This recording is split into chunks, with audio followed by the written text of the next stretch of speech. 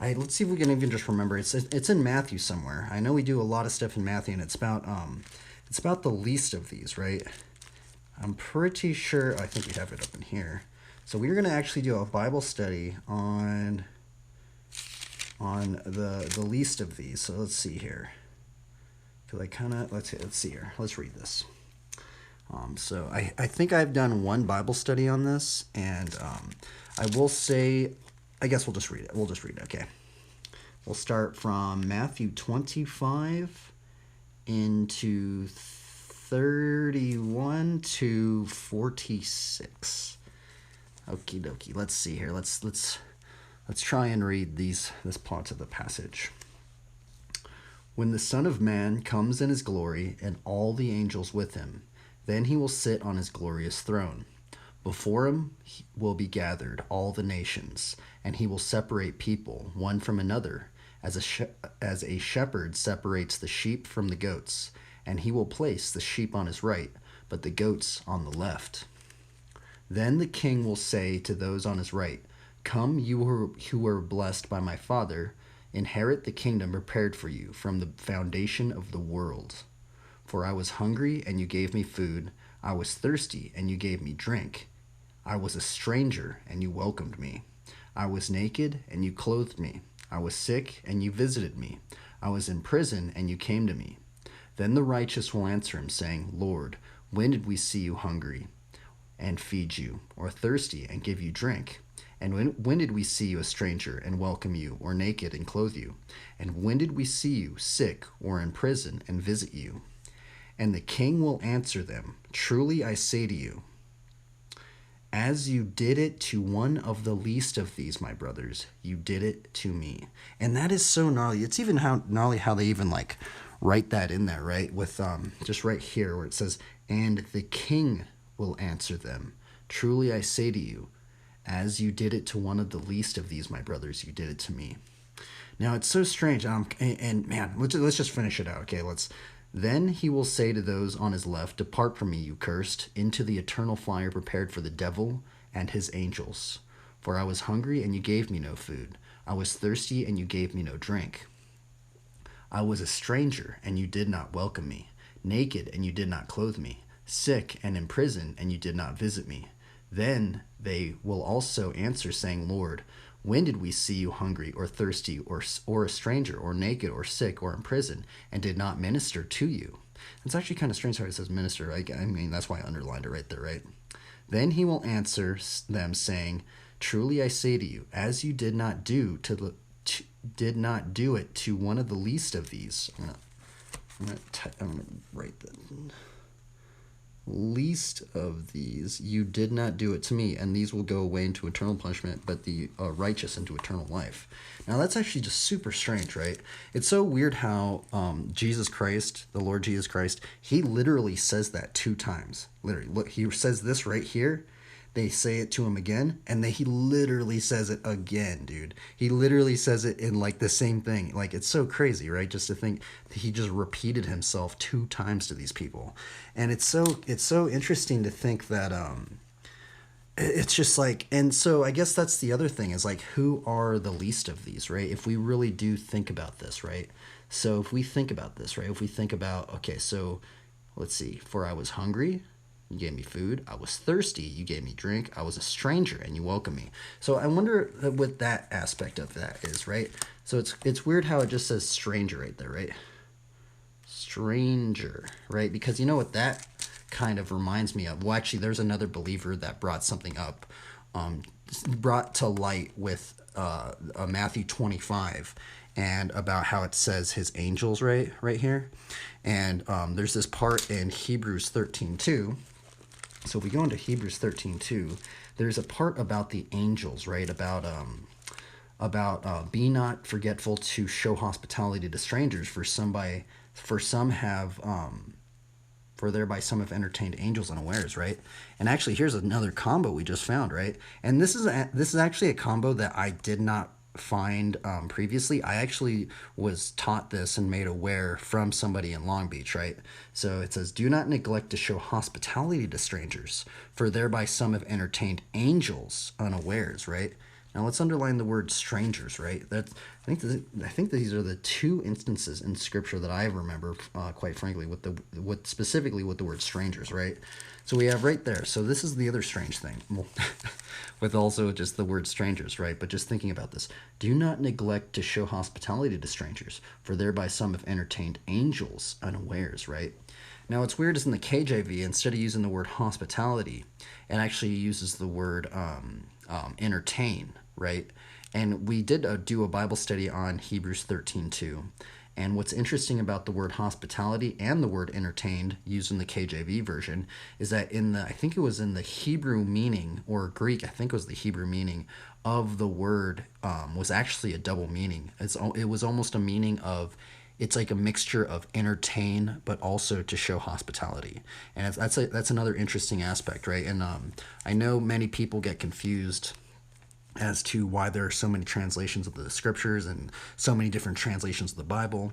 Now, take my word for assault, but this is what I have learned from it, is that generally why there are different translations is sometimes there are double meanings to some of the Hebrew and Greek words. And sometimes if we only have one translation, sometimes maybe, that definition of that word might have double meanings in, say, the Hebrew or Greek iterations of it, right? So sometimes it is interesting to read other translations of certain verses, right? So that's my own take on it. Well, I guess that's not my own take. A lot of people have said that, but then there are some believers, that are strictly KJV only, or strictly certain ones only, and I really don't know too much on that. So, but I do. This is an ESV version of the Bible, by the way, but I do enjoy the KJV as well.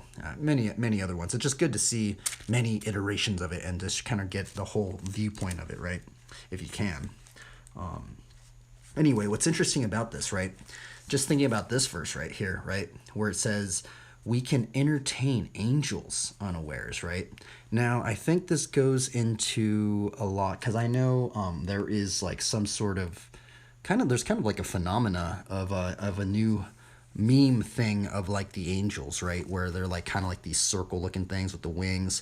Well, actually, I think that's from Ezekiel, and I think that's actually one of the four living creatures that they're actually mentioning. And I don't know if, I think one of the four living creatures are a subset of the angelic hierarchy, but I'm actually not quite sure on that.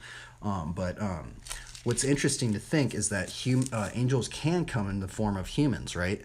And that is the other bizarre thing, right? I guess not all angels are those weird ones you see on like the memes where it has like all the eyeballs and the rings and the wings and stuff like that. So that is a very strange one, right? But it's also strange and to think about that this guy in Long Beach told me about this. And what was weird is that somebody in Long Beach, now take these words with a grain of salt, right? But somebody in Long Beach, he told me that at times God will send some angels almost in the form of the lowest of the low to almost like test humanity, right? To almost see, oh, well, how generous is humanity right now? And it's just super strange. And I guess it almost goes along the lines of, and I think why he got that was because of this, right?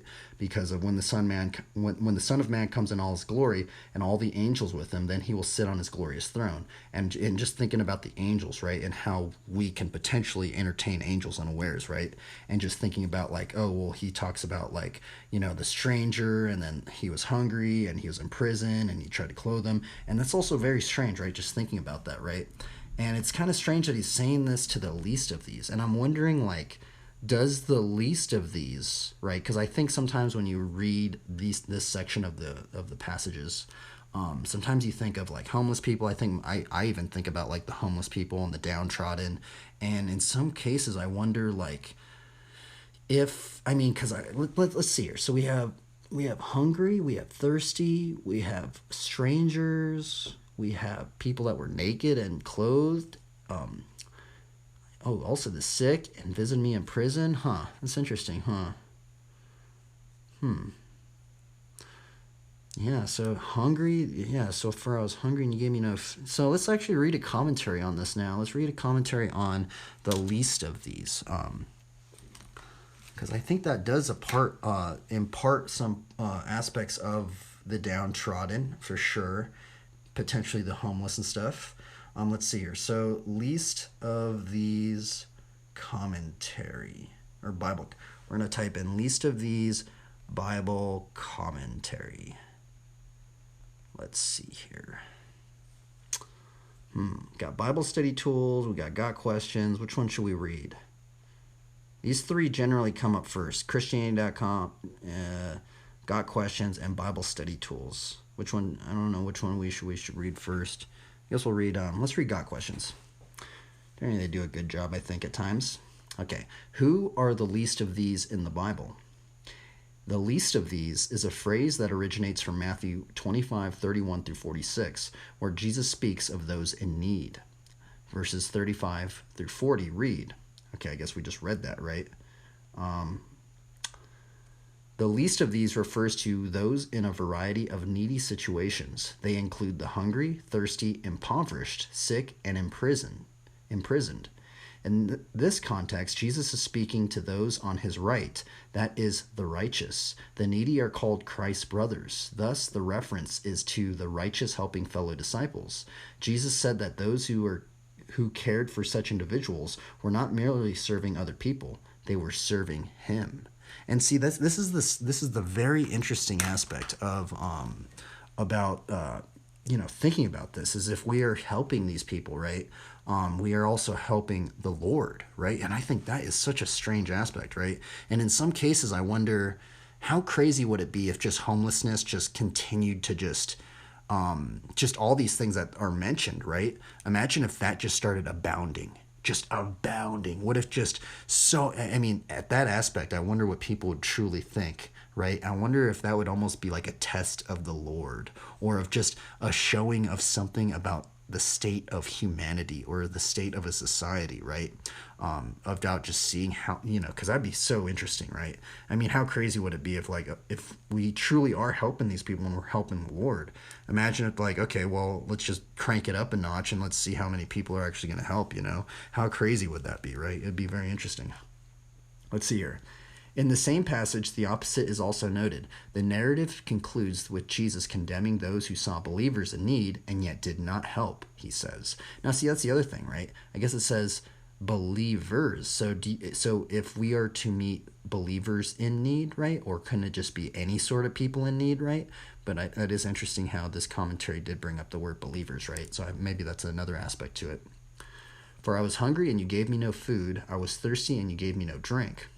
I was a stranger and you did not welcome me, naked and you did not clothe me, sick and in prison and you did not visit me.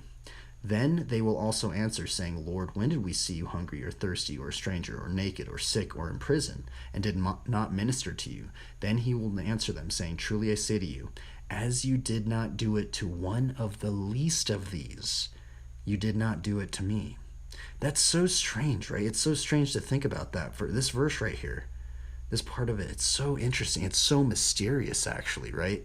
Because what's weird is I also hear a lot of aspects, even within like our modern society, of like, oh, well, that's a failed state. They don't know how to run their whatever, I mean, I used to live in Long Beach in my car, right?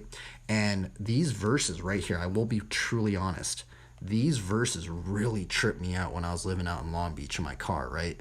Because there is an aspect of, because actually at the time when I was living out in my car, I was getting into car camping, right? Now, the thing about like car camping is I did try and like do it for a little bit of a time, right? A bit of a time period. And I was actually going to go out to Long Beach for maybe like a 3-week, month-long trip, right? Well, what ended up happening is I ended up living in my car for 3.5 years out in Long Beach. And that's where my faith really, really, really started to grow.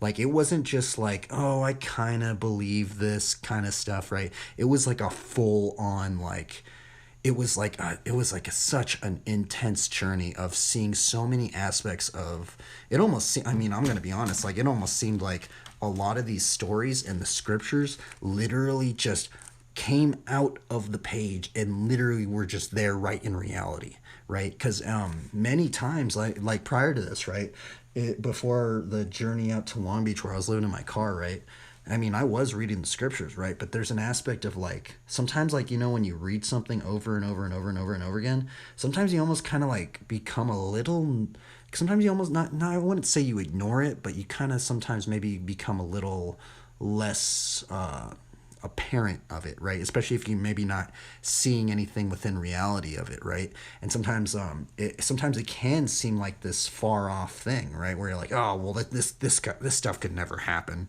All this stuff could never happen, right?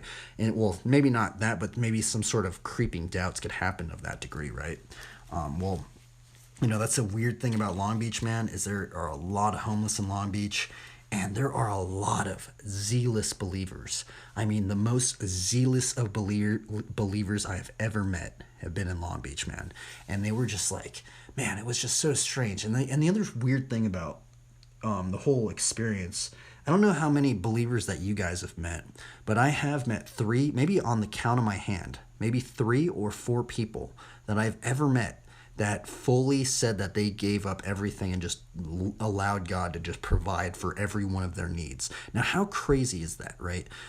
Now, I know there have been instances where characters, like say, I think many saints have done that in some degree, right? Giving up their possessions and stuff. And when you do look up videos on YouTube about this stuff, right? Because a lot of times they bring up the rich young ruler, and then many times what I've noticed about a lot of the sermons that they bring up is that they start talking about that was specifically for the rich young ruler, and it was specifically for these sets of people, and it's actually not a thing that we should all do. Some sermons that I've actually listened to said that was actually for them back in the day, and we actually no longer have to do that. Those kind of things, right? And I'm not saying that you have to go out and I guess you have to do your own due diligence if you are thinking, or maybe potentially thinking about doing something that drastic, right? But it is interesting that on the count of my hand, I've probably met only 4 people that have ever fully told me that they just sold everything. They just gave up everything and just let God just allow them to how scary is that? Like, literally thinking that right now. Could you sell everything and just be like, okay, God, we're going with it? How many people would actually do that? Like, at the drop of a dime, have no bank account, maybe have a bank, I don't know, I really don't know, right? Just sell literally everything and just at the drop of a hat, just boom, okay, let's go, God, let's do it, how, that takes that's like straight up like gnarly, risky faith. That, it's like, that aspect of the faith is scary, and it really is scary, because it's like, I've only met maybe 4 people, like I've said, and all of them were in Long Beach. I mean, maybe they were lying to me, by the way. I don't know if they actually did do that, but they had a lot of the scriptures in them, right? These people seemed very genuine. And there was also something strange that I've been noticing about the aspects of the homeless, right? And the aspect of the homeless that I've somewhat observed, right, is that it's very almost like it's very kind of polarized in some degree. In term, well, maybe not polarized, but there's an aspect of homeless people that are truly in the Word of God, right? They truly have the Word of God in them, right? And then there's also the aspect of the homeless people that seem to want to run away from their problems. Like, they want to run away from the problems either with alcohol, with drugs, with meth. And the problem is that at times, like, some of these substances are so cheap that, you could maybe beg for $5. You get $5, you beg for some $5 bill or something, right? Boom, that gives you a couple hits. Oh, you can get a couple beers for that, and that might make you fall asleep better because you haven't taken a shower for a month or 2, or maybe even 5 months or something like that, right? And so in some aspects, I wonder if like it's a strange sense of just comfort with like the substance abuse, but also it's not only that, but it's also how cheap it is. And I think that's why it's so prevalent within the homeless community. I mean, imagine if alcohol was $1,000 for 1 beer. There probably wouldn't be many homeless people drinking, right? Or imagine if meth was like, 1 hit was like $1,000. Bro, not many homeless people would be doing that right now, right? And so there's an aspect of just supply and demand, and it's just so strange, right? Just thinking about all that, right? And it's weird because I've noticed a lot of the homeless people that I met that were truly in the Word of God, like truly in the Word of God, right? That they had this sense of confidence in them. and this sense of contentment, right? It does bring up the aspect of what Paul brings up, right? About learning to be content in all situations, right? Let's look up that verse. What verse is that? Content, the seek, content in all situations. What verse? That is, let's see here. Philippians 4:11, right? Let's go into Philippians 4. Let's see here. Because I think that will also go into what I've also noticed with a lot of the homeless people that are believers, right? Is that there is a sense of contentment that they have. Philippians 4:11. Okay, here we go. Not that I am speaking of being in need, for I have learned in whatever situation I am to be content. I know how to be brought low, and I know how to abound. In and every circumstance, I have learned the secret of facing plenty and hunger, abundance, and need. I can do all things through him who strengthens me. Right? It's so strange to think about that. Imagine being content in every situation. I mean, I can't even do that, right? I think but it's so weird that Paul literally said that. I mean, imagine right now. Imagine right now we were just to lose everything, even the clothes on our backs, at this very present moment. You just lost everything. Could you be content in that situation? I feel like I wouldn't be content in this. I'd probably start tripping out. I probably wouldn't know what to do. I'd be very anxious. And it's just so strange thinking that Paul is saying that he learned the secret of facing plenty, hunger, abundance, and need. He's learned the secret of being content in all situations, right? And I guess it all goes back to the strength in Christ, right? Seeing what Christ went through, right? And it's so interesting just thinking about if we were to just do a Bible study on that, man. Just imagine if everybody on the face of the planet was just content in any situation, right? And I think there's also something that I haven't really heard too much in some sermons about this, because there's a lot of sermons about this, right? Is that sometimes I think it's strange how he says there's the secret of facing plenty of abundant, and sometimes I wonder, imagine if like we took somebody that was maybe potentially homeless, and then they became maybe they became wealthy, right? And then they lost all their wealth and became homeless again. Well, I think I'd like to maybe think that person maybe was already experienced that and maybe had the empathy of being without much. And then let's say compared to somebody that has been wealthy their entire life, like they've never known what it truly is to not have much, right? I think that would be much more of a drastic thing, right? And it'd be very interesting just to see that, right? Sometimes it'd just be very interesting. Imagine just observing just believers. Maybe even potentially like really, really wealthy pastors or something like that, man. Imagine just seeing them in a state of them just losing everything, right? Like with these verses, I'm pretty sure that these verses, if they truly did remember these verses should be within them, right? And it's just so gnarly to think about that, right? But yeah, it's something that I have noticed, and I think it's something to maybe for you guys to be aware of if you do get into maybe seeing a little bit, trying to observe a little bit more about the homeless people and stuff like that, which the bicycle allows you. I know it sounds strange that it probably sounds weird. Like, why did I even like start seeing homeless people and all that stuff? Well, first off, it wasn't just me living out in my car in Long Beach. It first started actually off just riding bikes, actually. This vehicle right here, the bicycle, allows you to see so many parts of humanity in such a different degree, right? And I also think it does allow you the aspect of doing it a bit safer, because I know many times people feel a bit sketchy when they're just kind of walking in the hood, because there's some pretty hoody parts where you're like, man, I probably shouldn't be walking down this street. I'm probably gonna get, especially if you're wearing something that like, maybe people take an eye on. You have Gucci bag, imagine you have Gucci bag, you have a Rolex, you have, all this crazy stuff on. You're probably not going to be walking on some of these streets because you're going to think you're going to get robbed or something like that, right? But the aspect of not only that, but just thinking, about this is why I think a lot of people stay away from places like that, right?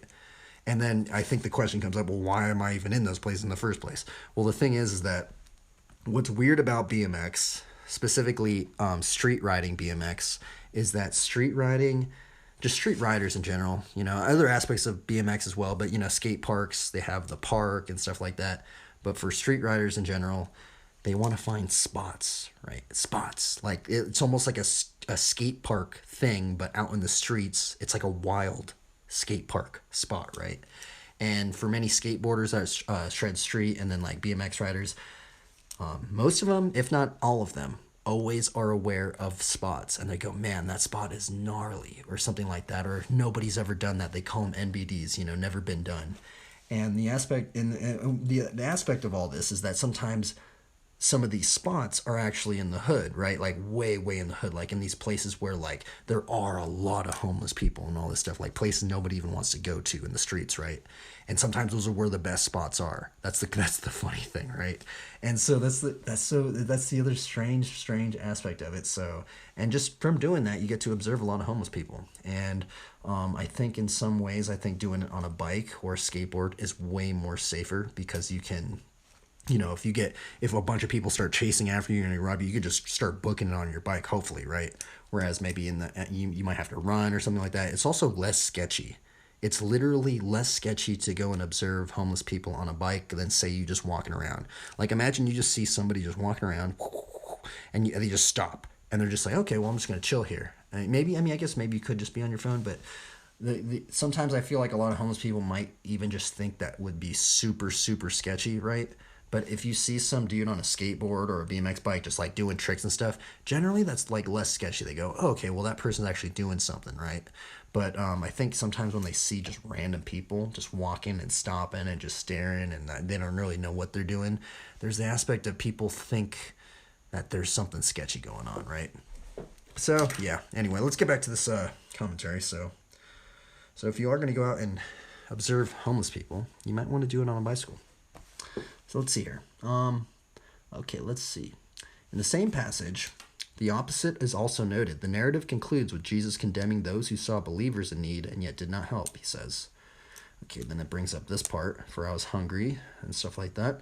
Jesus connected service to the needy with eternal rewards and punishments. Though salvation is by faith alone, apart from good deeds, Ephesians 2:8-9, the redeemed will eager to do what is good. So that's the other thing, right? Our works do not save us, by the way, right? That is a big aspect. I know some people find that very controversial in some aspects, but it's also, it's mentioned, but the thing is that once our faith starts to grow, our faith is going to produce works, right? Because faith without works is dead, right? But the other thing is we cannot be saved by works, that's the other strange thing.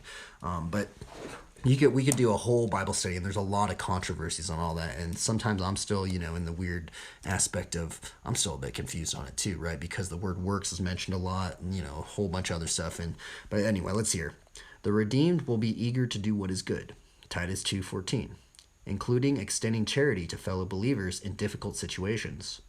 Those whose lives are marked by empathy toward the needy show they have not been transformed by the grace of Jesus Christ. God has always shown a special concern for the poor and needy. Psalms 35:10. What does Psalms 35:10 mean? All my bones shall say, O Lord, who is like you, delivering the poor from him who is strong for him, who is too strong for him, the poor and needy from him who robs him. It should come to no surprise that he expects his followers to do the same, especially toward those of the family of God. Now, see, I think that's a very interesting one, right? And that is something that's interesting, and it's something I'm actually going to start taking note of, right? Is just maybe being a little bit more aware. Is who we are helping, are they believers, right? And you can generally tell believers apart, especially like homeless believers, because there's some homeless believers that are straight up, they have so much scripture within them, right? And it's almost like you really can tell their fruit. Like you can really tell that in some degree, right? Because some fruits it'll be, well, maybe not, I don't know if it'll be considered a fruit per se, but sometimes you do see the aspect of people wanting to run away from their problems via drugs and alcohol and stuff. And then you meet some homeless believers and they're just full on, just like, they're just almost like they have that secret of contentment in them, right? They almost have that aspect of they trust that God is going to provide for them that day. And that is such a mysterious aspect when you really do observe it. It's very weird. Okay, let's see here. Galatians 6:10. What is surprising about the least of these is that our service is ultimately not to the poor, but to Christ himself, right? And that is just man, that is such a heavy one, man. And that was on Got Questions, by the way, but let's see here. I kind of want to go into Bible study tools. Should we say that? I think they're going to say a very similar aspect, right? Yeah, they're basically say,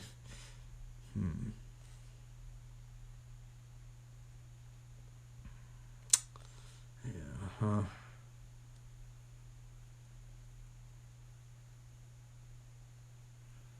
Huh. Yeah, they're basically saying the exact same thing. Not the exact same thing, but generally the same stuff that Got Questions did, right? And I guess that could be the Bible study for today. I thought there was going to be a Bible Hub one, huh? I guess for the Bible Hub one, you really kind of have to put in the verses. Oh, well, there is this one right here. Oh, wait, these are just the verses themselves. Interesting. So let us remember the least of these. It's hard, and sometimes it's weird thinking about that, right? And sometimes I just wonder, because I know there's a lot of controversies within that, right? They just think that, a lot of people think that, it's the failed state of the government or society, or just them as a people or something like that. In some cases, it's like when we see the needy and those impoverished and stuff, it's sometimes I'm wondering if it's almost like a sign from the Lord in some degree, to know that that these people need help, right? Very interesting.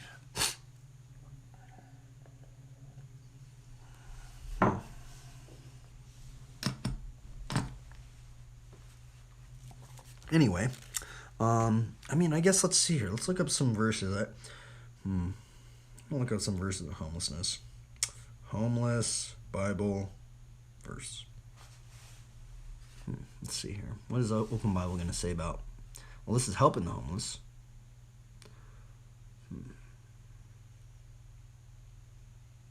What is this? Isaiah 58:7. It is not to share your bread with the hungry and bring the homeless poor into your house, when you see the naked to cover him, and not to hide yourself from your own flesh.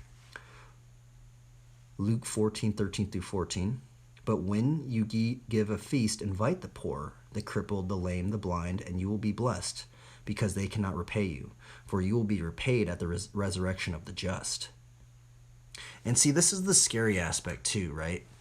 This is the scary aspect, because when you do get into helping the homeless, right? I'm not going to lie. A big part of it is that you're going to see a lot of substance abuse, very vast walks of life with substance abuse problems, right? And so what do you do in that situation, right? What do you do if, like, say they do start just robbing you, or just start maybe even taking advantage of you, right?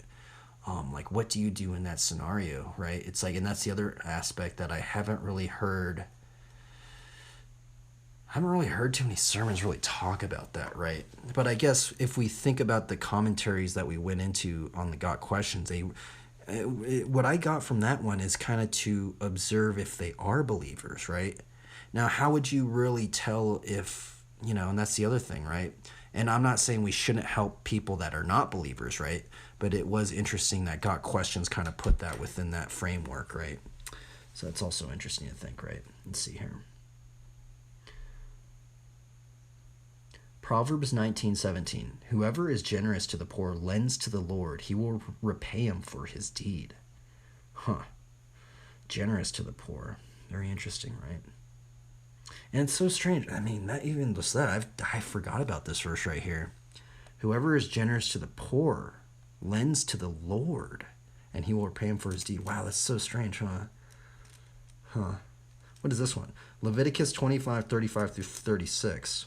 If your brother becomes poor and cannot maintain himself with you, you shall support him as though he were a stranger. Oh, look, there's that word again, stranger. and a sojourner, and he shall live with you. Take no interest from him or profit, but fear your God, that your brother may live beside you. Okay, there's that part. This is the verse we did the Bible study on. Okay, interesting. Proverbs 21:13.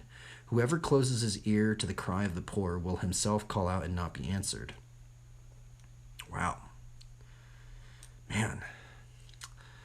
So strange. There's a lot of instances with the poor and with just the Lord. And it's so weird that we think about that. And it's just so strange to man, it's just so weird, right? And it's like I do want to maybe start depicting. I have depicted one time like some homeless people, but not. I've only depicted one. I do want to maybe get deeper into it, but it's weird. It's very strange, right? And what's up, brother Wavy? What's up, bro? Sorry, man. I'm just doing this Bible study. We did a Bible study on Matthew 25:31 through 30 or 45 about the least of these, right? It's very strange verses, right? About when we help those who are the least of these, then we are actually helping the Lord himself, right? And it's just sometimes it's very odd to think about that for me personally. I mean, even thinking about now we're reading some verses on helping the poor or helping the homeless on Open Bible, so we're just kind of seeing some verses, right? Matthew 8:20, and Jesus said to him, "Foxes have holes and birds of the air have nests, but the Son of Man has nowhere to lay his head." Proverbs 22:9, whoever has a bountiful eye will be blessed, for he shares his bread with the poor. Proverbs 29:7, a righteous man knows the rights of the poor, a wicked man does not understand such knowledge. I hear you. Yeah. Well, it's really weird. It's very strange, man. But it's very. I mean, there's just so many verses. I mean, look at how many verses. There's so many verses on the poor, the downtrodden. Just stuff. Even goes into like the Lord and all this stuff. It just like sometimes it really trips me out, man. I go, man, this is really strange. Like, so in like some sort of honor, and so I kind of wanted to maybe draw some more aspects of this, but that's what I was kind of gonna try and do, but I guess we're gonna get into drawing now. I guess that was the Bible study. These Bible studies are weird, but I guess if there's anything now, we also have to take these Bible studies with a grain of salt, right? Because I don't know exactly if everything that I'm reading from these commentaries are actually correct. What app is that? It's actually not an app. It's actually just here. I'll show you how I did it. So I went in.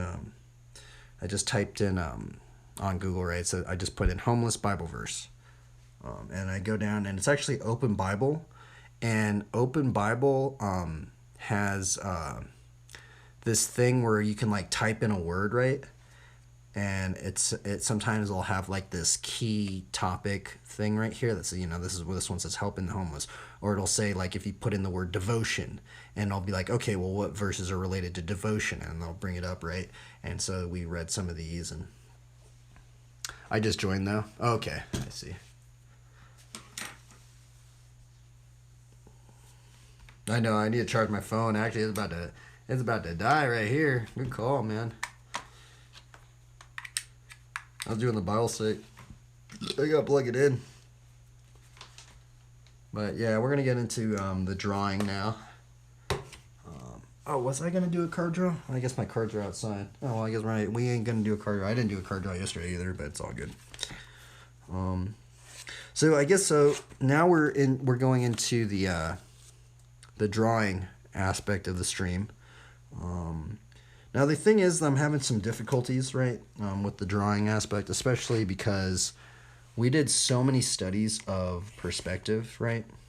Now yesterday I did a drawing of the two characters, right? And I did not put out a perspective grid, right?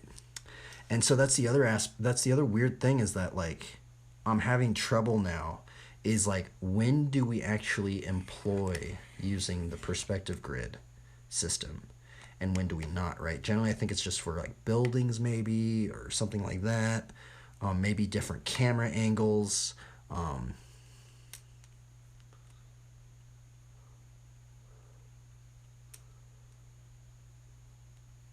I showed my parents that video. Holy moly. Wait, what video? Wait, the drawing video? Or honestly, that drawing yesterday really, really worked out very well. That was like that was honestly, I don't know. I think it's because I was like, that's how I normally draw, right? I would normally do the colored pencil, work it out in a little thumbnail, build it up, right? But right now, sometimes I get like confused because I'll watch like all these YouTube videos of these other artists, and all these other artists are like, oh yeah, I do it this way and I do it this way and I use this tool and I use that tool and I do it this way, and I go, man, I want to, it seems like they're getting a really good product, I want to try it that way, and then I try it their way, and for some odd reason I can't do it, and so it's like it's weird. So it's like, I don't know, I guess because I've been doing it kind of the way I've been doing it for quite a bit of time now. So okay, let's see here. I'm gonna bring out. So we're using some really low tech tools. We're using some cheap colored pencils. We're using a 0.5 pencil, and yeah.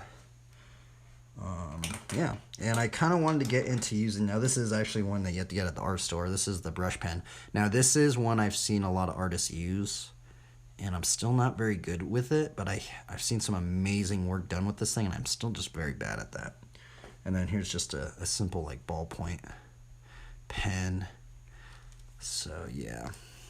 So we're gonna try and use these tools some more, and we're gonna get into, kind of wanted to like just maybe study some more like homeless people stuff. I know it sounds weird, but like just because of like the study, even just the Bible study we did, you know.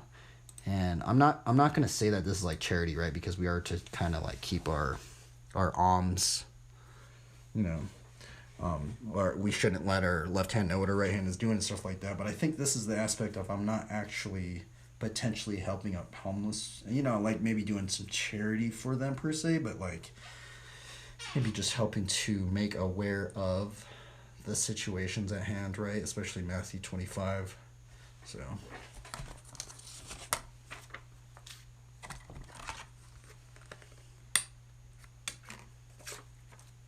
I think that's what we're going to get into today.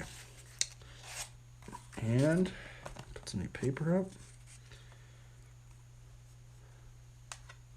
I'm going to put some music on. Let's put some music on. I guess we'll just maybe doodle some homeless people.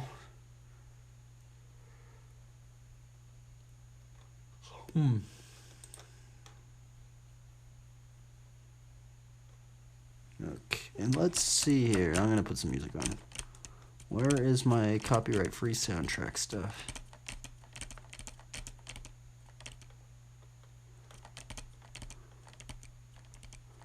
Where is copyright-free?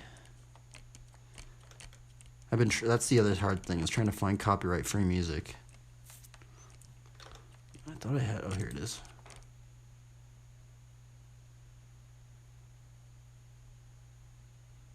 No, when I joined a while ago, you were practicing on a bike and showed me that guy doing that crazy stuff. Oh, okay, I see. I see. I wish I could ride my bike right now, man. I wish I could ride, but it's okay. We get to draw. It is okay.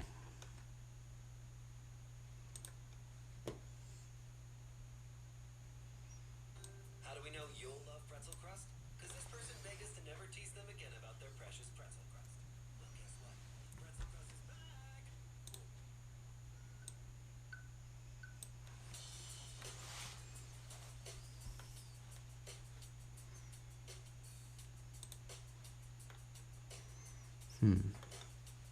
So we're gonna try and study some. I mean, I kind of wanted to do like an illustration where it was like, you know, if we're thinking about.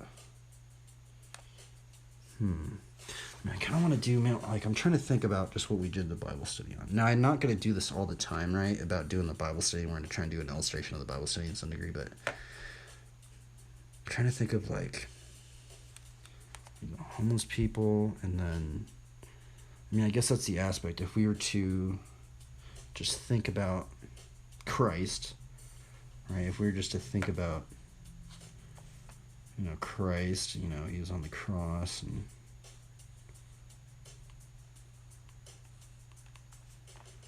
like maybe just thinking about this and then maybe just, I mean, what if we just like did a cross and then like had like homeless people on the bottom or something?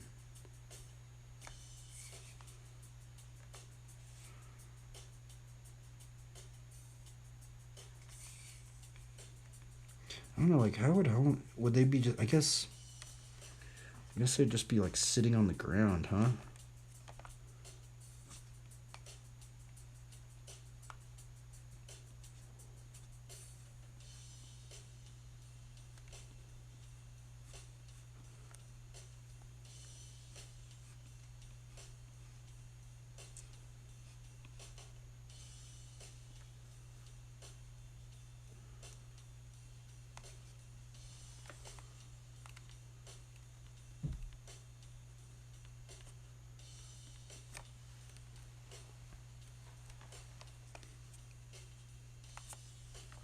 Something like that. I don't know.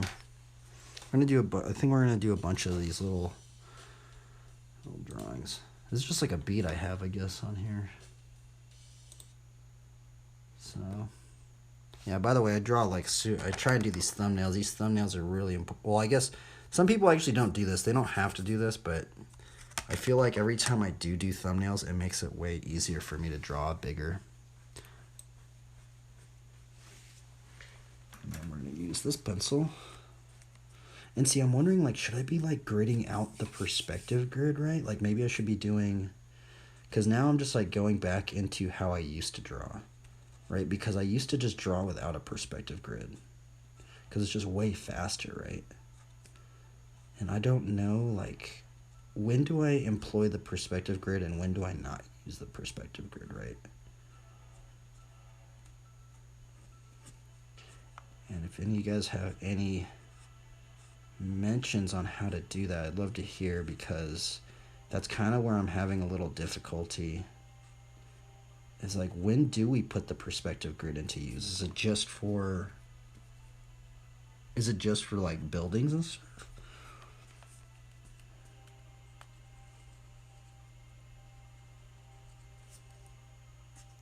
And the other thing, the other thing is that there's so much variation within like the homeless thing, is that it's so easy to, I mean, just like, but so much, there's so much variety within it, right? Because there's so many different shapes. And I think that would be an interesting thing, is just to try and learn the shape language of like, what are they employing within, like, what is the shape language of, I guess just like the homeless stuff, right?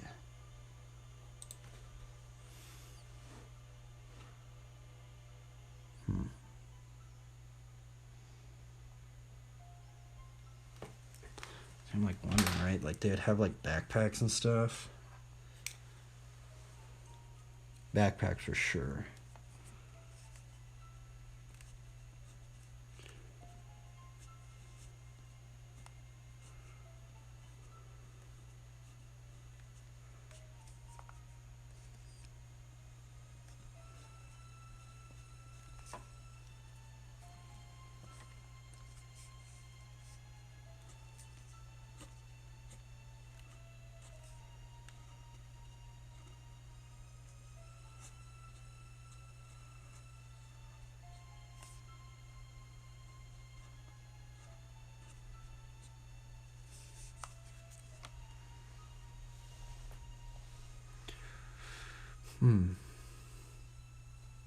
I guess they do have bikes as well, right? Yeah, a lot of homeless people have bikes.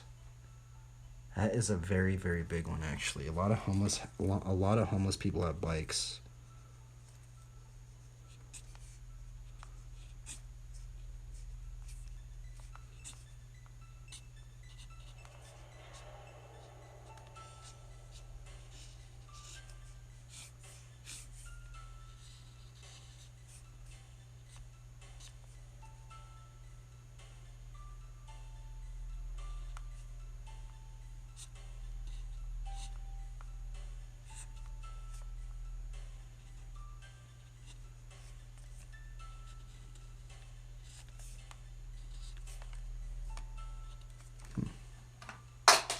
Oops.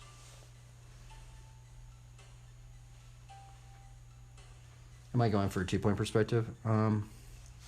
Honestly, it's like hard to even. I mean, I guess this would maybe be a 2-point perspective. That's the other thing.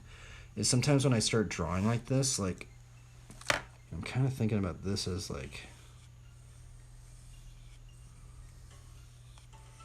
that's like maybe the ground plane, and if that was in perspective, right? Because I was maybe gonna. So the thing is, like, once I start laying it out in perspective, it gets really, that's what I've been noticing actually. Is when I start laying things out in perspective, it gets very like stiff. So I think this would probably be in like a 2-point perspective maybe.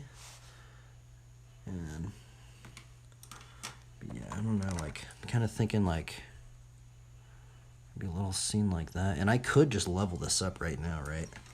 I have this guy right here. But the other thing is in the Bible study we did today, they did mention something about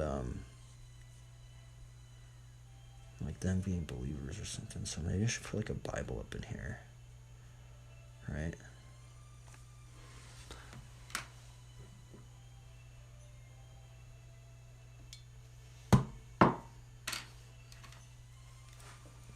Well, I'm also wondering, like,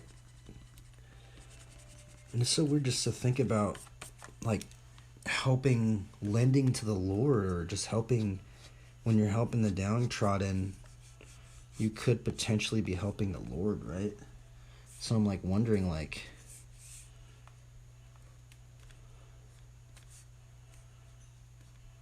should I, like, like, that would be really interesting, right? Like, what about we were to draw, like, Christ right here or something? Like, Christ on the cross.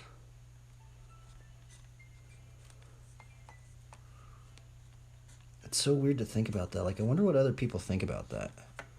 Right? Like, sometimes I wonder, what do people, like, in top levels of, like, government think about this, right?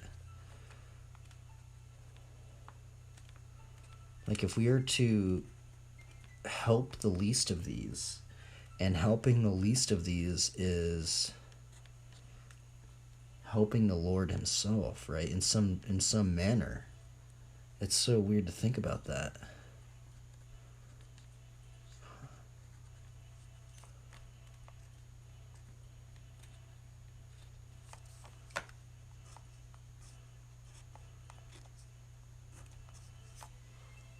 So I was kind of thinking,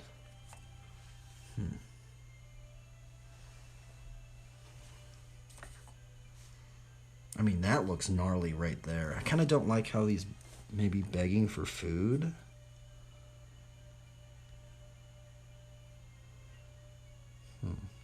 I mean, should it be like multiple homeless people?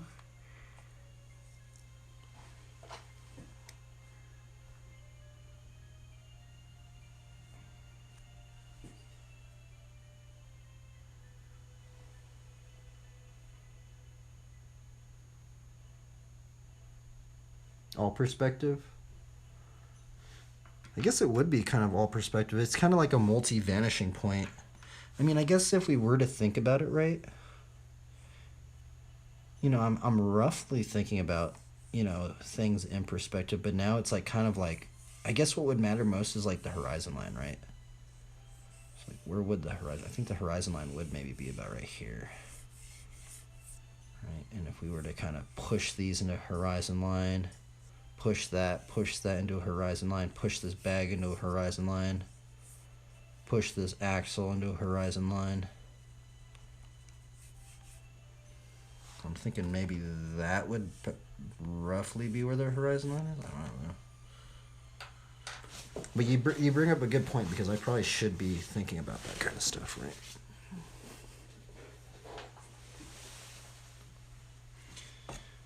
I'm wondering if I should do like multiple. I guess I should maybe do like multiple homeless people, maybe. Right?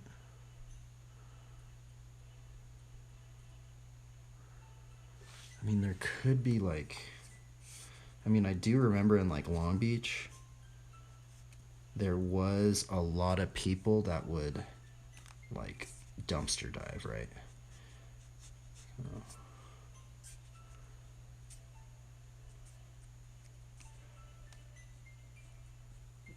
is just like getting too deep in.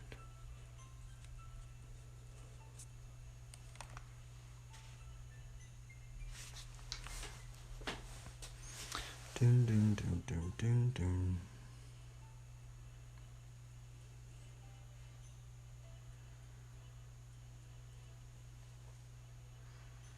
I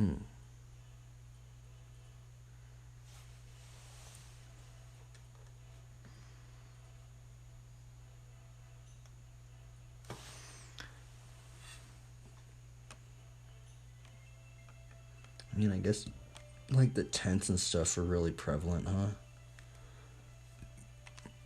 And I guess with the tent, we would probably see part of the perspective.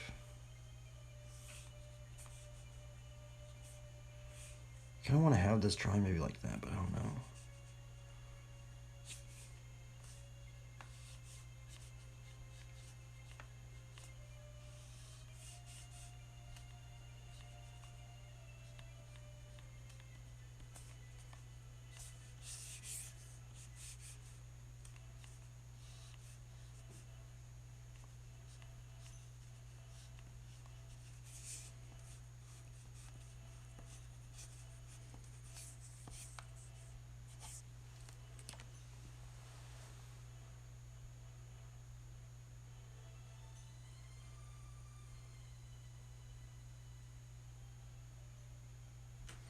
I'm sorry, I was talking about the government thing. People would see it as a blessing if the government did give, and it's that strengthens their beliefs more.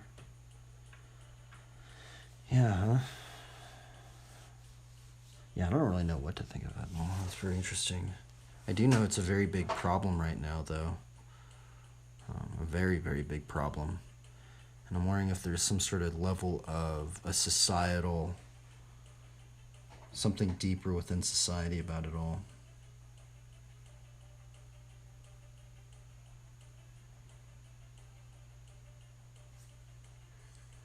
And I guess right now, if I were to think about this, I kind of want to like make the proportions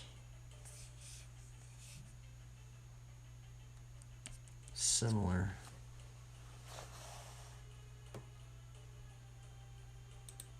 I don't know.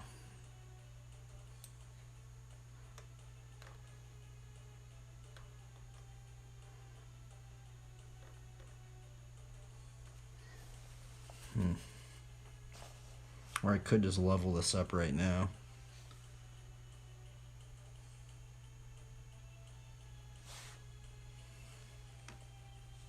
We could have like a dog or something.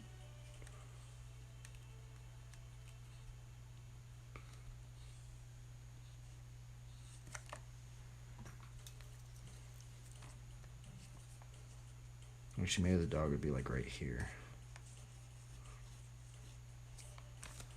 I don't know if the dog would be right there. I think the dog maybe would be like.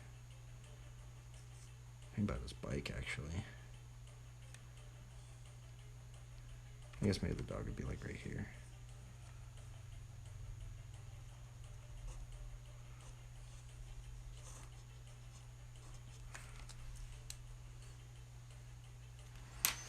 Yeah, I don't know what I'm doing, man. I'm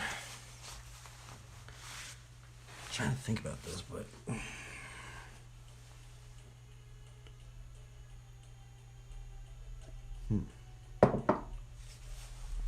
See, the other thing is, I could just draw so many aspects of this, right? There are literally so many aspects. Especially even with the homeless thing, right? There's like tents, backpacks.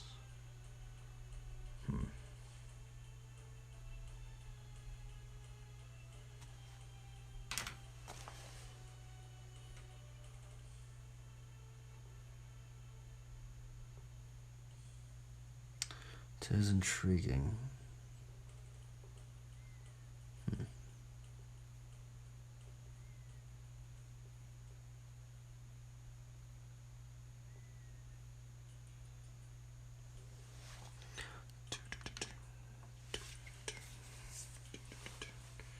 also, we have to think about this person as like a believer, right?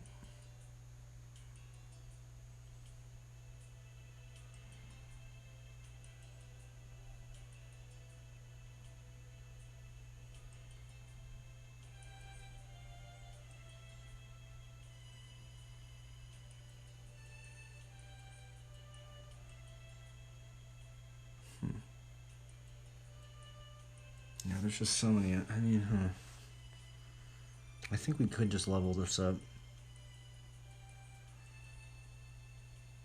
Because I feel like if I were to do another thumbnail, I think maybe I'm going to push this up more.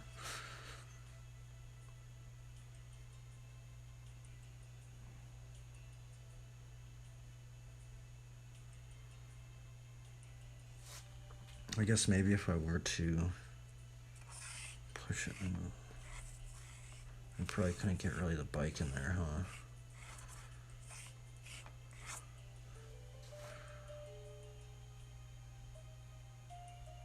Yeah, let's do another one like that.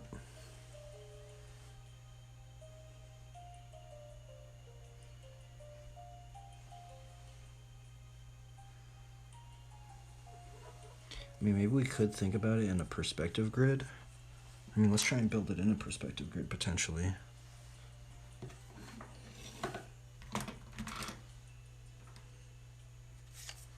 Let's see that. Maybe we can find some more stuff out.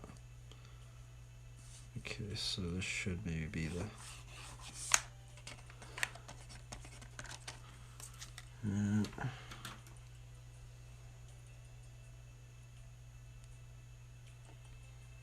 This will be our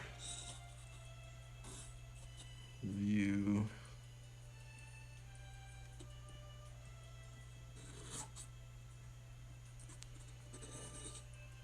Field of view.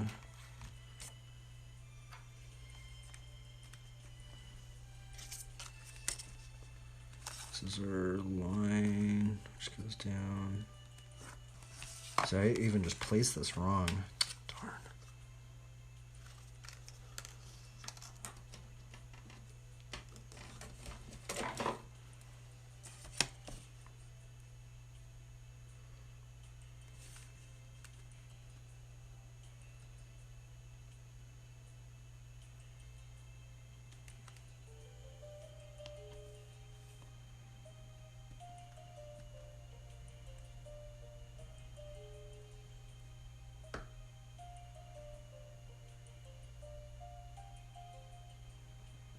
So it would be basically right there.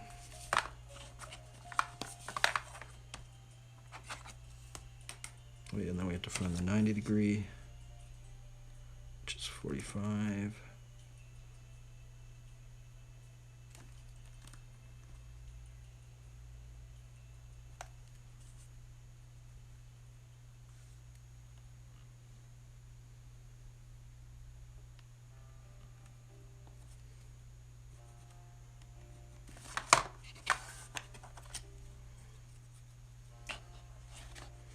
So if this was the 90 degree in here,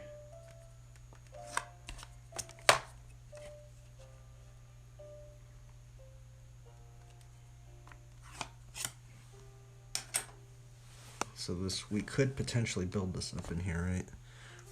I'm just like guessing it now. I mean, maybe this is what I should do, is like do a thumbnail, then build the scene within it. Maybe?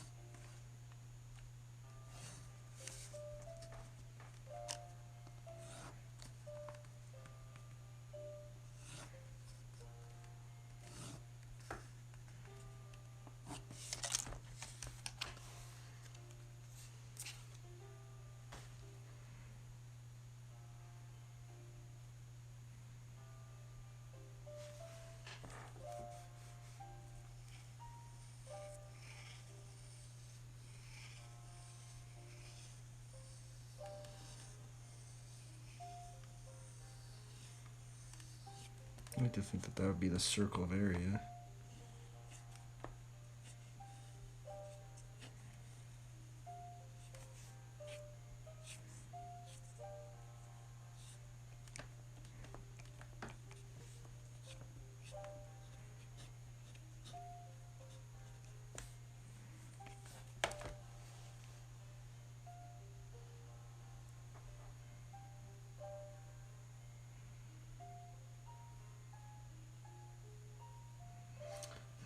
See, I think I pushed it.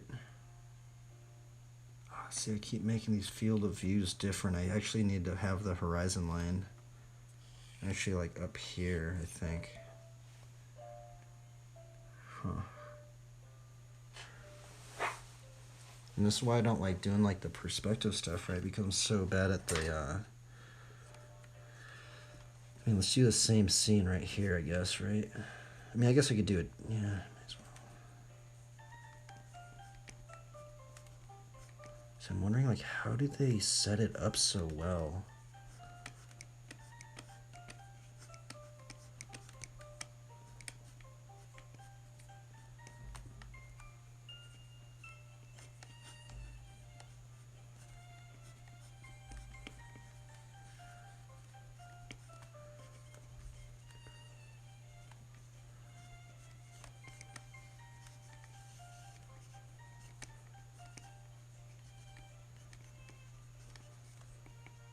I mean, I guess now we can maybe figure out like background elements, but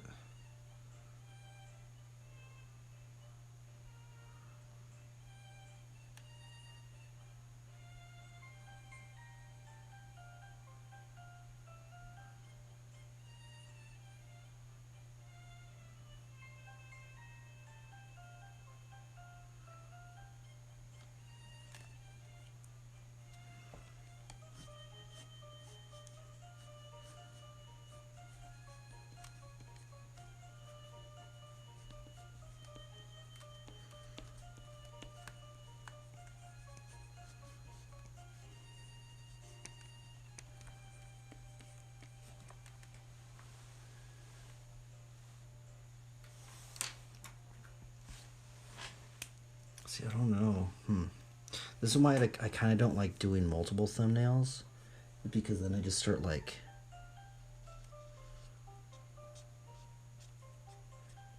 not too sure on which one I should actually be picking, right? Whereas if I were to just pick this one right here, I'd kind of know, okay, well, let's just go with that one.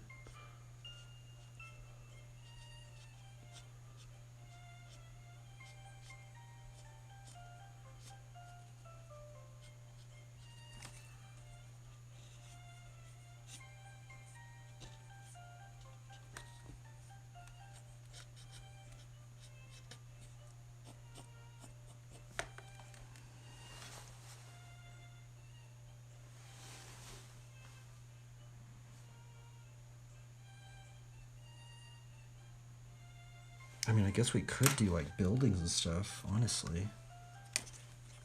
Right? Yeah. Huh. Maybe we should do the thumbnail.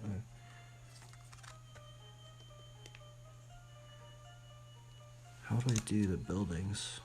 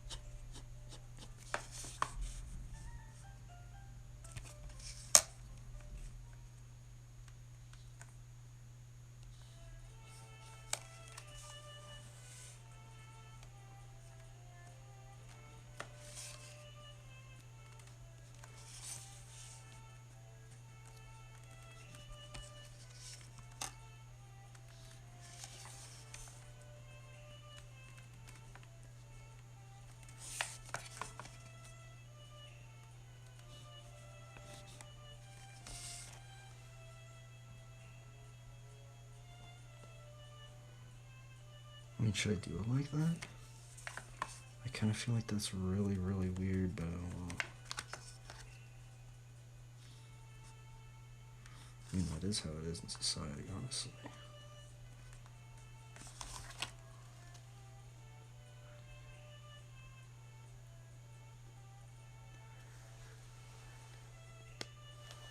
Maybe I should do the buildings then. I don't know, the buildings look really weird, huh?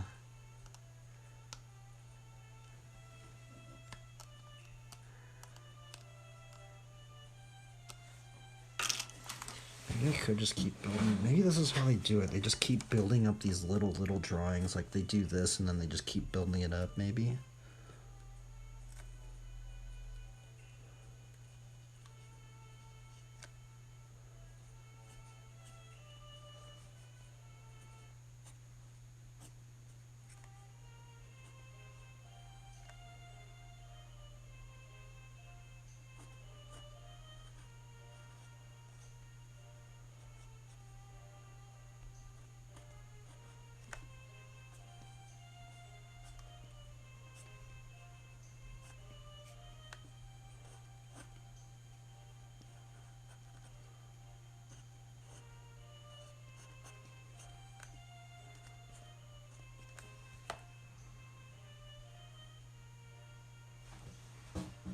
I don't like these buildings. These buildings look weird, huh?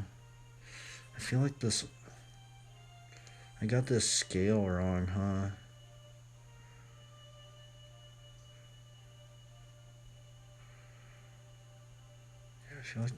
I feel like I should have Christ being built bigger than the buildings. Yeah.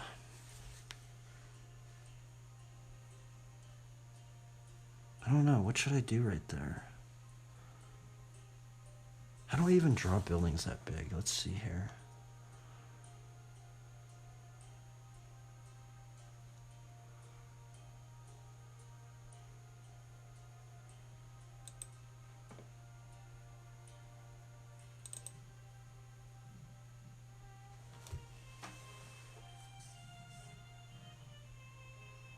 I mean, I guess we could just have it like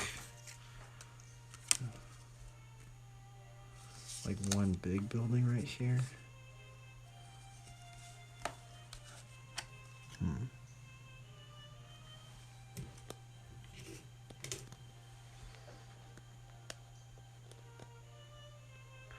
don't know what I'm doing. I'm so bad at background elements.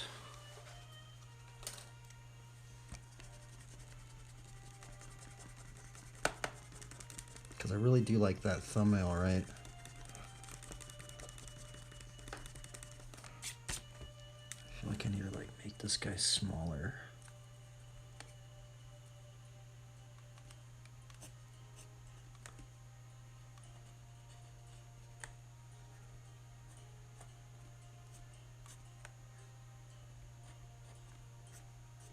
Okay, we're starting with our 3 immovable masses. We're starting with our knees, which we should actually proportion that out. 1, 2, 3, 4, 5.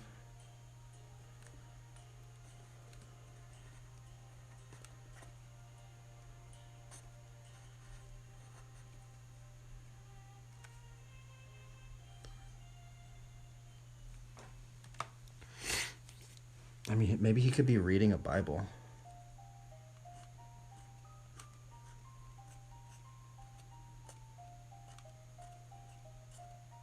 Because we did the Bible study today, where it was like them reading the Bible, or them being believers.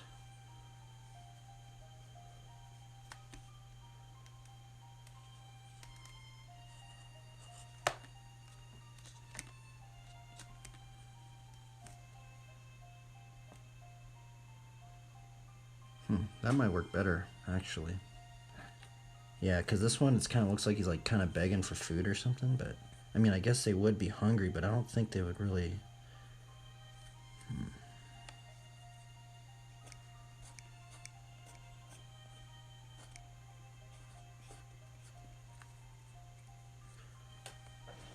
This will be a dog sleeping.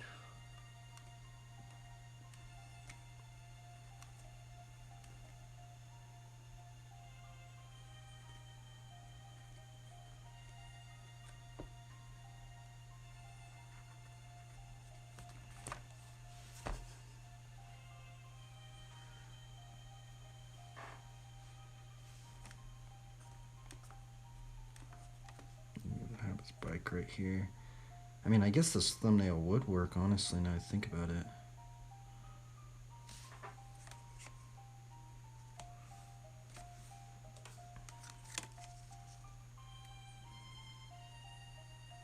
Yeah. I forgot, there could be multiple vanishing points. So as long as that goes in like that.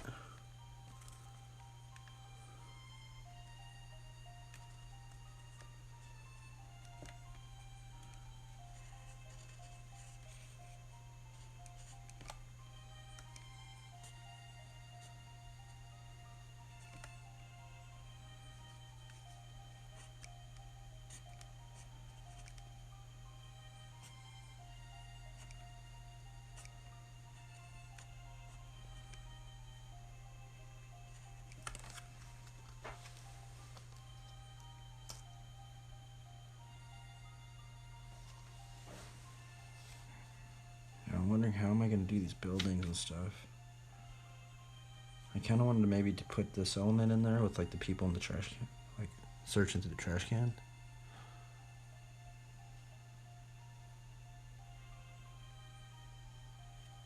I mean, I could add like multiple figures maybe.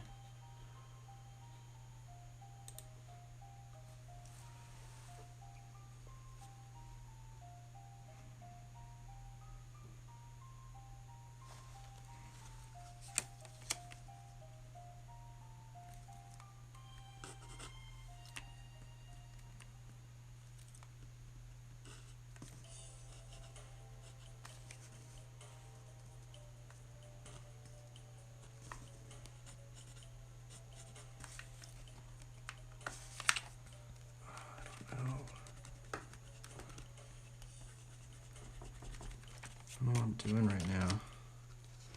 There's so many things to depict.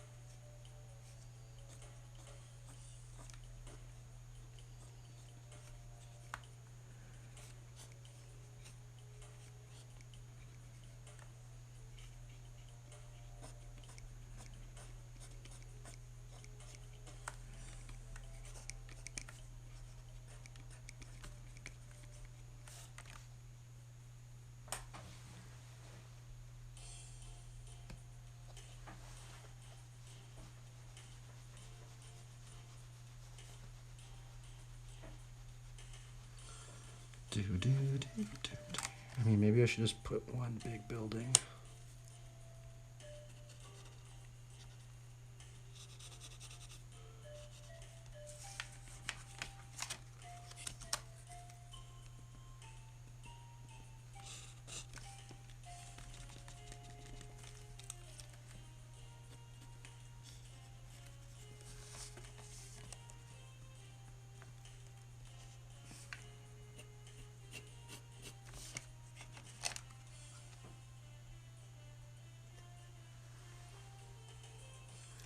Do do do do do do do do do do.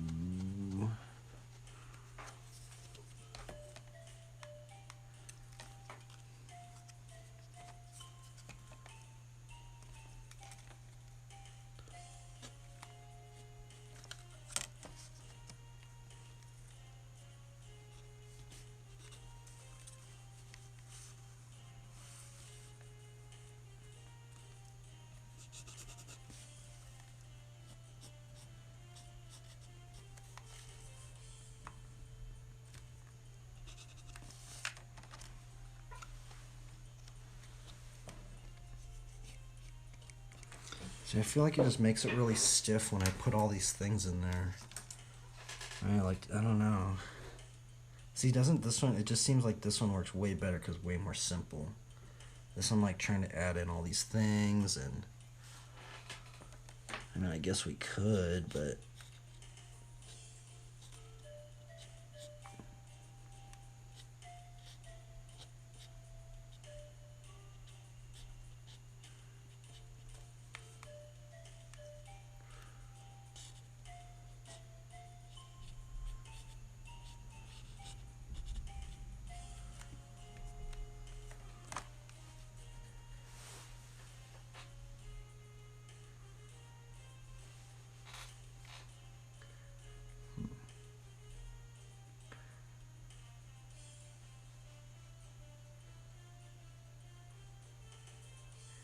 Dude. See, I feel like I just gotta like keep. I mean, I guess since we have this one, I could just keep building this one up, right? Because this is getting really. I've put so many little layers in here that it's just really, really complex. But I mean, I don't know. See, that's the thing that I don't like about the perspective grid, right? Because once I put the perspective grid in, it just makes everything really complex. And like it's getting like, because this is what okay, so I did one without the perspective grid. Now this is the one with the perspective grid.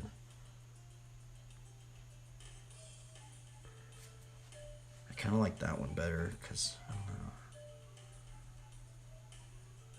So I just feel like I'm really constrained in here. I mean, I guess we could try it, but I mean, I guess let's just keep building this one up then. Maybe that's what we'll do, since we have that grid kind of set out. Well, that's what we'll do. Let's see, where's my clean paper at?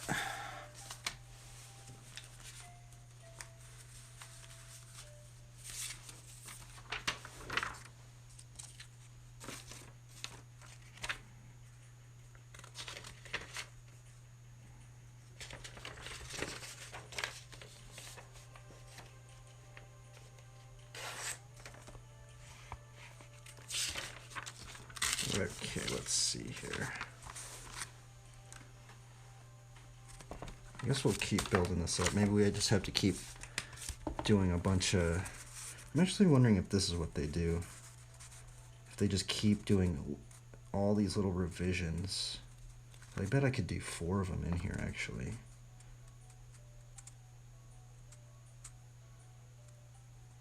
Honestly. Maybe that's what they're doing. I'm wondering just how those comic book artists are doing it. Because I really don't know how they start inking something. Because I know they start drawing it differently. I'm gonna sharpen this pencil real quick.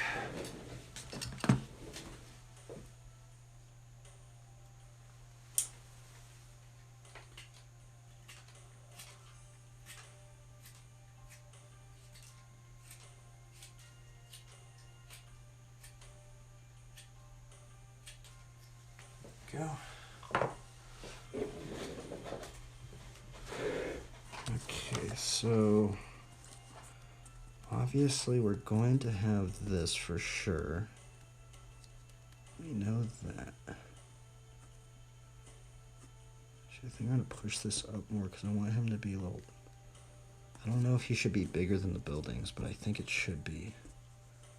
Honestly, I kind of want it to be almost at the edge of this. Really high up here, maybe.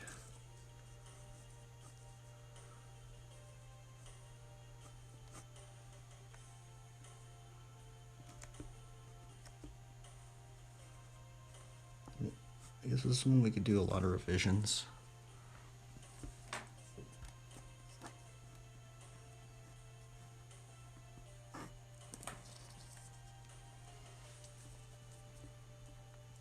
And this is going to be the dude that's like reading the Bible.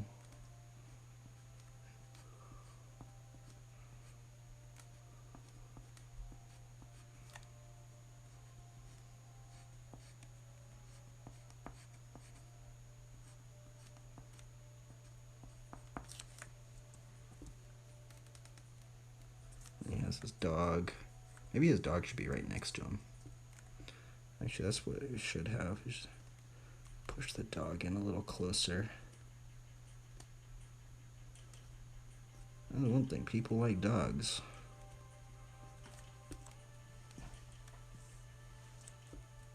We'll have his pack over here.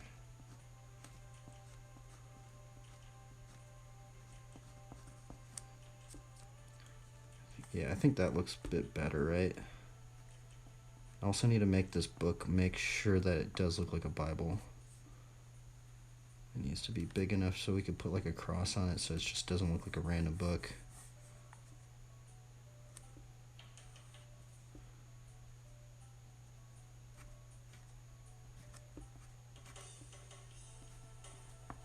He's got his bike.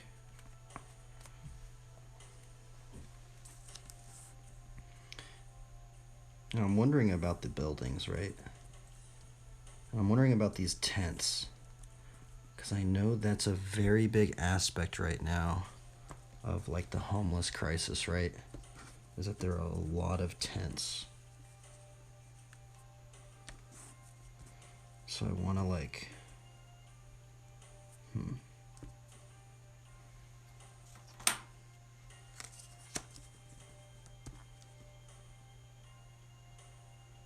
I guess we should put a shopping cart right here.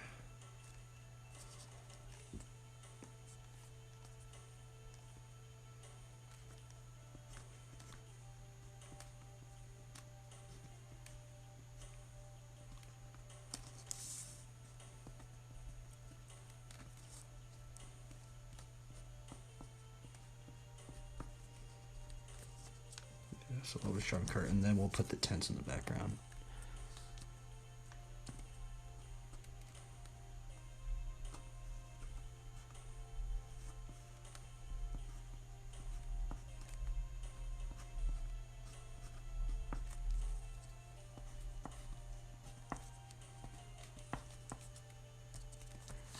Let's put this field of view.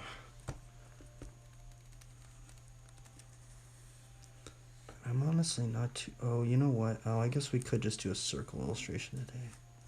I mean, this is supposed to be the field of view. Okay, so we have the tents. I'm still not sure how I'm going to do these buildings. I also wanted to push this up. I'm not too sure.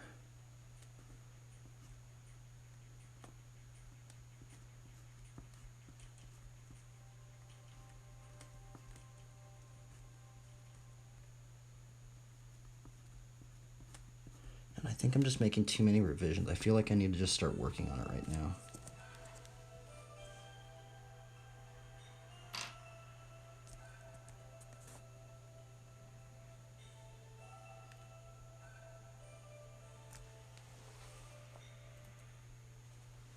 Yeah, I need to just start working on it because now I'm just going to keep revising it and revising it. I should have just done this one and just built it up.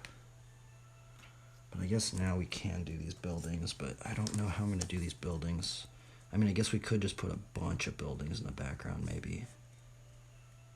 I just don't know how that would work out.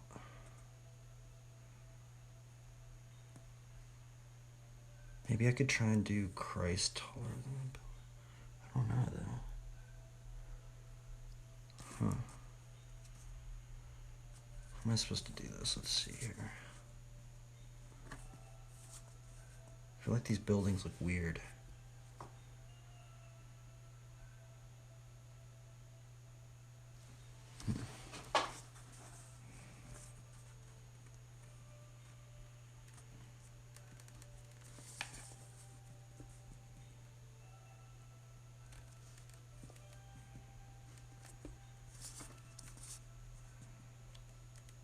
Let's just do the buildings, a lot of them.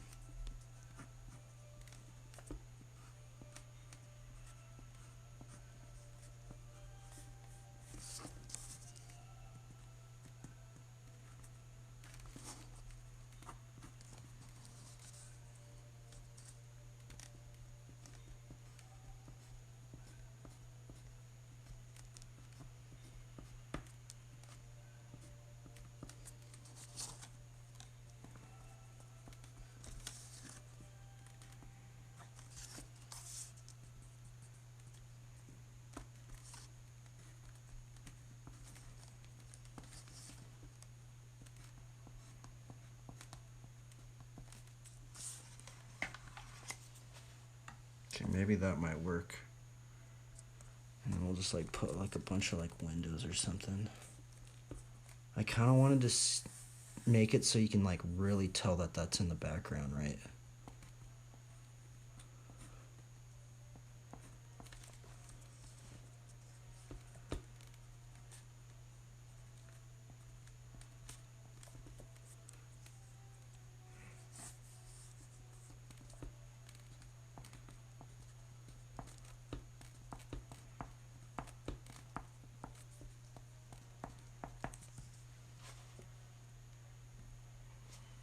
Think that would work? I don't know. I think that might work. We have Christ. We have the homeless. Maybe I should add like another person right here.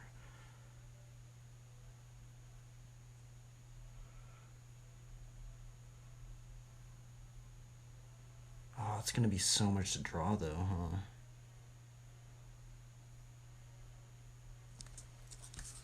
I guess we could maybe add one more person up in here, huh? I mean, I guess maybe we can have like this guy, because it says like the second downtrodden or something.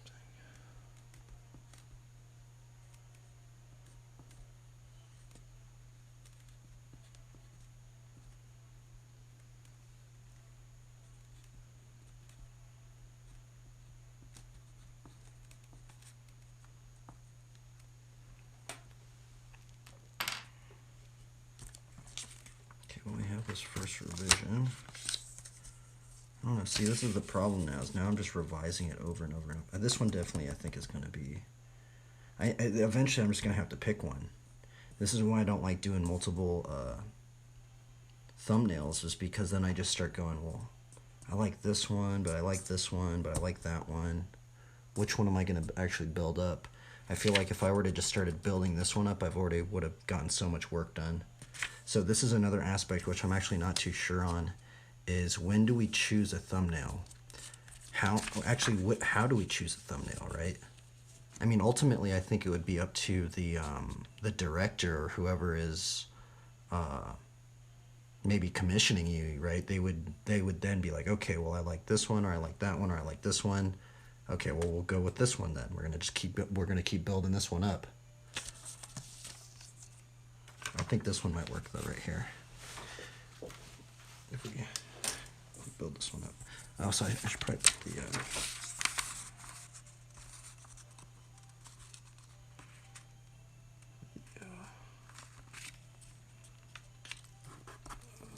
vanishing points.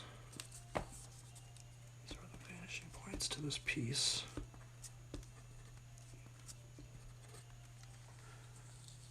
I guess the other hard thing would be at what point how do we build this up, right, into, well, I guess we could build it up because we know that this is generally half. Oh man, this piece is gonna be gnarly. I don't know if I should build this one up actually. But man, I can already like see it in there. We got a dog, we got this guy over here, we got this guy, we have a bike, we have a shopping cart, we have tents, we have this giant city in the background, we got Christ. I mean, maybe that would be an interesting aspect, right? It's kind of like the duality, homeless and the rich, Christ in the middle.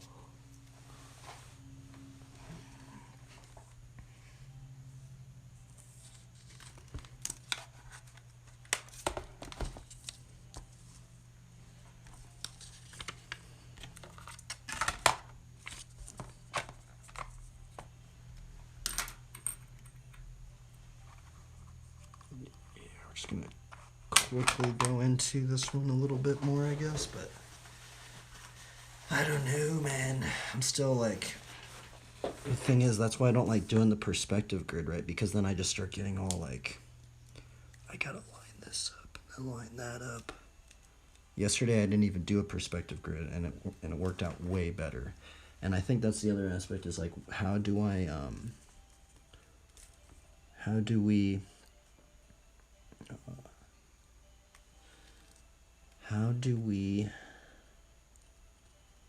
do the perspective grid but not lose the gestural aspect? Because everything I do with the perspective grid gets really stiff. That's what a lot of people say that do the perspective grid.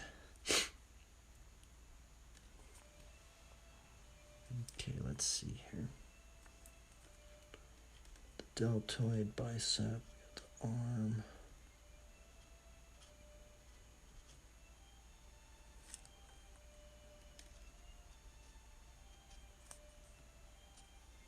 Kind of want his head like droop down, actually.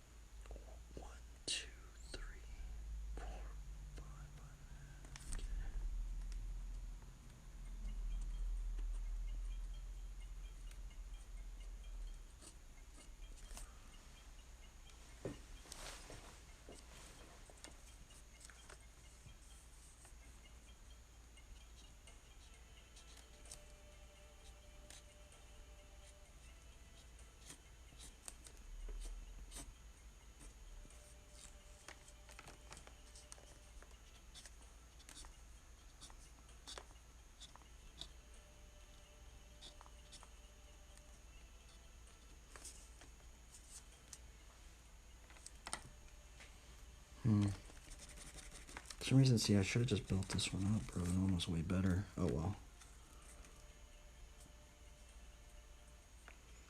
It's like I'm thinking too much about the perspective grid.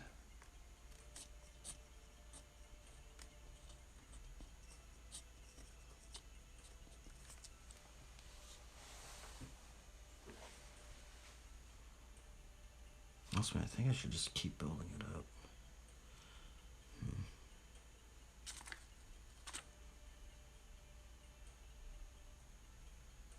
I guess let's just see if we can build it up, right? Maybe.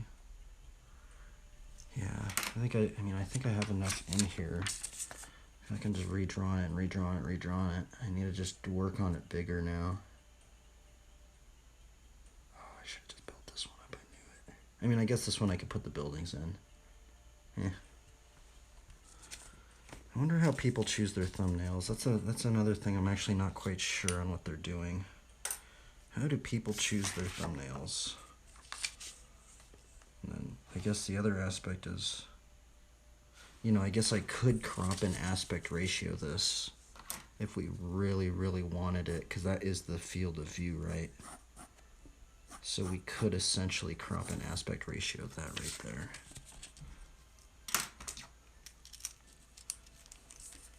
But I don't know if that's how we should do it.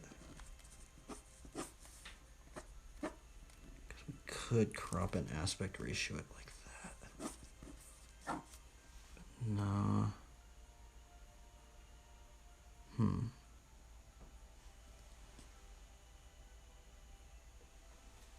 Or we could crop an aspect. See, that's the other thing, is I built this up weirdly. Darn.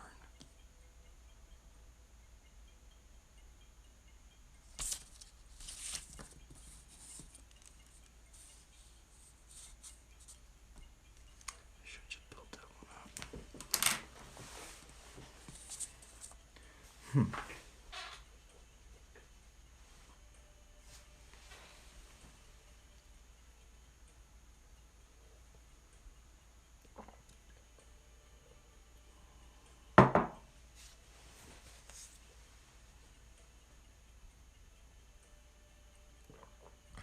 I think I actually might do this one. There's so much stuff in this scene.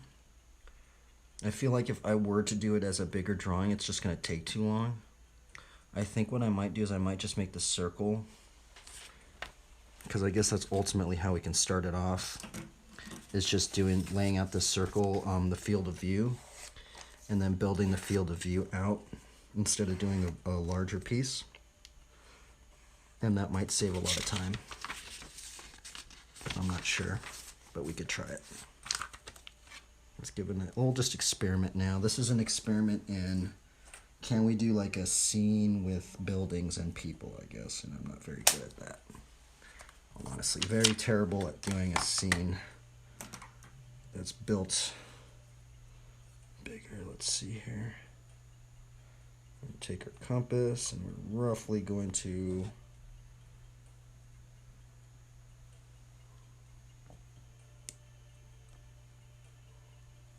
this is our field of view. It's also, I want to have enough room to write the verse in it.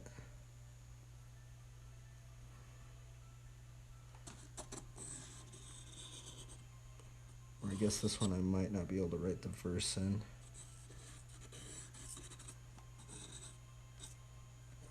Oops.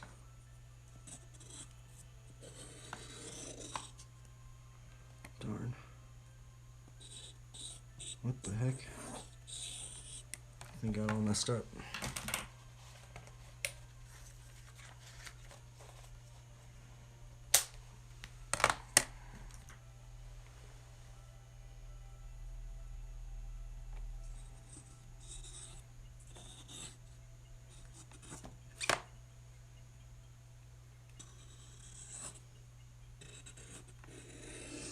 There we go.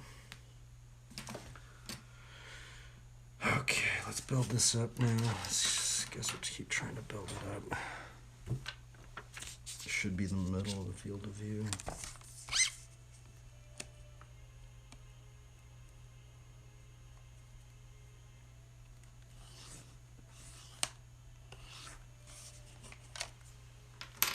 Which actually I thought I had a layout. Where did my layout go? I have a layout going up in here. Oh yeah, I had this layout. Yeah, we could actually use this layout, I think. Or I guess we'll just make a new layout. This will be a new layout for it, I guess.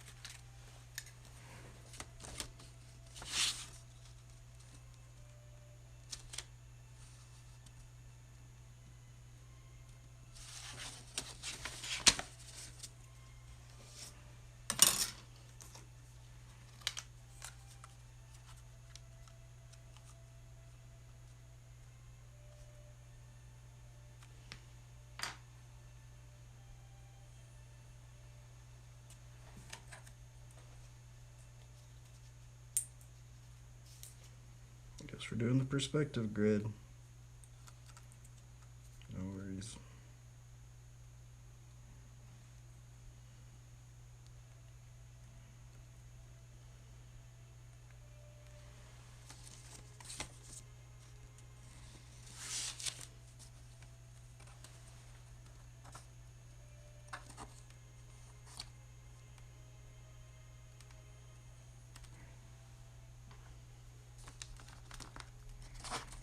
This is 60 degrees right there. So let's find our 90-degree.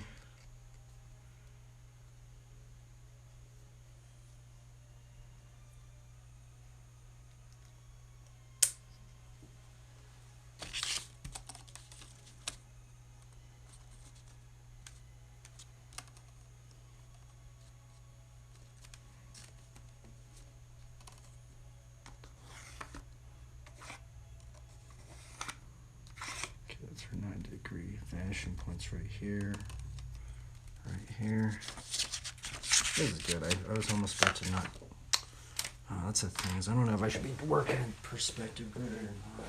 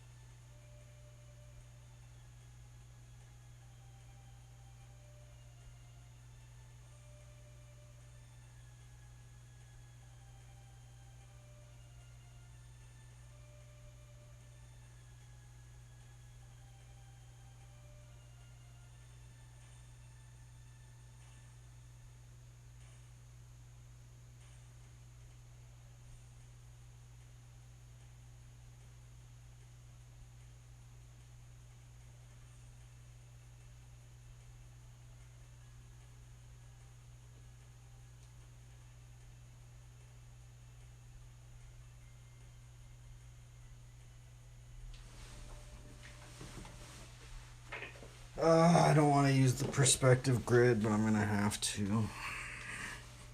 I'm so bad at it. I guess now, since we know that, we can kind of just kind of go with this.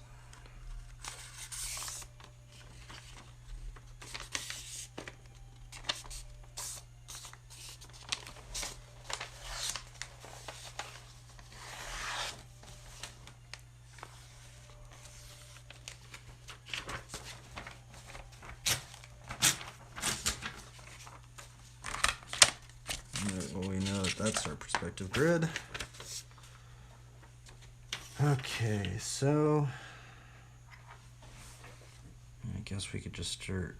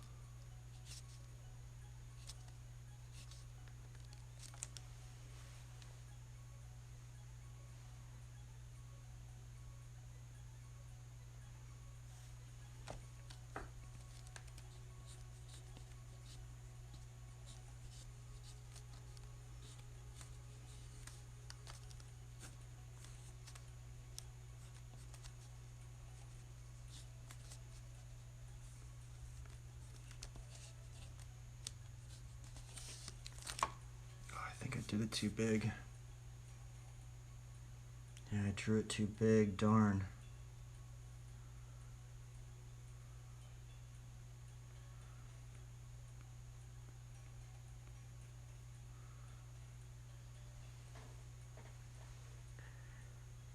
Darn, I drew it too big.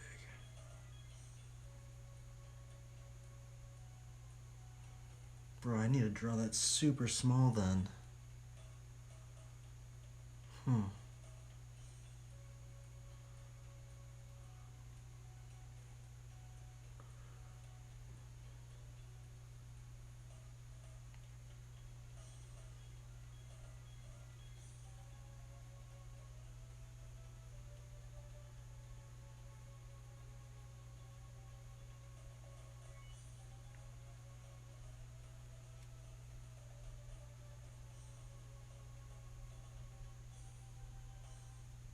I mean, I guess maybe I could just draw this dude in right here then. But Yeah, I have to draw it smaller then. This is why I don't like the perspective grid thing. It's so hard to get it down right. No worries.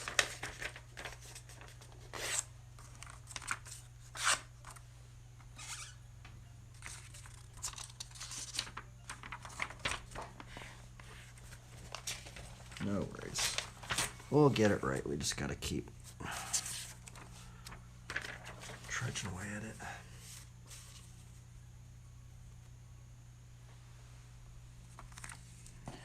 No worries.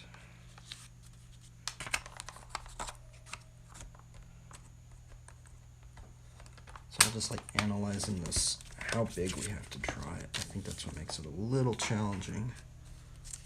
But I don't think we have any totally... Yeah,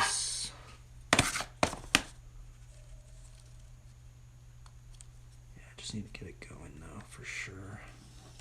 I think the hard part is kind of... Okay, so I think how I should have done it is we need to see... Okay, so this is our field of view. Roughly...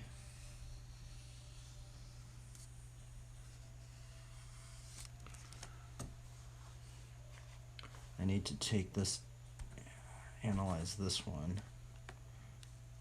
So, it's like about right here actually.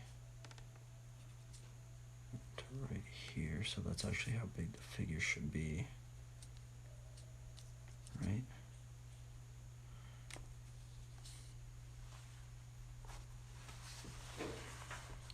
Let's see here.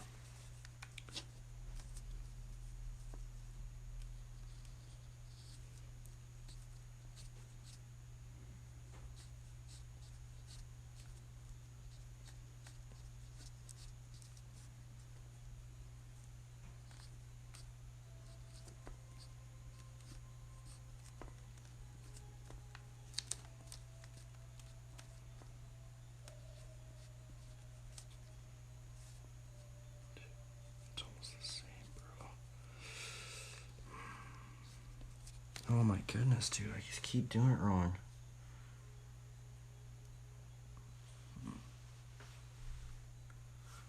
Trying to draw a little smaller, but let's see. 1, 2, 1, 2, 3.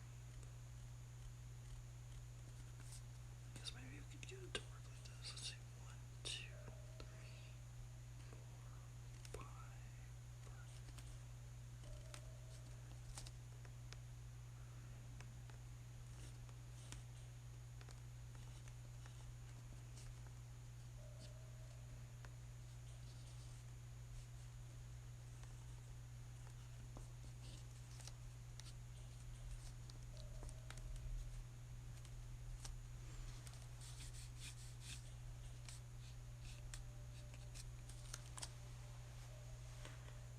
Still have trouble trying to draw it, trying to fit this figure in here correctly. Oh my goodness, it's so hard to it's so hard to get it in there, huh? I have to draw it even smaller.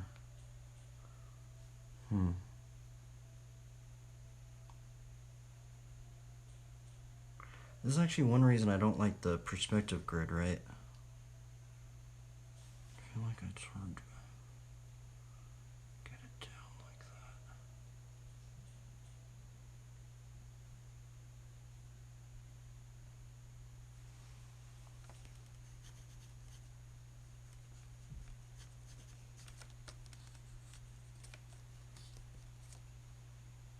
Yeah, because I'm not even going to have enough room to put the figure in.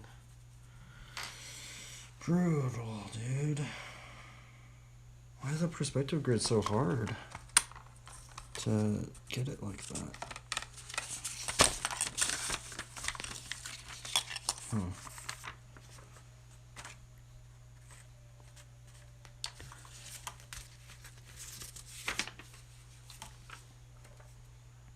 I guess it's not that much bigger than the thumbnail, honestly. I'm like trying to draw it big here, but This is why I do not like the perspective grid. I feel like I would have already got it down if I didn't use the perspective grid right. I don't know. I do not know. Let's see.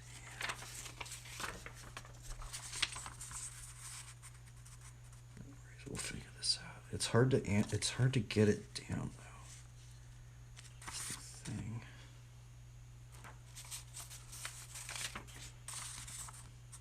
I like to get the proportions down.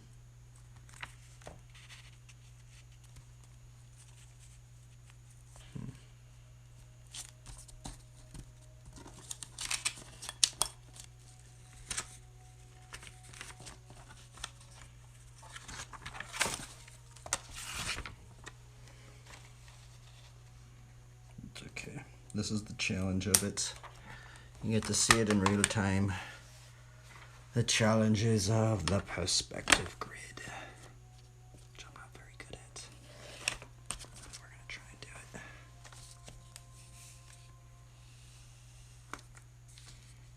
Okay, so instead of doing it with the blue pencil, we're gonna do it with the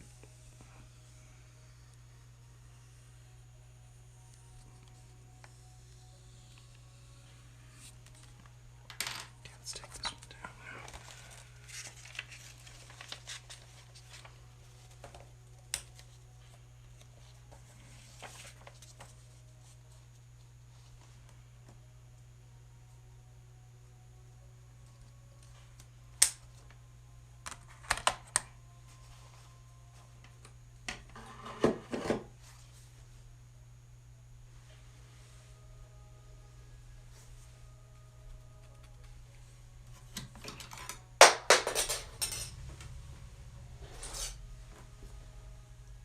Okay, no stress, we're going for it. Shouldn't do this one, right?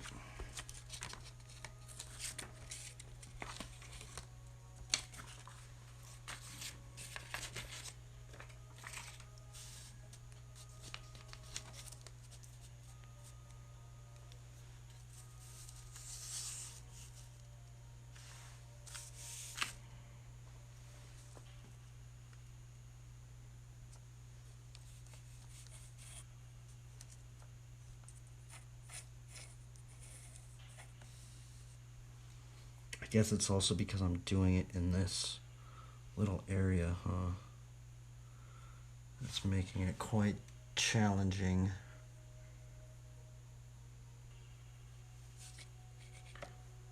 I mean, how big am I supposed to?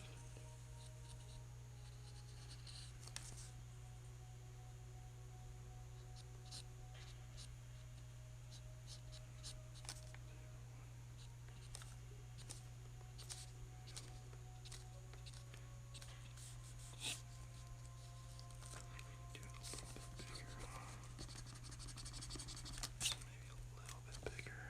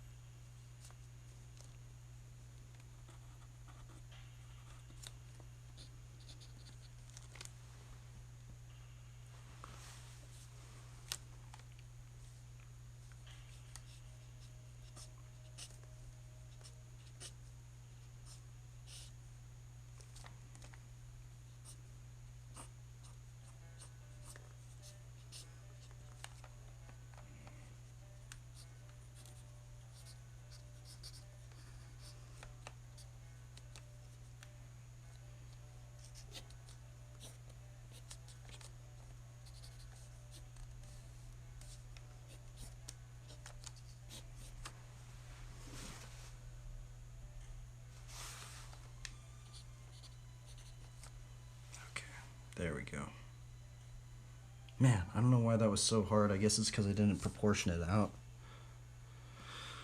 Okay, so from this proportion we can find this next proportion, right?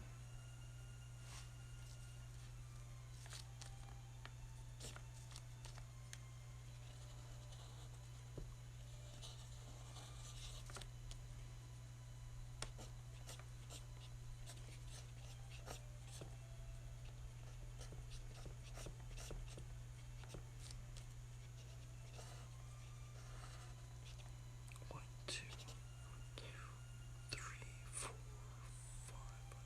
Okay.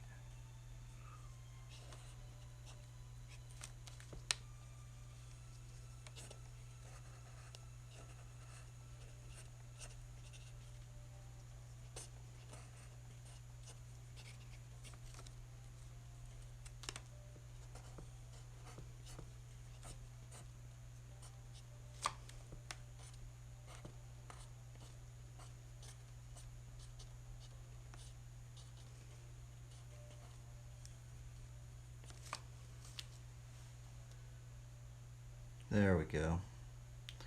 Oh, why was that so stressful, dude? It was so hard to like get the proportions right. I mean, I guess that was the hard part, is just trying to figure that out, right? And that's the thing that makes the perspective grid so challenging for me personally. It's just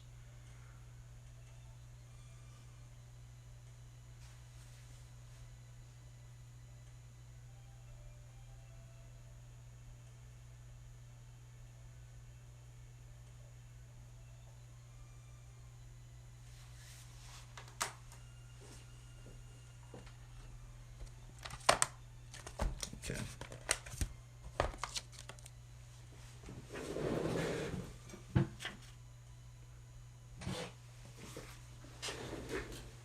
Now we have to make this person downtrodden.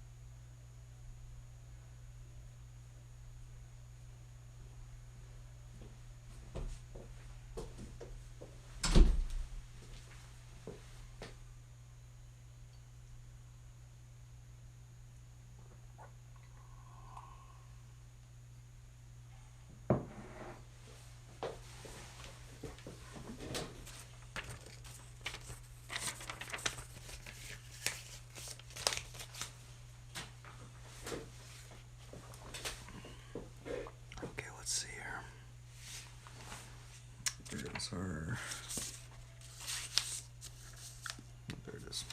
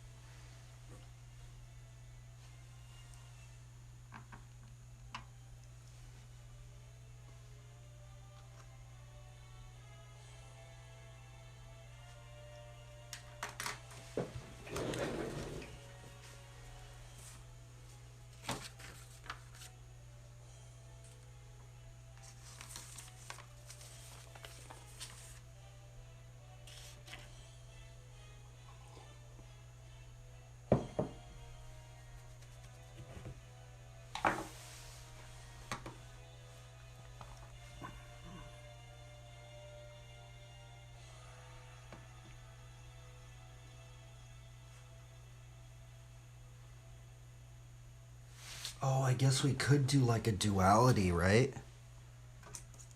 One guy reading the Bible, one guy smoking a pipe.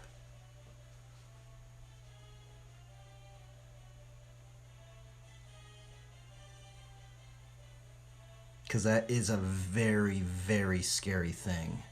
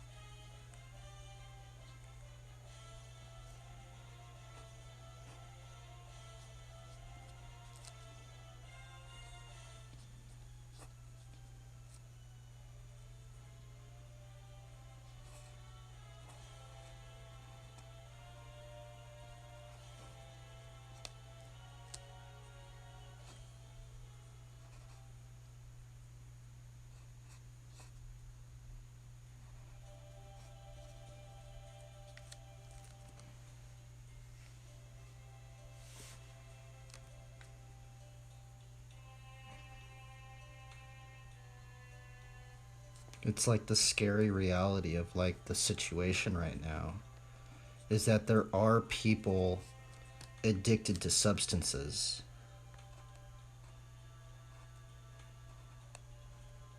And like it's weird cuz I don't really hear too many people addressing that.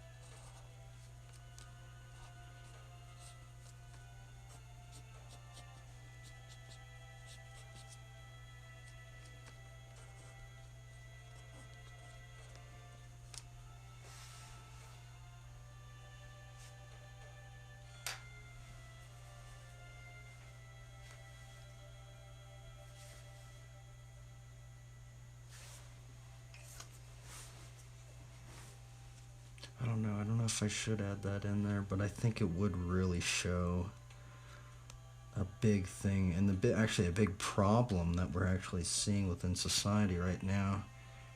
And I just don't know if I should address that. Because, I mean, that is the scary situation that you're going to see if you tell people you're going to go out and help homeless people. You're going to see people smoking meth. You're going to see people doing all this crazy stuff, and and pastors don't really want to talk about that, right? But it's out there, and it's not. I'm not lying. This stuff is actually, that's how it is out there, and it's kind of scary. But I don't know, how do we address that, right? I do.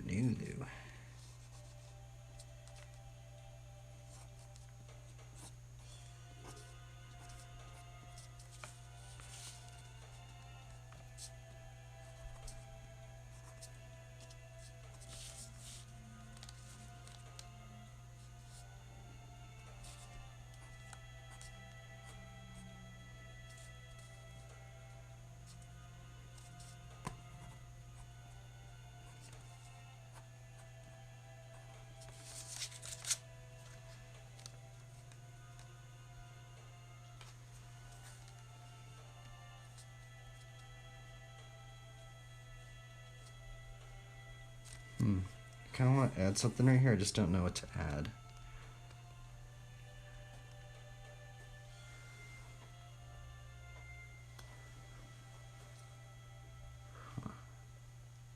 I want to add something right here. I mean, I guess we could do a dog food plate. I was going to do this dude like begging for food, but I mean, I guess he is hungry, but if anything, he probably just wants to feed his dog.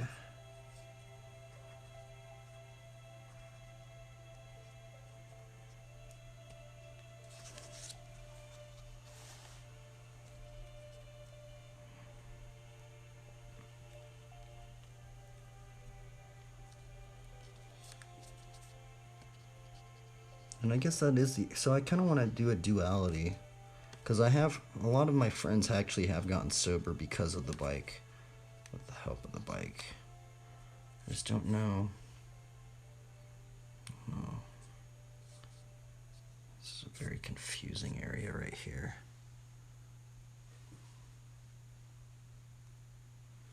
I don't know what to add right here. I think I got this proportion wrong with this shopping cart.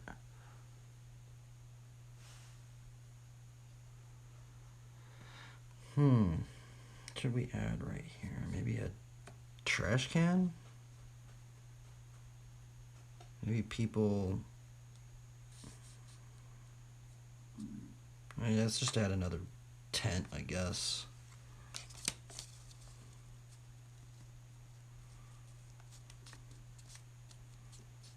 Because that is the other weird thing.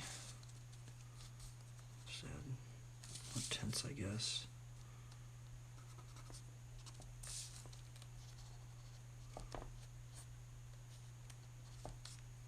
Oops.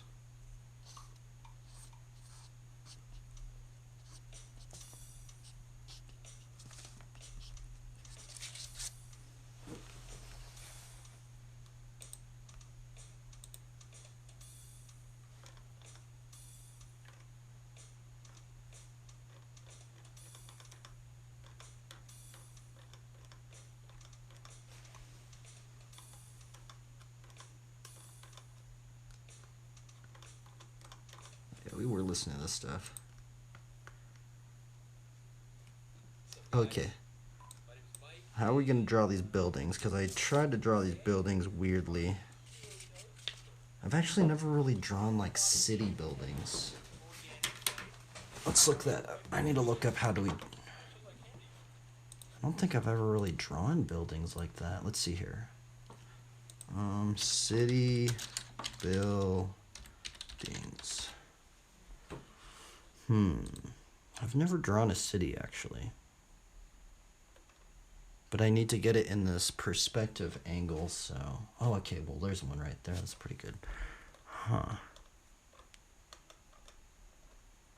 Because I kind of want to have, like... I don't know, let's see here. All these perspectives are really far away. Maybe town buildings? Maybe that would be better. I'm trying to see... I mean, I guess we could do... like, different architecture. I mean, I guess that's what we could do. We could do different architecture. Maybe have the whole dichotomy of the rich and the poor. The rich and the poor, and then... But what would be a really, really rich building? How would we indicate tents? What is the opposite of a tent? It would be like a crazy, let's look at like a really rich building. What would that look like?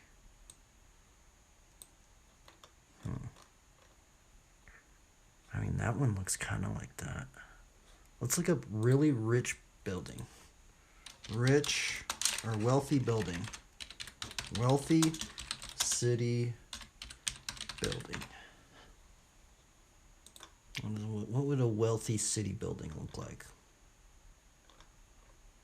They look very modern. That's what's coming up.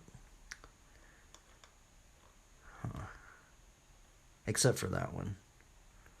That one doesn't really look. I guess maybe we could do that. That might be. I guess we could do a. It looks like there's a mixture of both. There's modern buildings, and then there's like modern buildings, and then other types of buildings.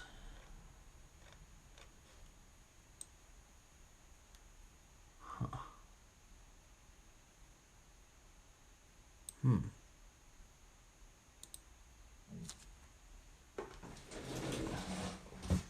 Okay, well maybe we could do something like that. I need to like have it to where.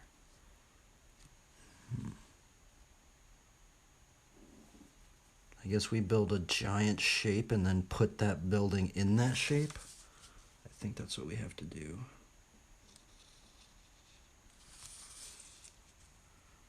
So I put this in a shape.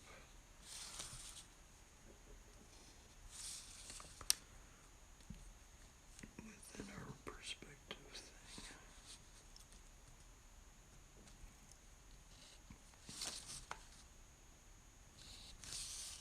Okay, so then we're gonna build some architecture. Now this is getting into like architecture stuff.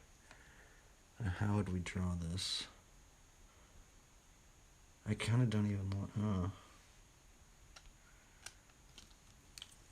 Maybe should I have it that thick?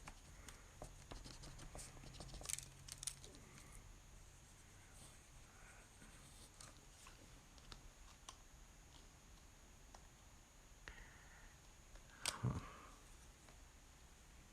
I'm confused.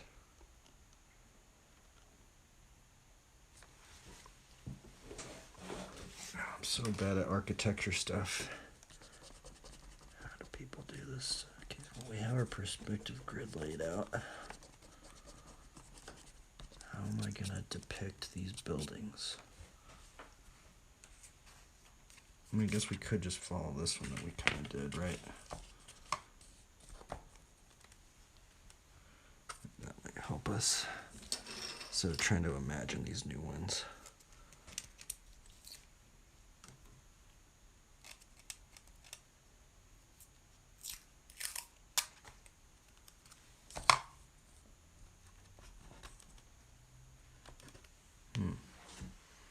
Okay, we can kind of follow these buildings up in here. Okay, so we did draw this one big building right here. We did do this little building right there. Let's start off with this little building over here.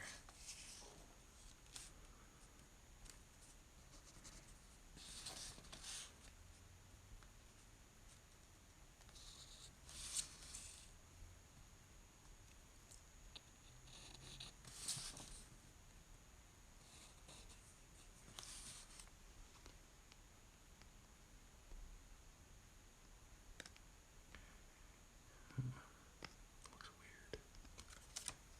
That looks strange.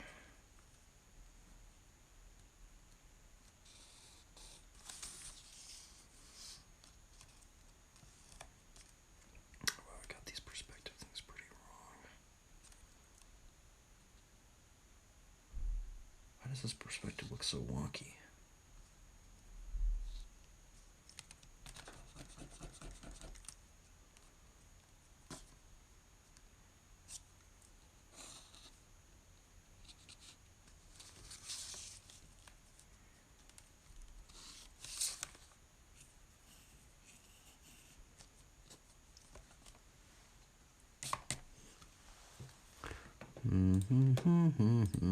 Oops.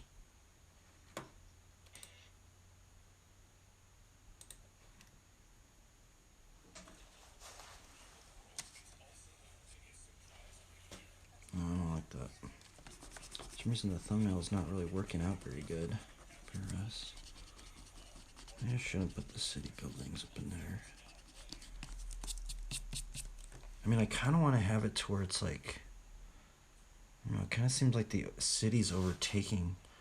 I mean, that could maybe be the case too.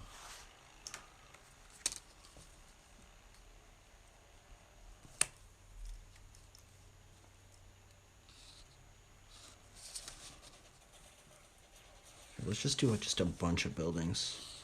We'll just see if we can build them up, I guess.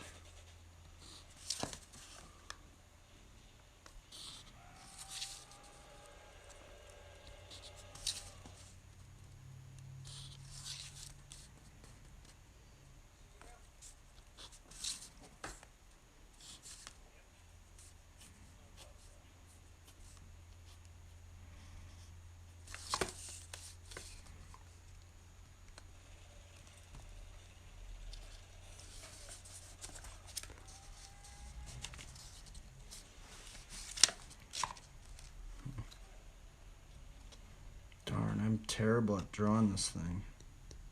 Oh, it's because this cross is littler. That's why it's all messed up.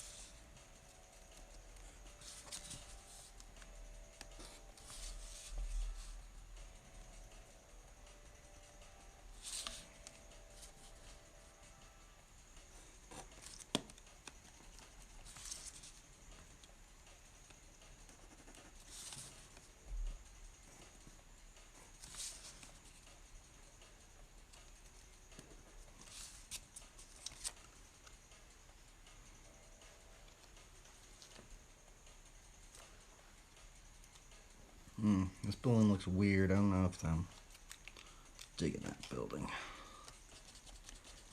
Strange right there. Oh man, this pencil just... Okay, let's see here. Something weird about this building up in here. Maybe we gotta put it over here. I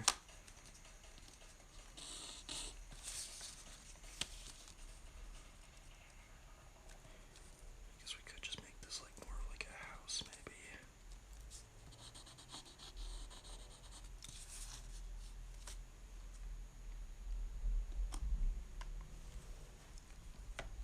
How do I draw a house? How in the world do you draw a house? Man, this architecture just looks so weird. I don't like architecture. I'm super bad at drawing this stuff.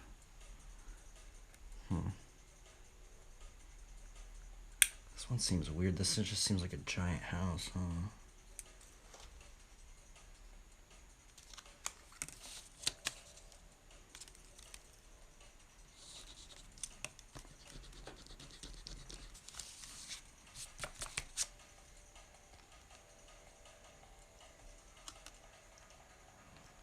Fudge. I don't know what I'm doing.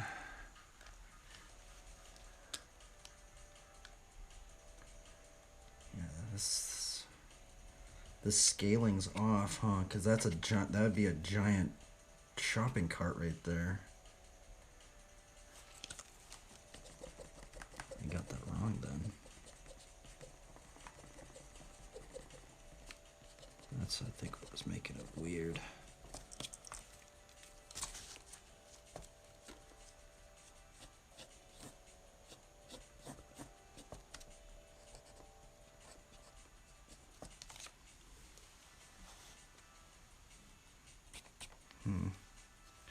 I guess we could just...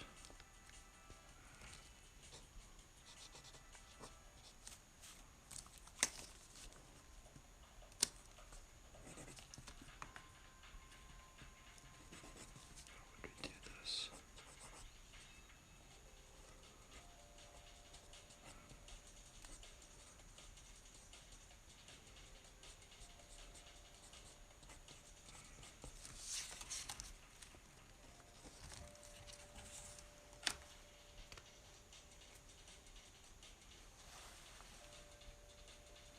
Hello. What's up, man?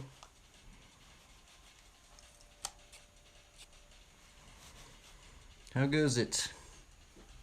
I'm just trying to draw this awkward picture. Having a hard time. I have a hard time with architecture stuff for sure. Very challenging. It just feels like I don't know what I'm doing right here. I don't know. It just seems like I'm just making random buildings, but...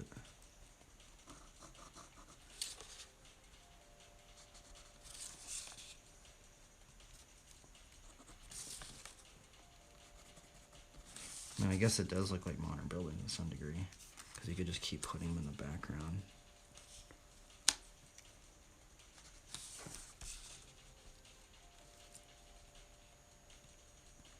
Oh, I'm so bad at backgrounds. See, yesterday I didn't do the perspective grid. I feel like every time I use the perspective grid, I just it just makes my drawings really stiff.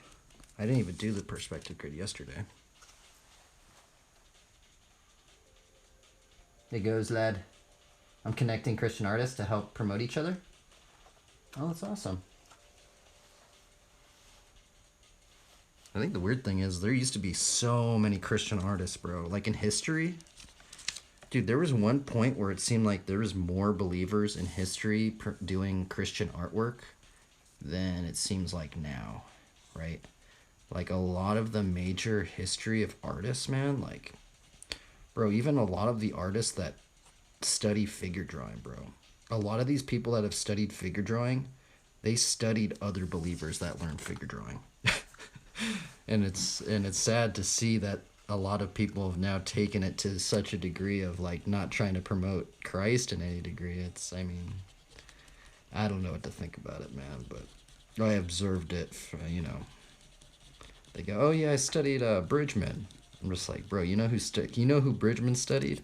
He studied other believers, and it's so funny that I don't know, it's weird.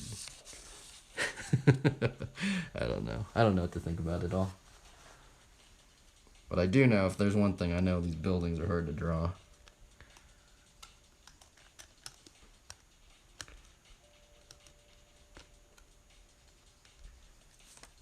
Maybe I could do this. I mean, I guess maybe we could put a little church in the background too.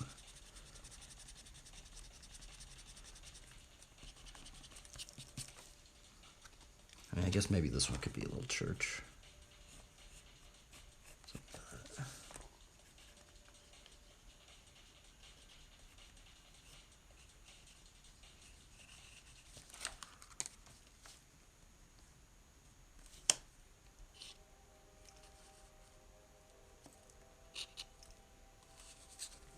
Yeah, I haven't really been digging the perspective grid, man. It seems like every time I use the perspective grid, it just makes my drawings really, really stiff. Yesterday I didn't even do the perspective grid, and it just it worked out better, but I guess I was only drawing characters. So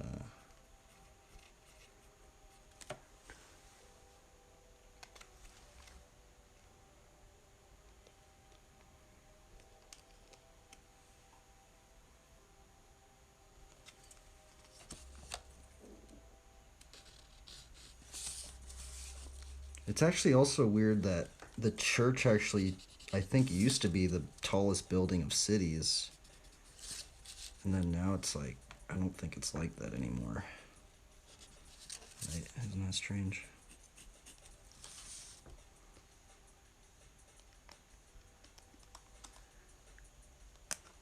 I don't know if that's how it always was, though.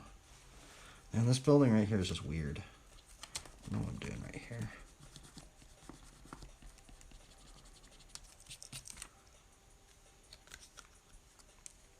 I guess it could just be a building up close. A little bit more in the foreground, maybe. So the background. Just put more tents and stuff.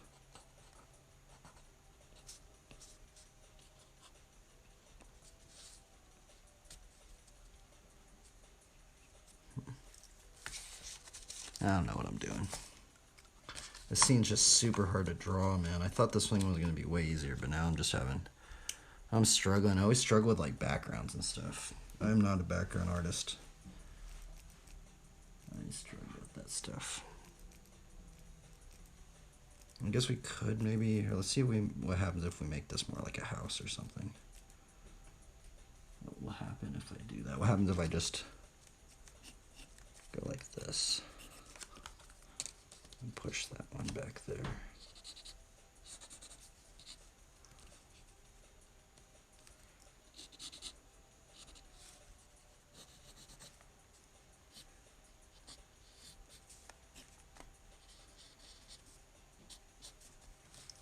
Okay, maybe that will work out.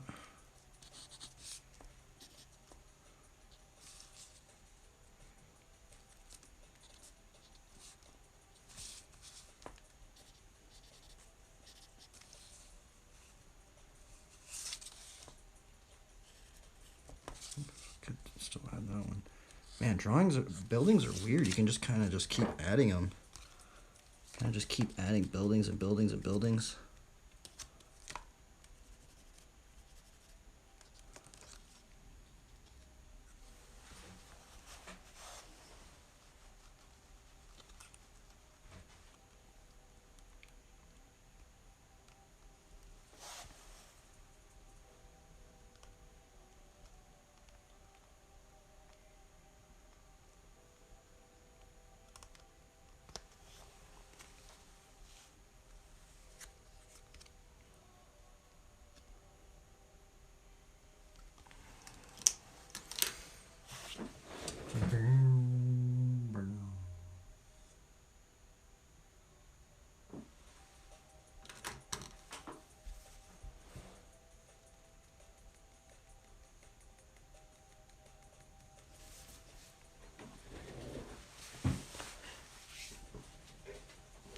I guess we continue to just keep layering it up, I guess. You know, I don't like these buildings. Get something going.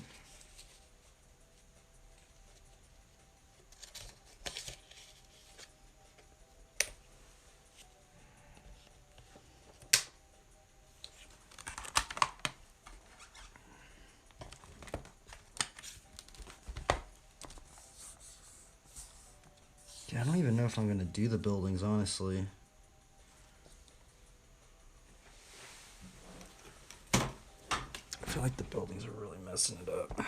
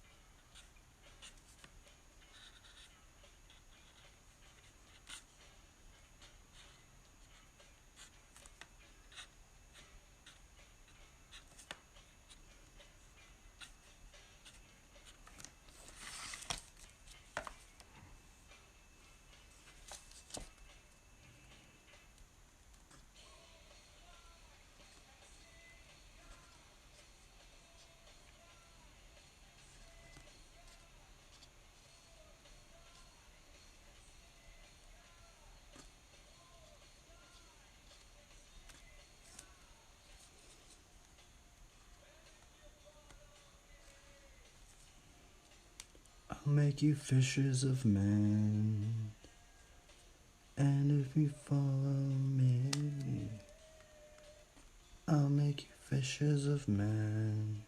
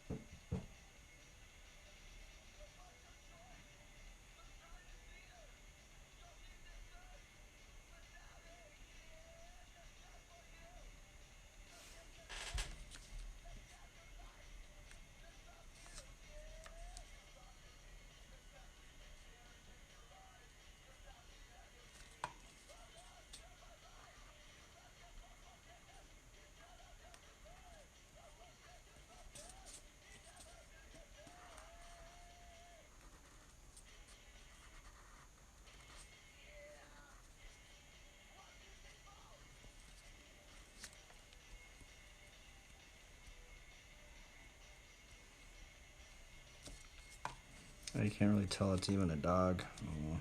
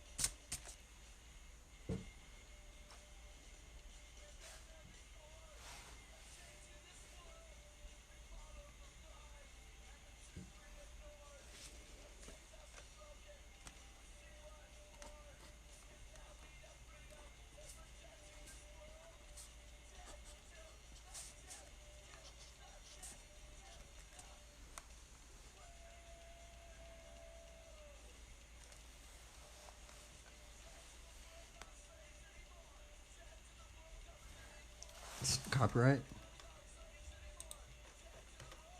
Oh, this isn't on copyright. I do like this song though.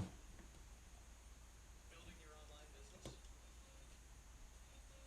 Go to Wix.com and set up your store on a single integrated platform. Add products, showcase them dynamically, and seamlessly track your inventory. Accept multiple secure payments, and design your storefront down to the very last detail. Get all the tools you need. Drive more sales. I'm really not sure how I'm gonna do these buildings. Product subscriptions. Retain customers with a point-based loyalty program, email automations, and reach millions with sales channel integrations.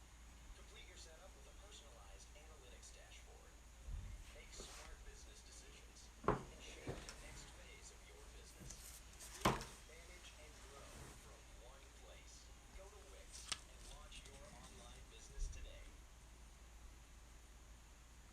Quaker Rice Crisps. Jesus Christ! What's a sherry? A sweet steak, that's hard. So delicious, you'll almost swear by it. Oh, Chris, that's good! Quaker Rice Snacks. You'll never start tasting.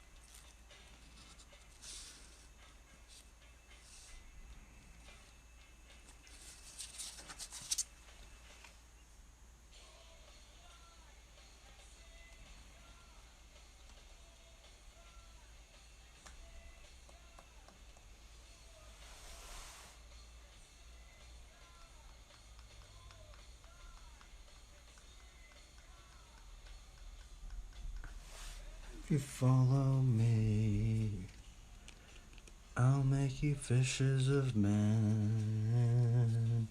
And if you follow me,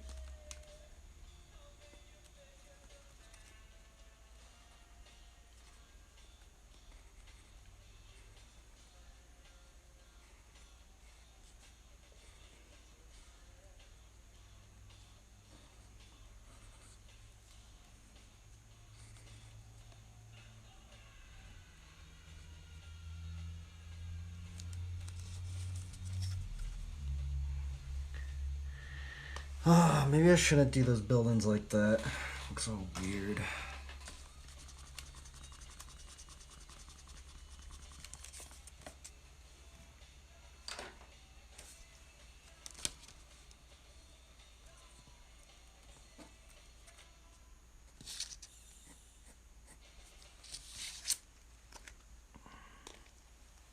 Darn.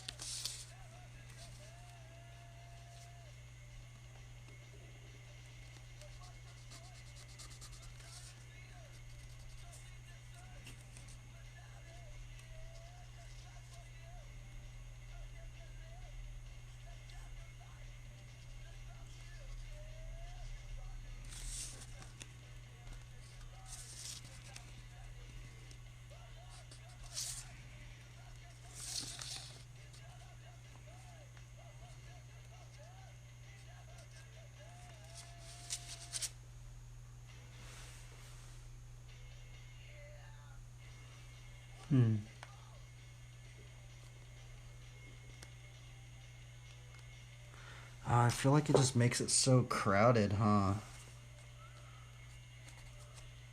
Darn.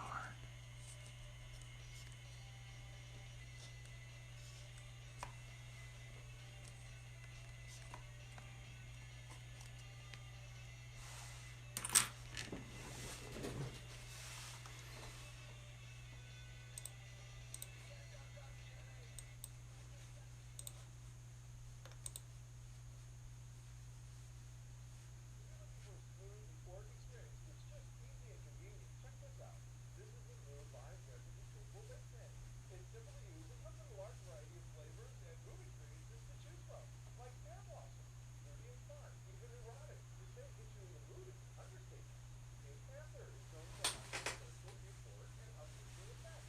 Or you could get sleepy side at a base and well suited to a lazy afternoon with an body heat. And that's just the beginning. There's a large variety of new experiences and flavors that you can try. Please decide to a base with ceramic foil for a better tasting liquid and more harmful byproducts. Now try I need to start deleting things because it starts getting really crowded up in here. I just totally made everything crowded. So if you want to help calm your stress inside, maybe take a little Swiss tea or just have a fantastic sports experience, you've got to try the new Vibe Residential Portable Base Fan. Cheers!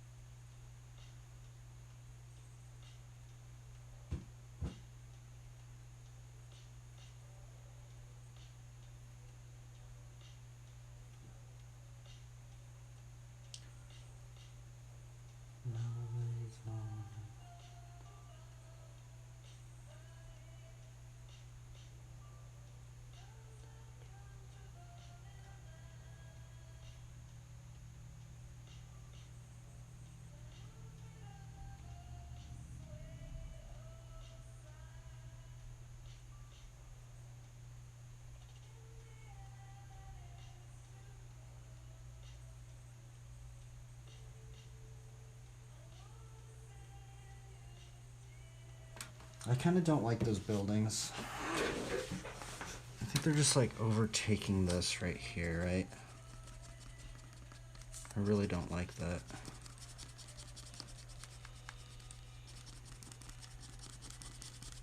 I shouldn't have made, maybe I shouldn't have made them so big.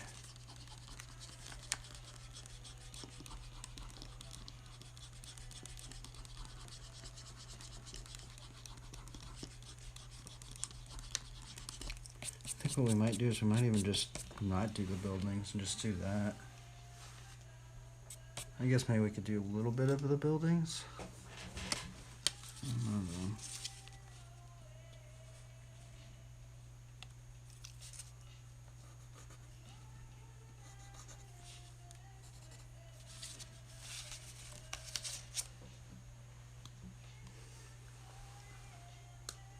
Darn. I think we might just do this scene instead of the buildings. But I don't know, the buildings really do kind of like put it more into perspective, but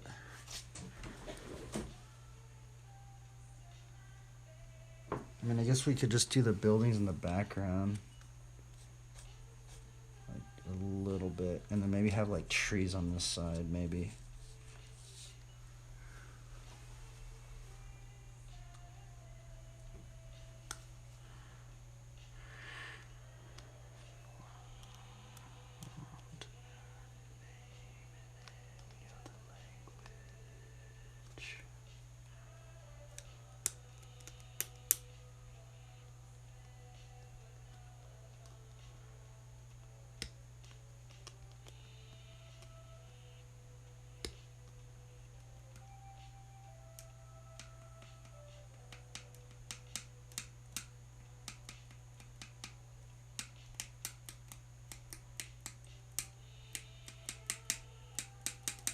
I don't know what to do.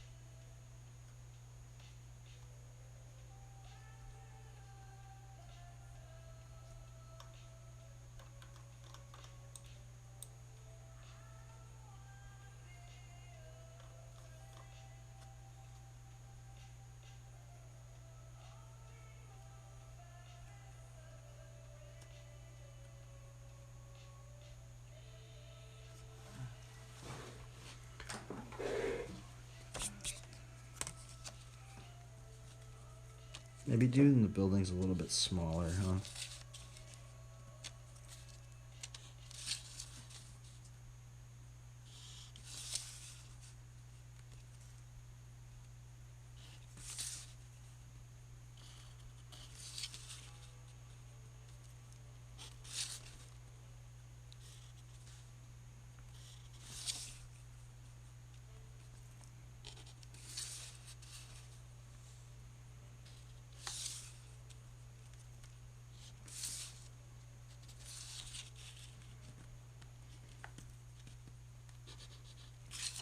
This is a really hard drawing to do, honestly.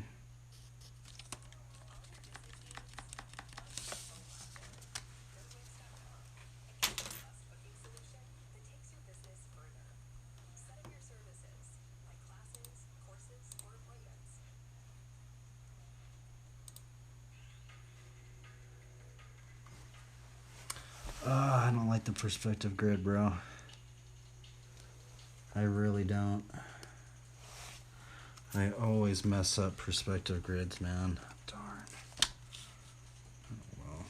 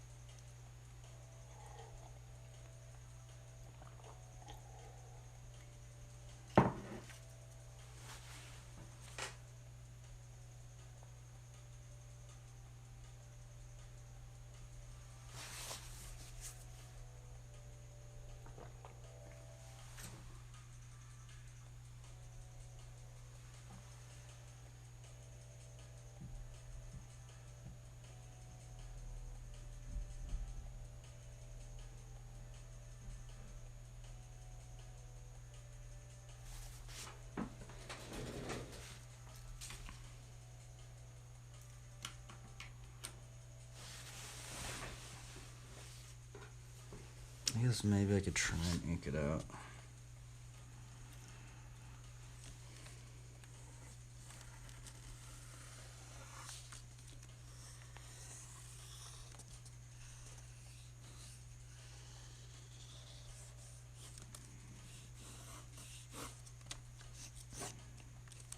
This just seems really bad. This one's hard, man. This one's definitely a really. These are really hard drawings. Some of these, man. See, I like doing the characters more because I just feel like I could. Damn, that's a second layer. Oh well, we tried. I attempted it. It's really hard though. It's a challenging one for sure.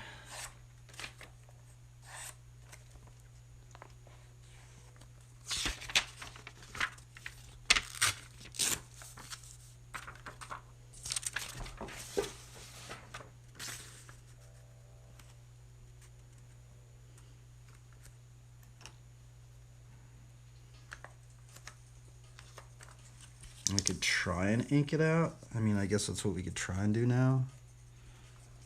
Is maybe try and ink it out, I guess. So I wanted to learn inking, I guess, but I'm gonna get. I don't know. That's the thing is, if I'm already getting frustrated with the pencil, I'm gonna get frustrated with the ink. Ay, ay, ay, ay, ay. Let's see it again. I might be able to get it out, maybe.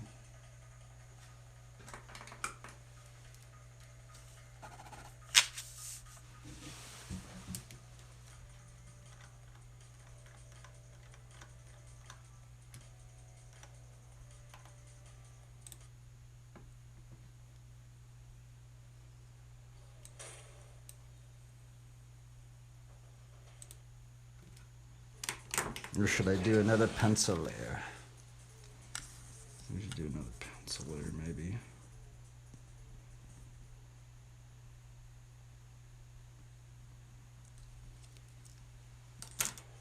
Yes, let's give it a ink layer.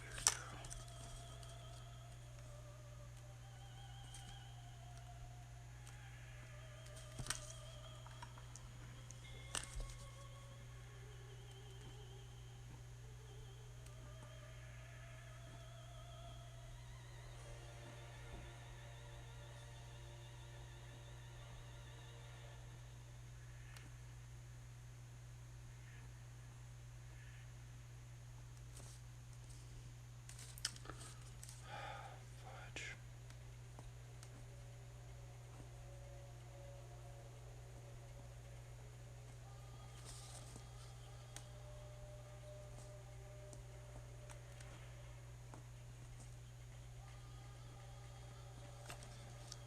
Yeah, dude, I cannot ink, man. Ink's brutal.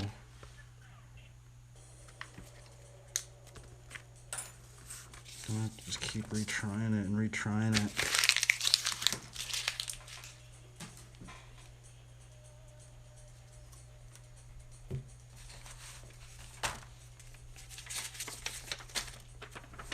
Why is inking so hard?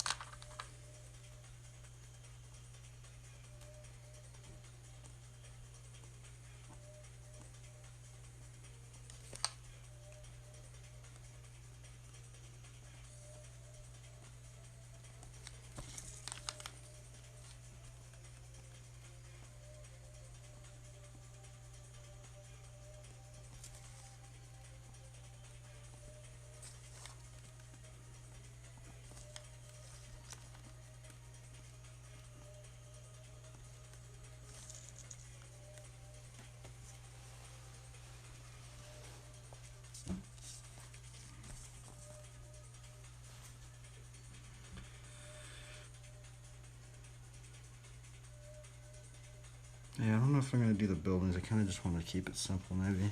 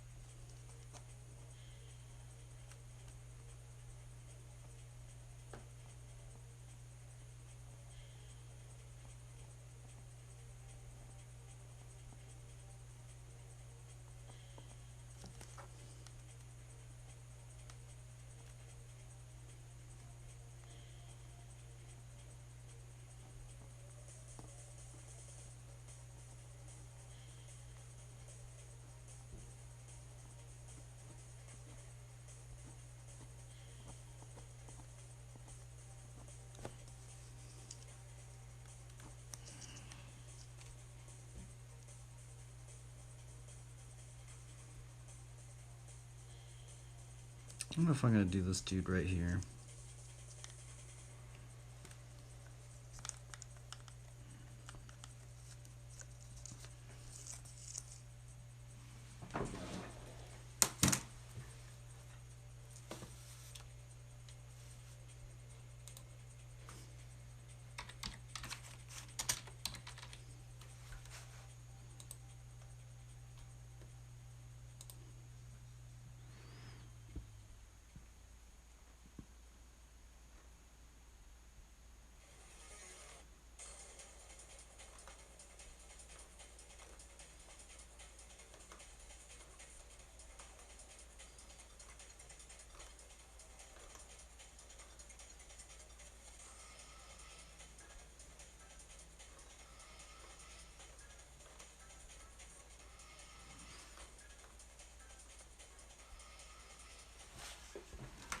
I think I'm going to do the dog a bit different.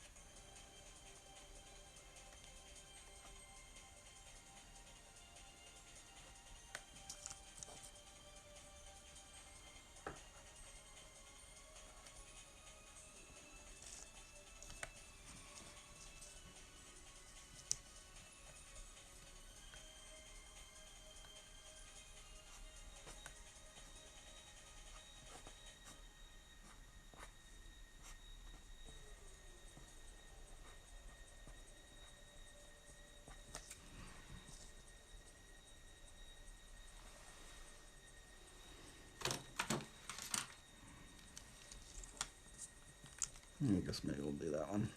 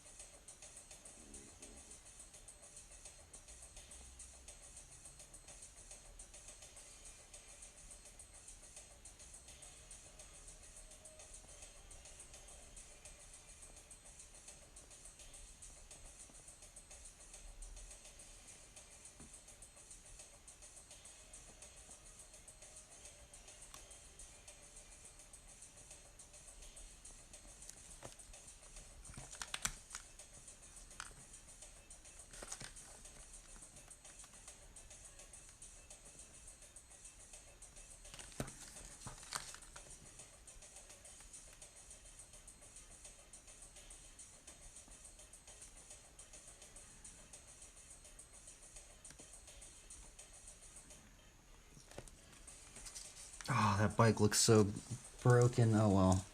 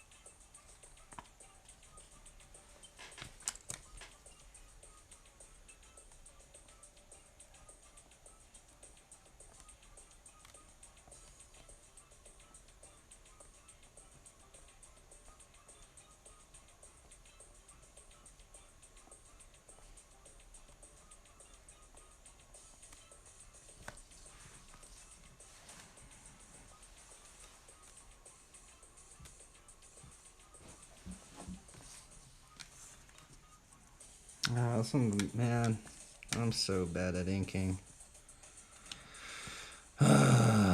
Fudge. Gosh, man. It's already taken, I feel like, I don't know. I feel like I'm just really bad at inking. I can't do it.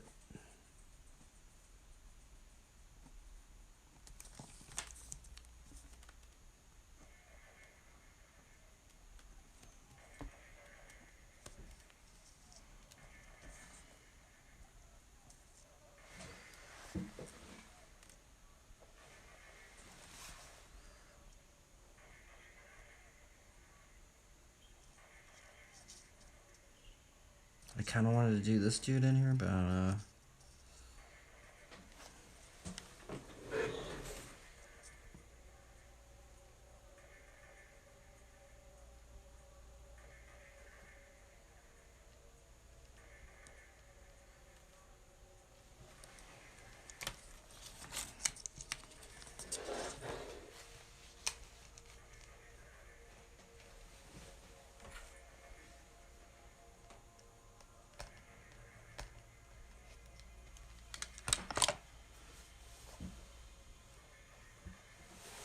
darn, I don't know what I'm doing.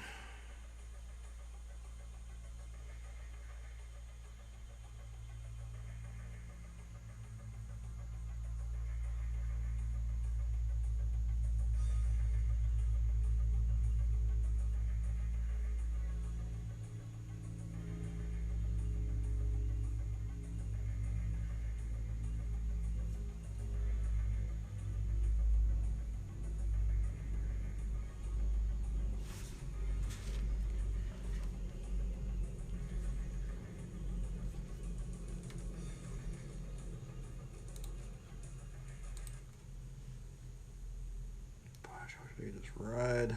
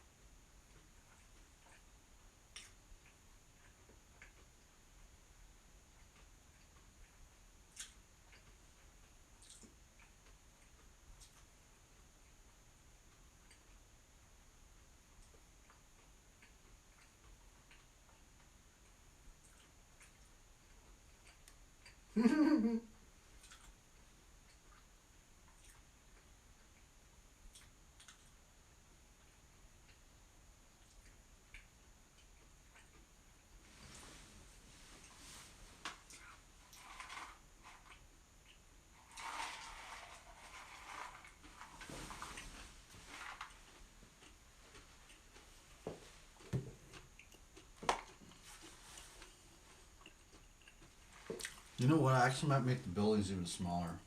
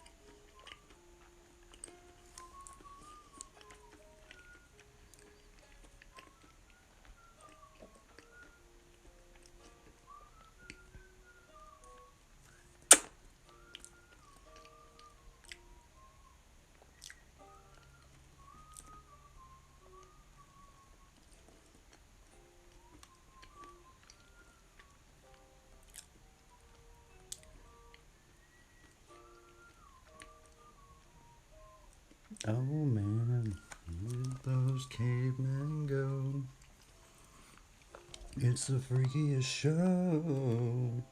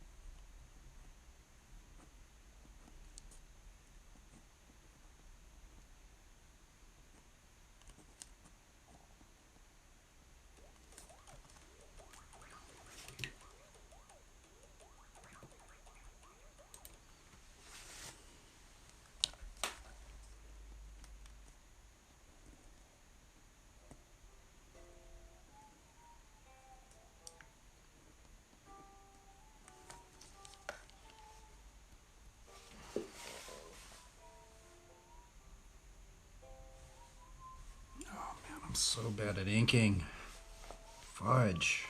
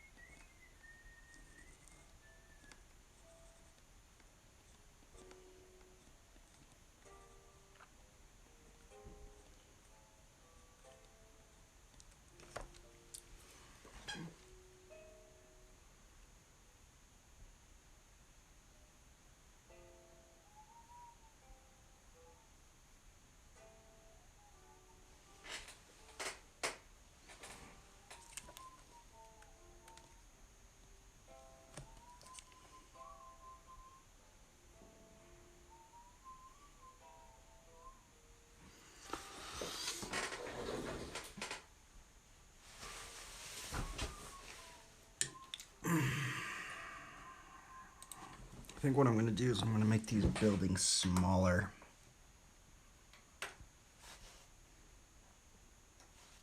Because I think they're taking up too much of the stuff up in here. I guess in all honesty, I could try and like deep ink it out. Oh, I don't have it on the perspective grid.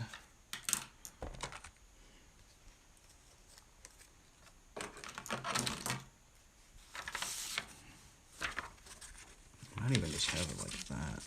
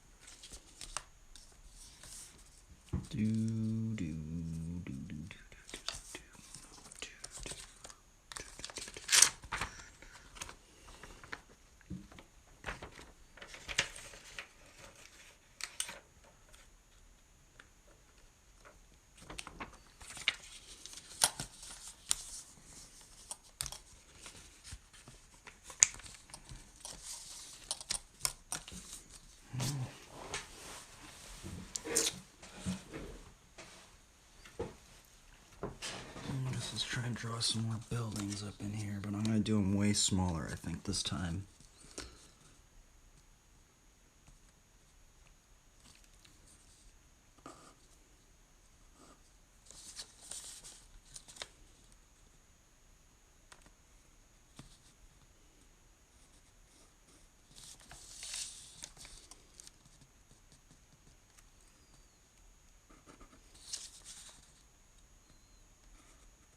Maybe, I don't know, maybe I shouldn't do them smaller.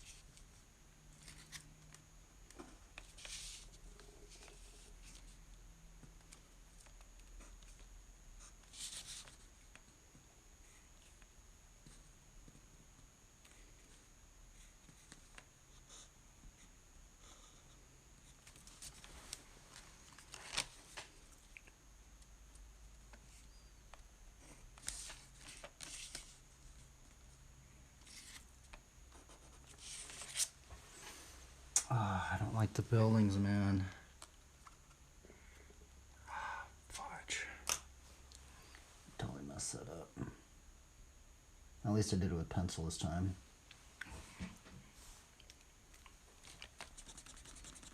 Yeah, I'm not digging the buildings, man.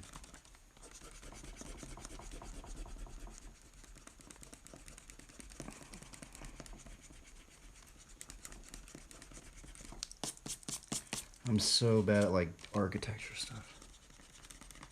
Huh. Darn, I just totally ruined that paper.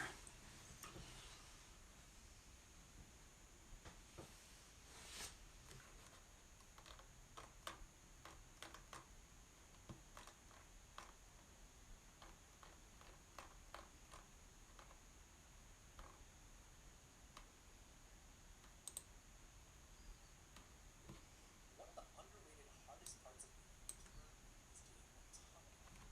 Constantly writing scripts, trying to reply to as many comments as I can, and I feel like I'm doing this what seems like a and one of the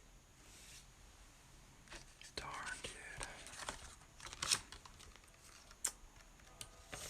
Looks like I ruined it. No worries.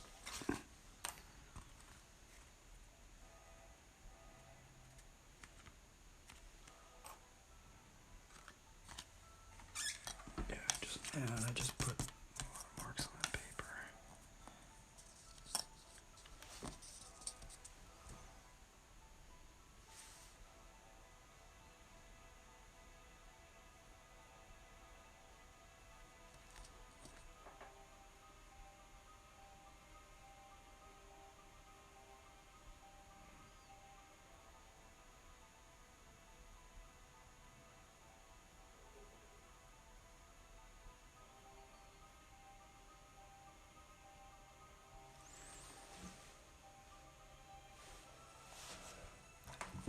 Screw it. Let's just put these buildings in here like this, I guess, then. I'm going back now.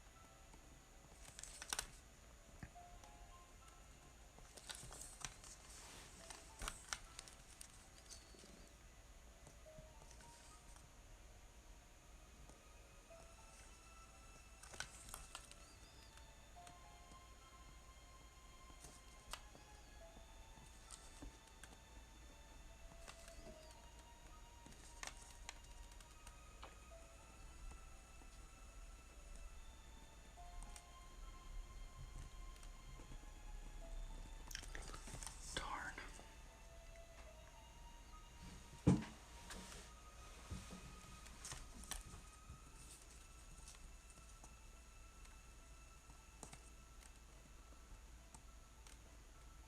This drawing's freaking hard, man. This is a hard topic, man. I guess, man, I don't know, man. I'm just not good at it. It's not like an easy one with, like, it's just a character, right? It's just... this one's just hard, bro. I tried, but I don't know, man.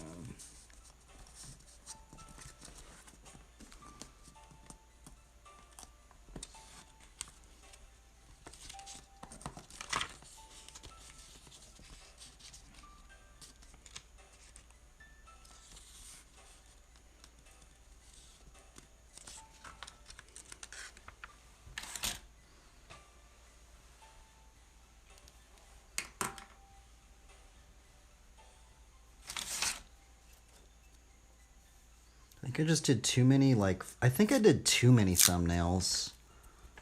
Because this one, like yesterday, like it was way quicker, right? And right now, this is like taking so long. Or maybe it's just showing that I'm just really, really not good at perspective stuff. Which I guess that's also the case.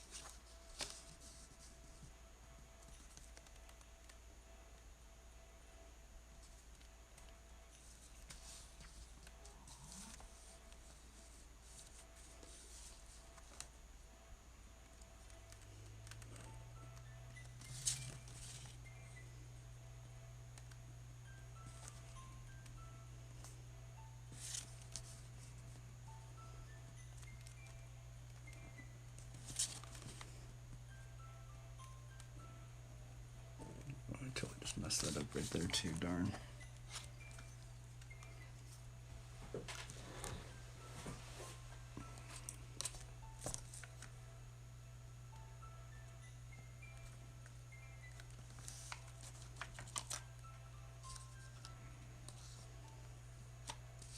The thing is, I'm not sure if I should put like... Oh, man.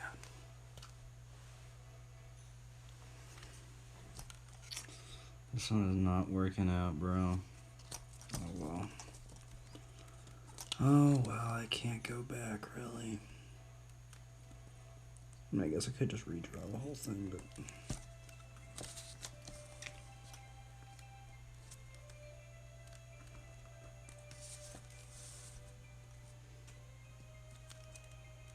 This is why I don't... Oh, man, I'm so bad at inking. I just, like, tried to go for it.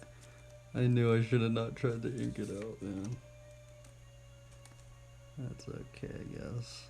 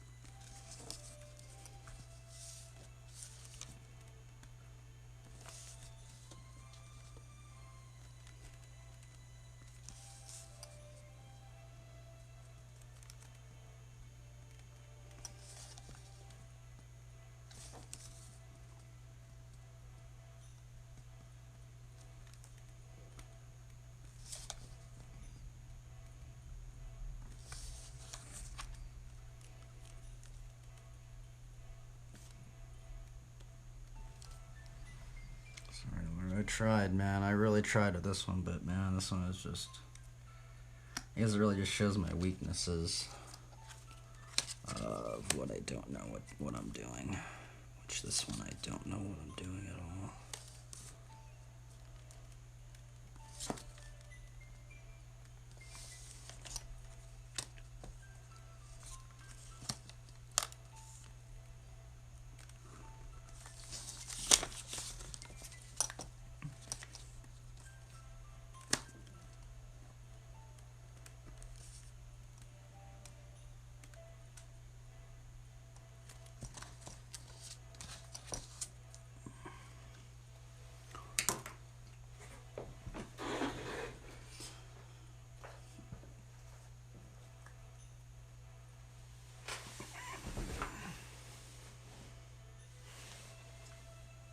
guess maybe I could try and ink it out. I mean, like shadow ink it out, but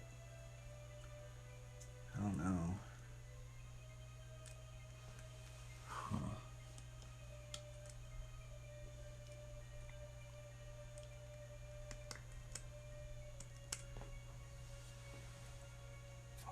This one is a failure. Oh well. I should have maybe not did the perspective. I feel like that's where I messed up. I guess we can maybe try and put these lines in since these are part of the perspective within it.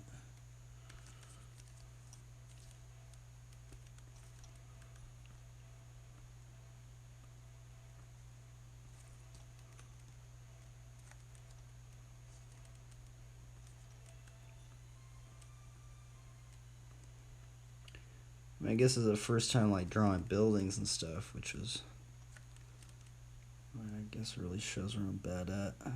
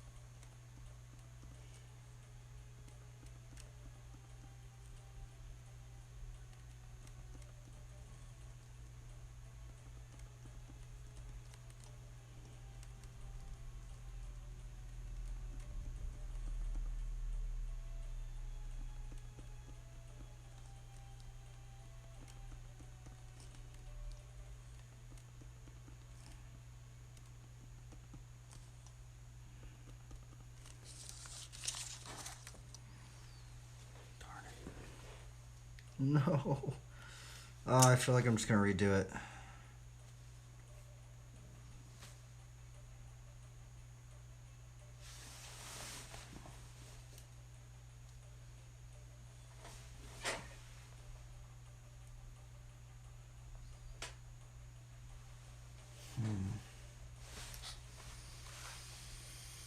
Fudge.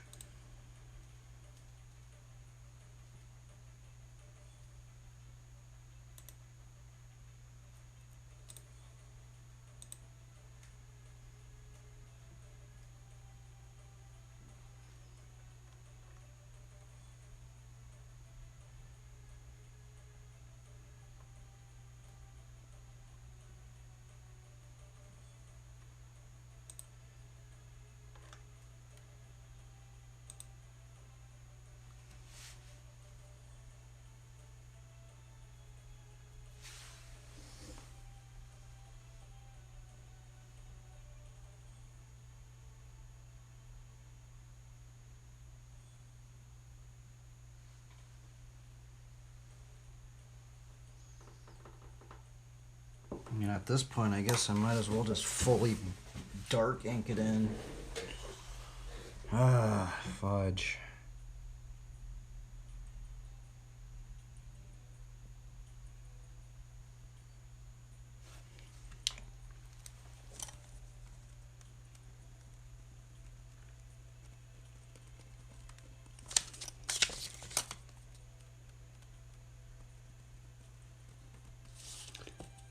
No. Man, inking is just not. See, yesterday I was just going with it, man, but today it's like, I guess I'm just really not good at perspective, and I guess I know it's just like making it take way longer, right?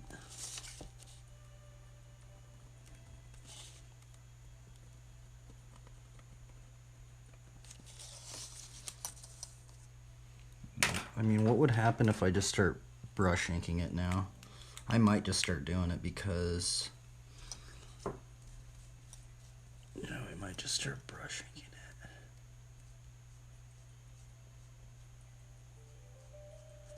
I mean, I guess I've already kind of messed it up, so screw it. Let's just go for it.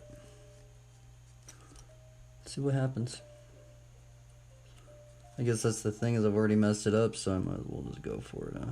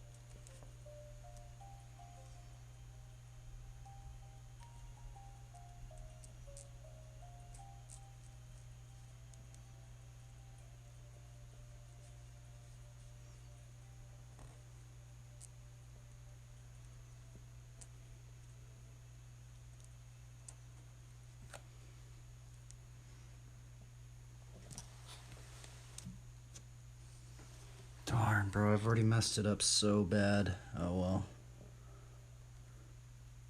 I guess if I do it again, I'm just gonna have to just go for it. Gosh, why is inking so hard?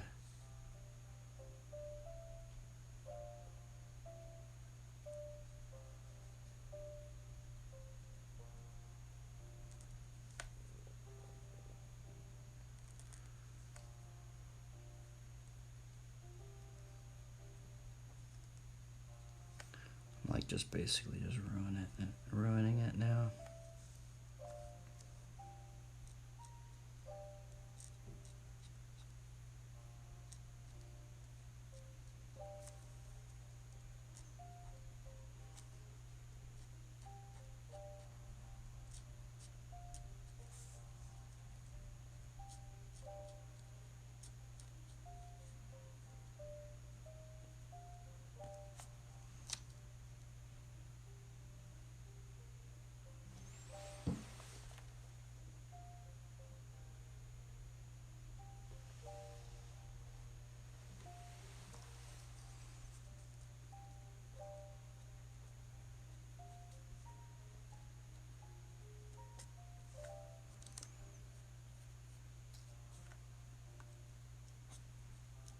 Oh my goodness, dude.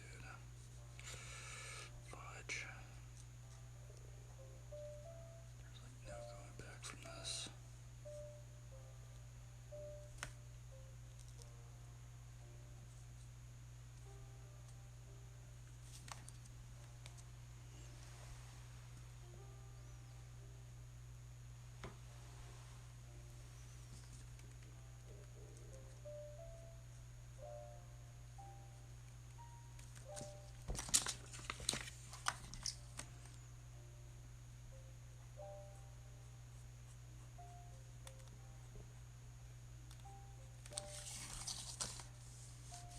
Dude, oh my goodness, I can't ink. Darn. Just doesn't look, I don't know, man.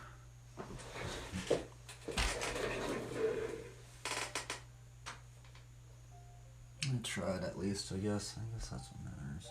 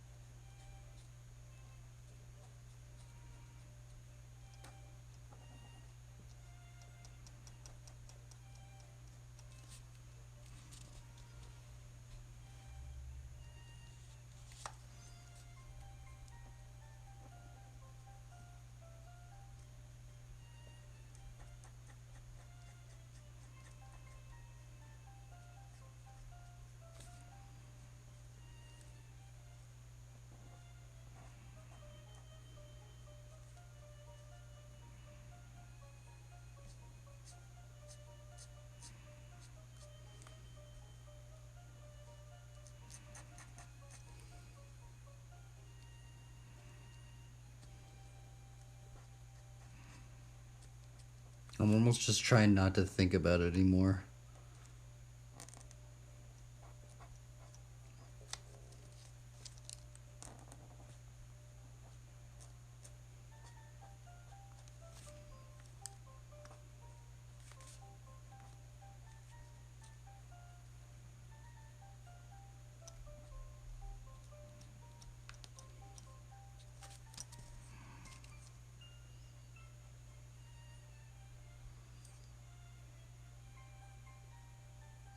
Why is inking so hard, bro? Oh my goodness, it just feels like I'm just messing up.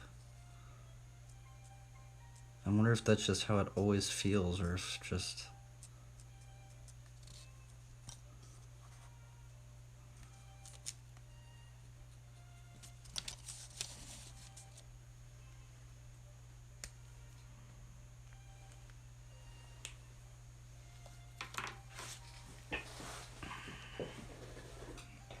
Is this just how inking feels? Is this...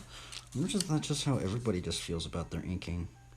It's just like you're just messing up the entire time.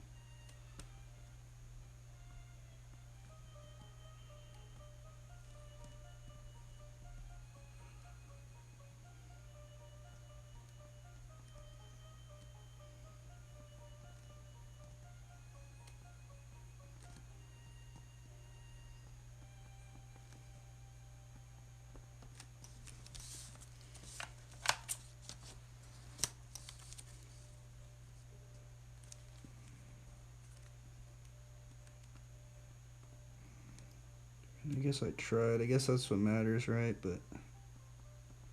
ah, man. I really don't like doing these windows, by the way, as well.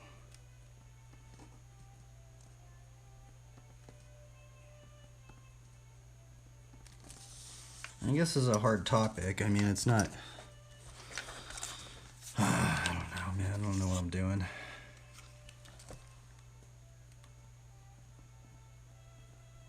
I just feel like it shouldn't feel like this. I feel like it should just be easier.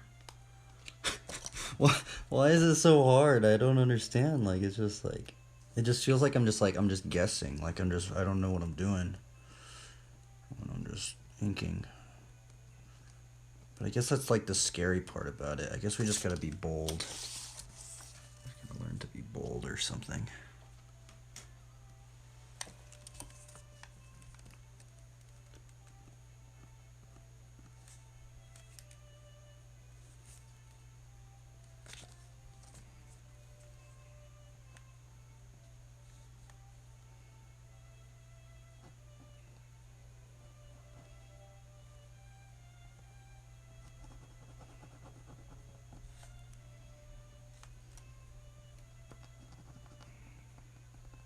If anything, we're just practicing. I just have to keep telling myself that this is just, if it doesn't turn out good, then it's okay. We're just practicing.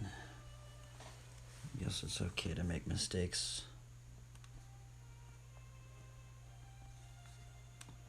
But it's brutal. It's definitely not what I had in mind.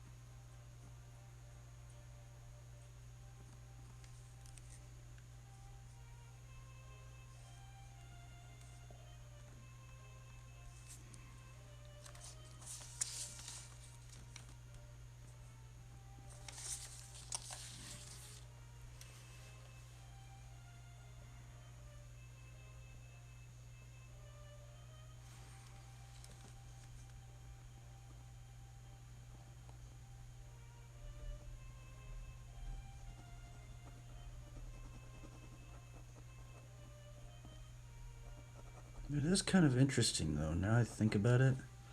It's like you really have to like think about it differently.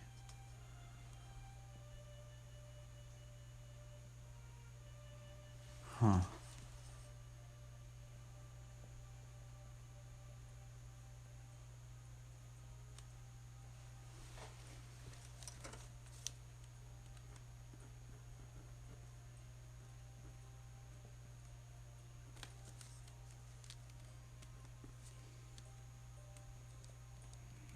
Hopefully it gives glory to God. I mean, this was not an easy one. Oh my goodness, I was like it's so weird. I was like stressing on it and then now it's like kind of actually like working. It's weird.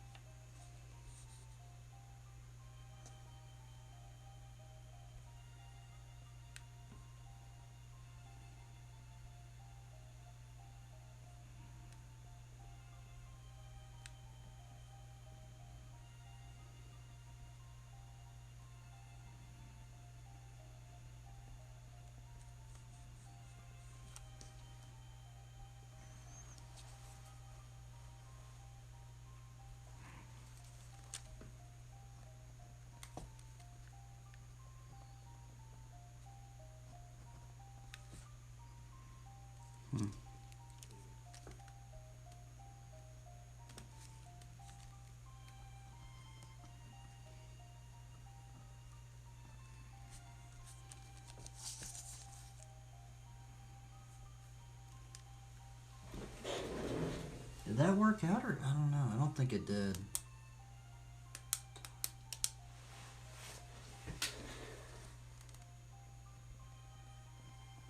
Bro, inking's forward. I'm sorry. Sorry, Lord, I tried. Inking's gnarly, bro. I am not good at it. I guess that's how you have to get good at it. You just have to start just doing it a lot, right?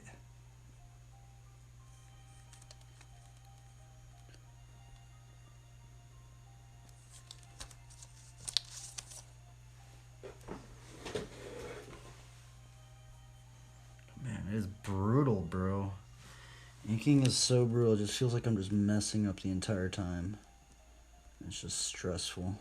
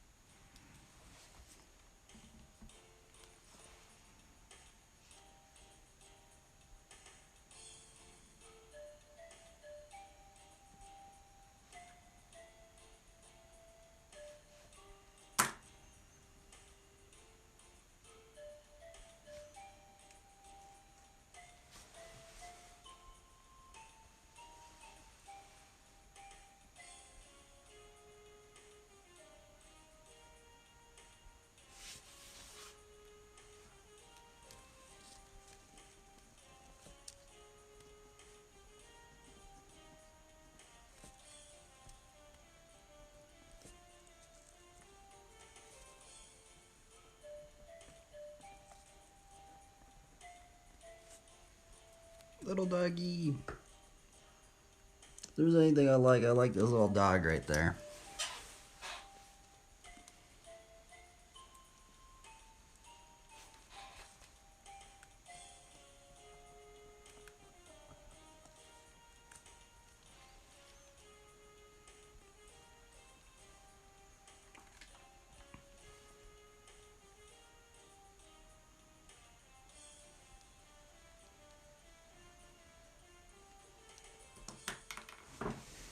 Oh my goodness, that thing took forever, bro.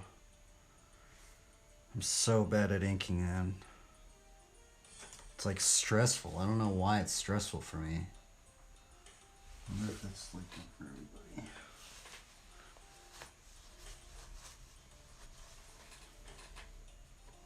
I think I might put something like, let's see here. What was the verses?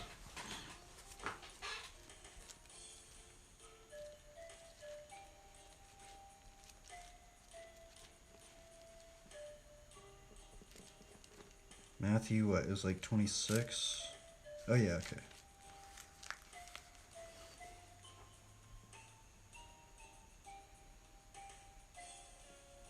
Hungry, thirsty.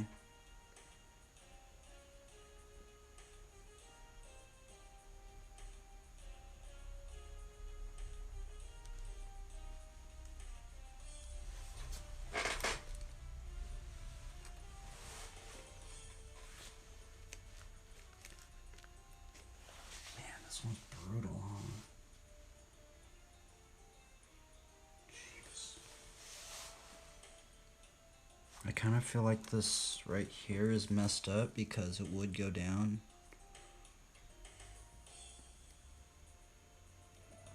I'm not too sure.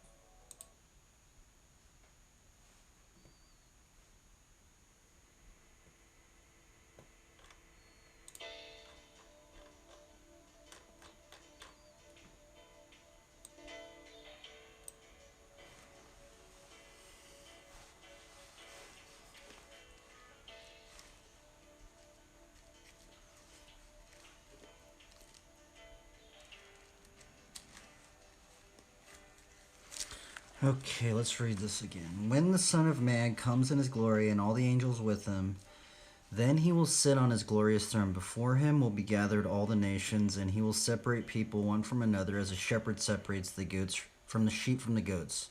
And he will place the sheep on his right, but on the goats on his left. Then the king will say to those on his right, "Come, you who are blessed by my Father, inherit the kingdom prepared for you from the foundation of the world. For I was hungry, and you gave me food. I was thirsty, and you gave me drink. I was a stranger, and you welcomed me. I was naked, and you clothed me. I was sick and in prison, and you visited me. I was in prison, and you came to me." Then the righteous will answer, saying, "Lord, when did we see you hungry and feed you, or thirsty and give you drink?"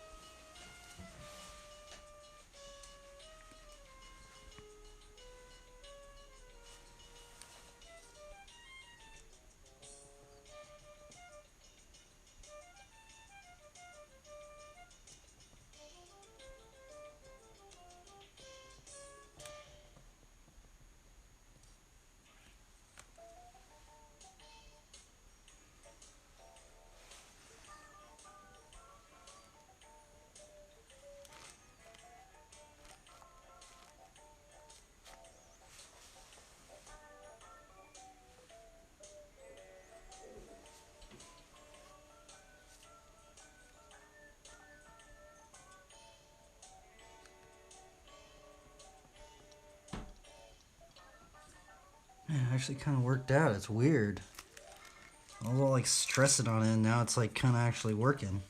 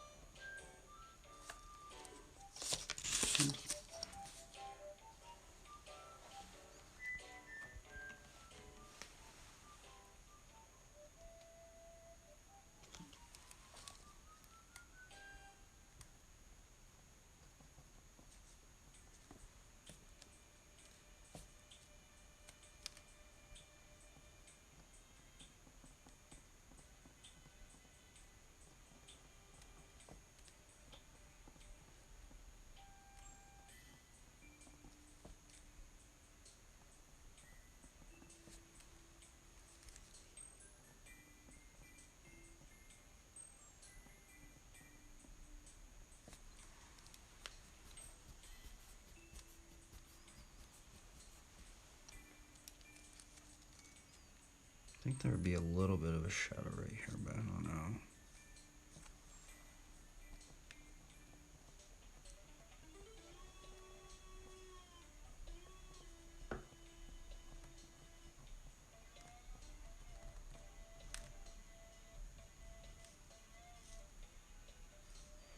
Gosh, it's like so crowded right there. I don't know what to do.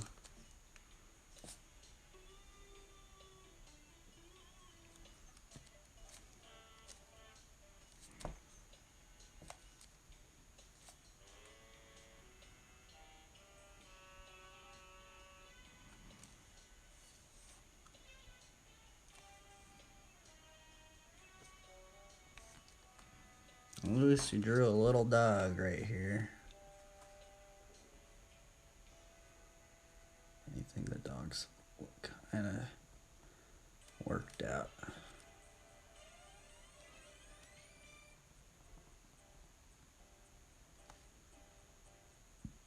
I think there'd be a shadow from this cross, huh?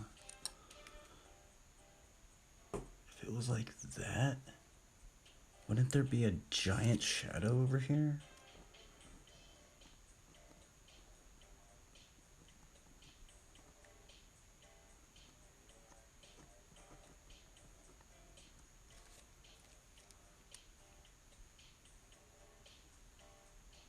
I don't know where that shadow would be.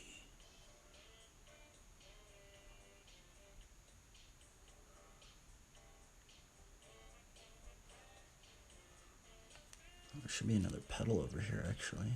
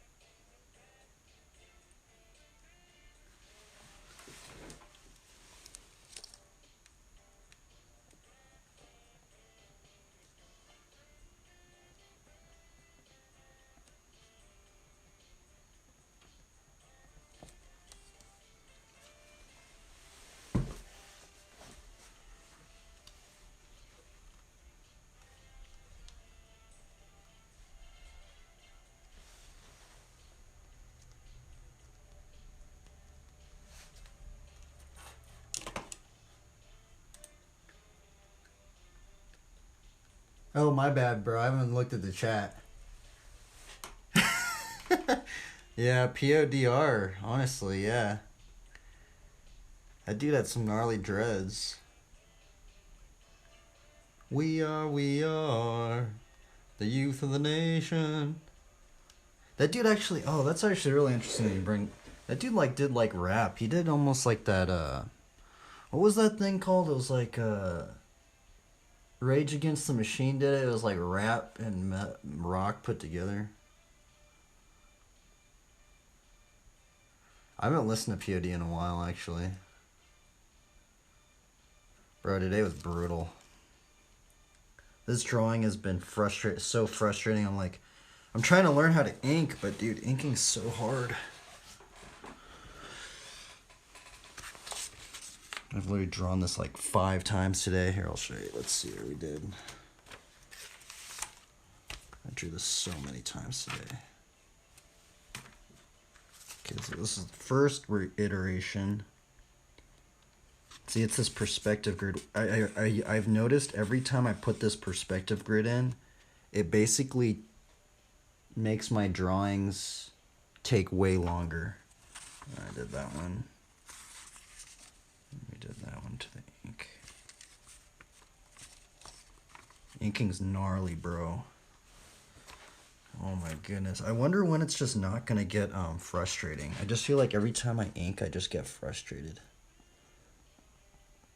That's the problem.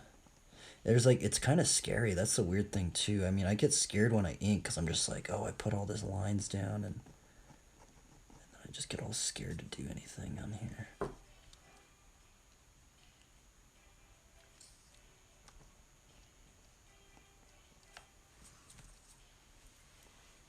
We did draw a little dog though. So if there's anything, we got the dog down. So I haven't drawn a dog in a long time. I don't even remember the last time I've drawn a dog before.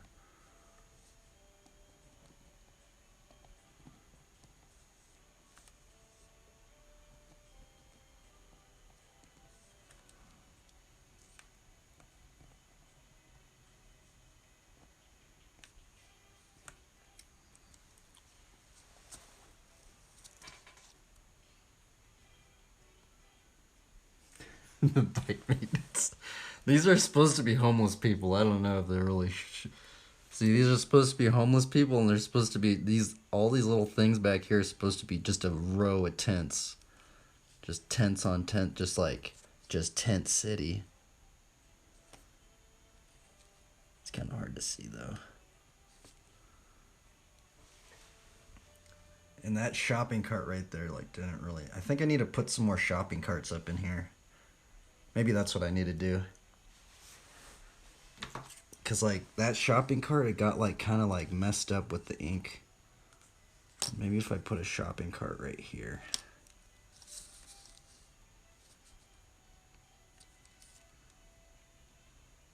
I'm just gonna freehand it.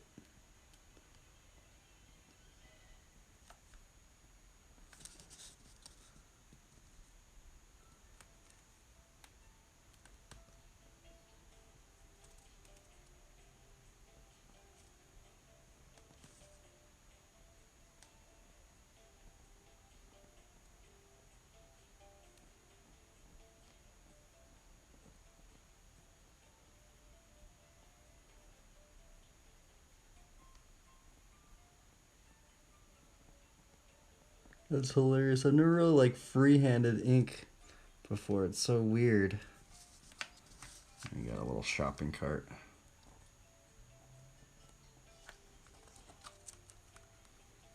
Put one over here.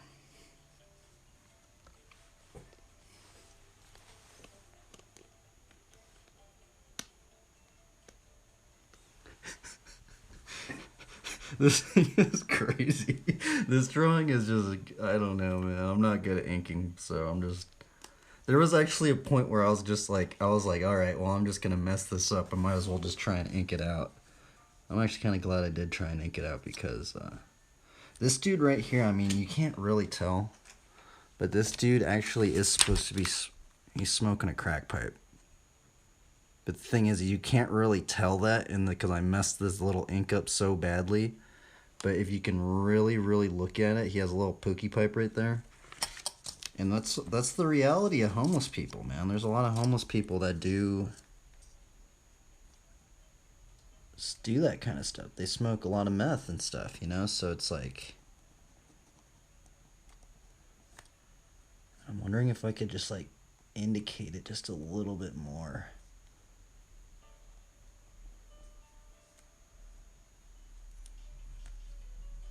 I mean, I guess what I could do is just put a couple little squiggles like smoke.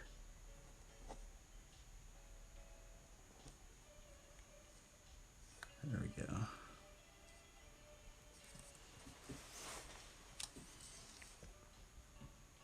Now it kind of looks like he's actually smoking a freaking pookie pipe. So I'm not saying to do that, but I'm just saying. All I'm saying is if you're helping out the homeless people, man, you are going to encounter this. Like, it's no ifs, ands, or buts. You are going to probably encounter people with substance abuse problems. And it's pretty brutal. Actually, it is brutal. It's actually very, very brutal.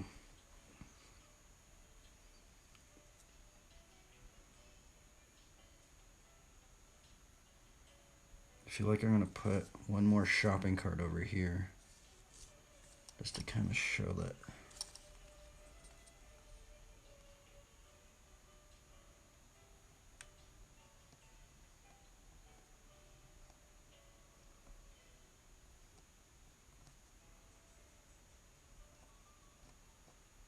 Just a little shopping cart. You know, it's like Bob Ross, but we're drawing a homeless scene. It's a little shopping cart right here. Just a nice little dude over here smoking a meth pipe.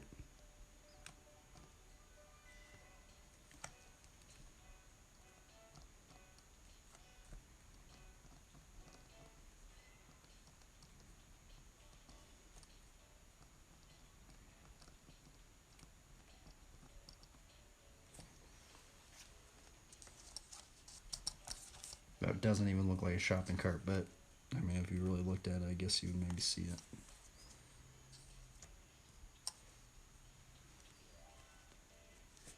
I feel like I should put something right there, but I don't know what.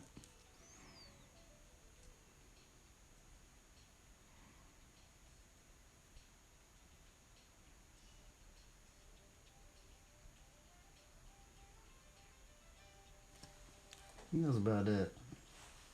I'm gonna call it done.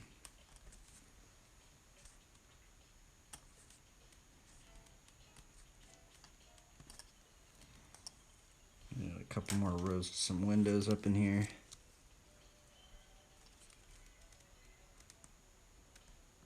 But yeah, this is all built on the perspective grid though, this entire drawing. Yesterday I didn't do the perspective grid. Actually, I honestly, I like doing not the perspective grid because I feel like I can work faster. Every time I lay down the perspective grid, I just feel like I just get all like,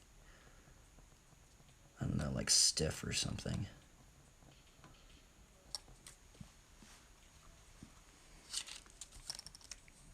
Just gonna kind of indicate these just a little bit.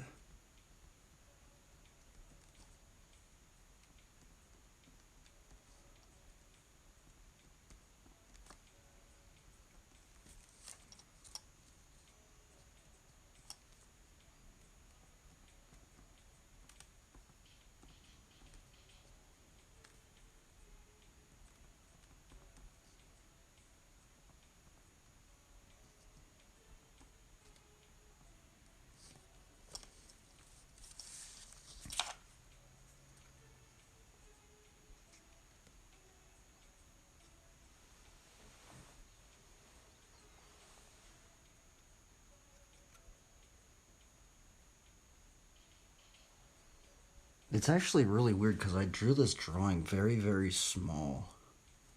Like way smaller than I actually normally do. But it kind of worked out in some weird way.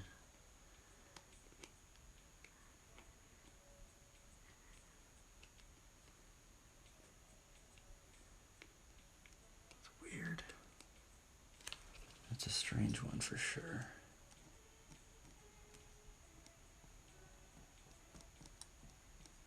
It's like weird. You could just like start just doing little scribbles and just start indicating things.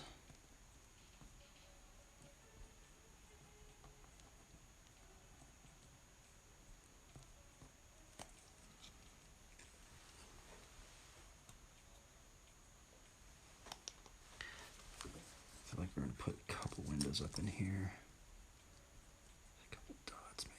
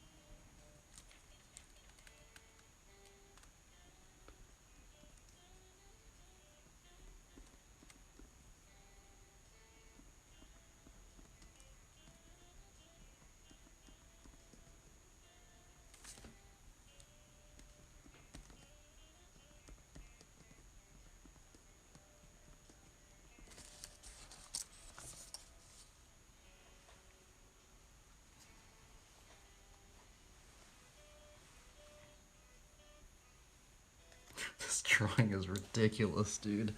Oh my goodness. This is like the weirdest drawing I've ever done, honestly. I ain't even lying. Like, this thing is just like... I don't even know, man.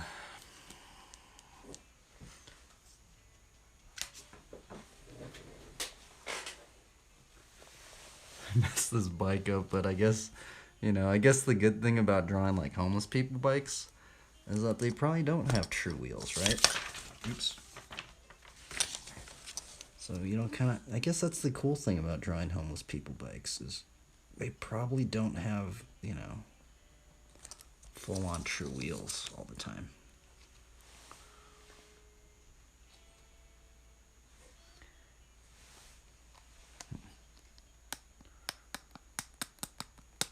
Maybe I should write the Matthew verse in there.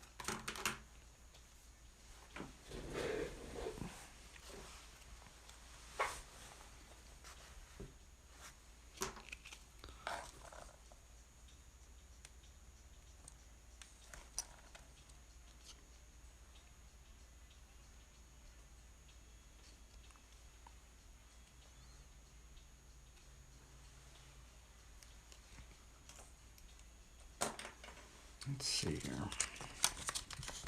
We're about done. Actually, I drew this like 5 times, I think, because there's a drawing underneath here, I think, too. Yeah, there is a drawing underneath here. Holy Toledo. I forgot this is a full ink layer.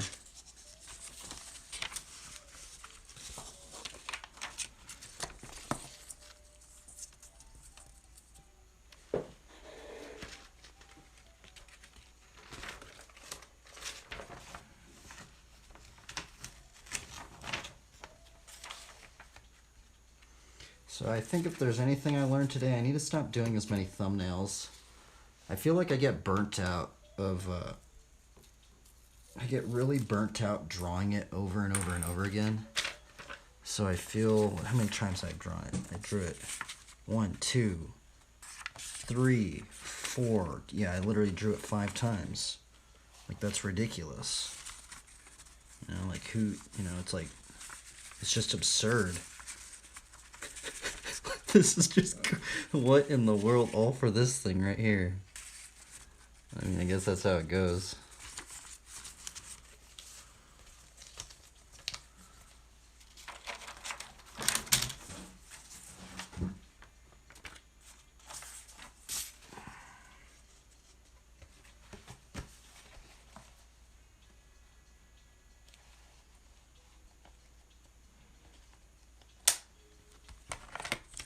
I think we're gonna put the shield right there.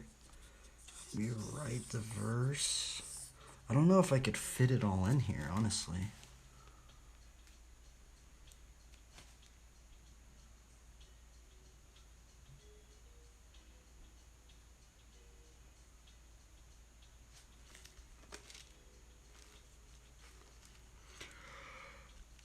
Yeah, this thing is taking a long time. Okay, let's see. What verse did I write up in here? I guess I could write Matthew 26:40.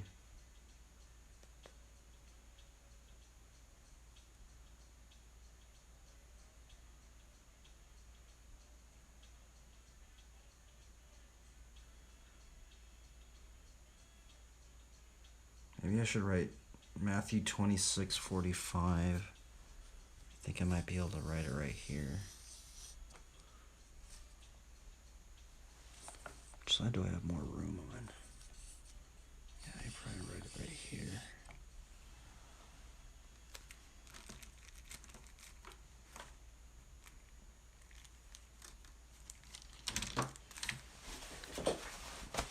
Or I should just leave it like that.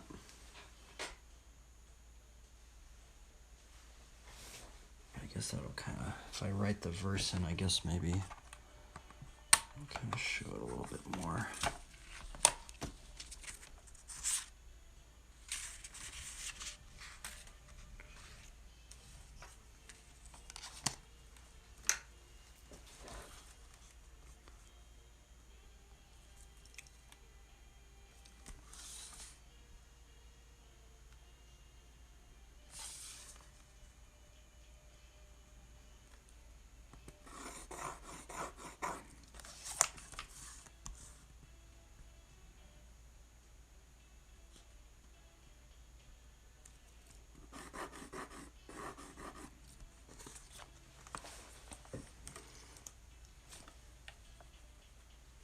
I don't know if I should like just have it almost like. I don't know if I'm even gonna write it in there, honestly. I don't even think I have enough room. I mean, I guess I could write it, but it's gonna like. Maybe I should like write it in the curve, maybe.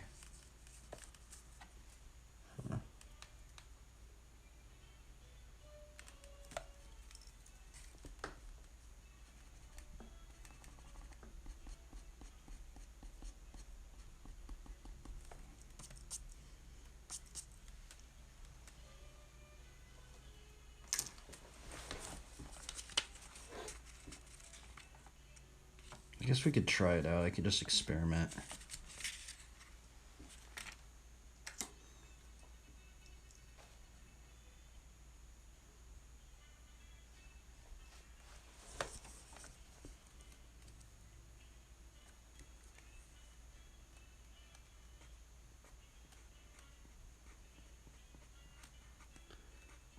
And he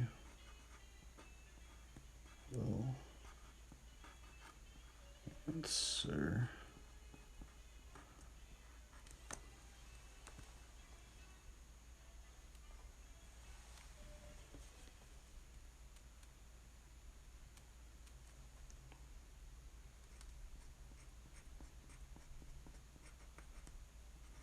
Let's see, it's gonna like.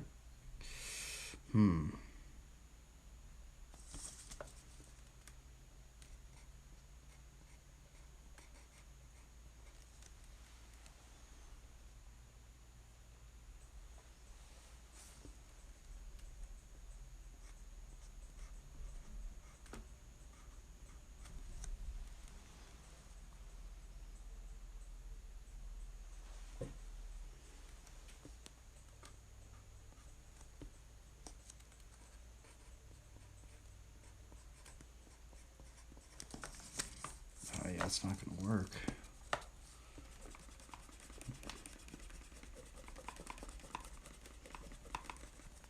I think what I'm gonna have to do is I'm gonna have to. Let's do it like super skinny, maybe.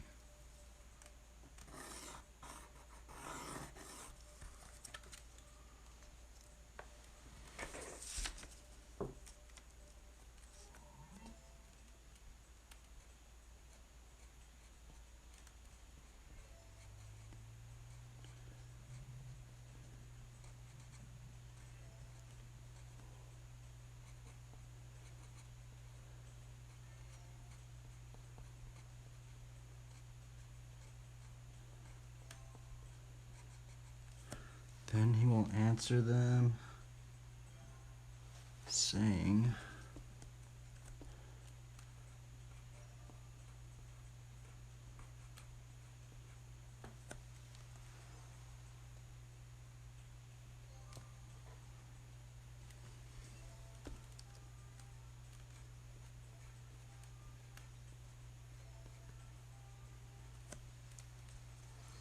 truly I say to you,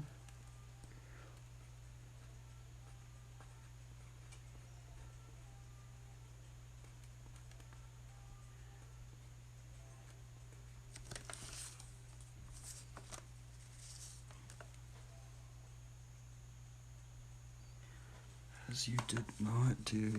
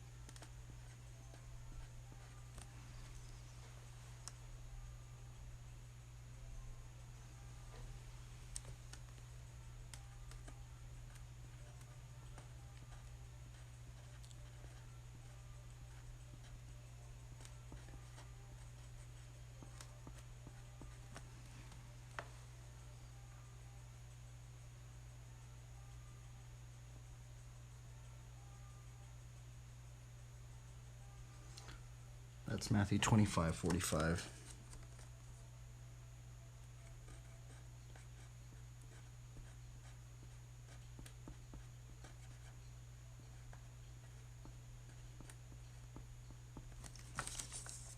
Okay, I guess we can write it in there.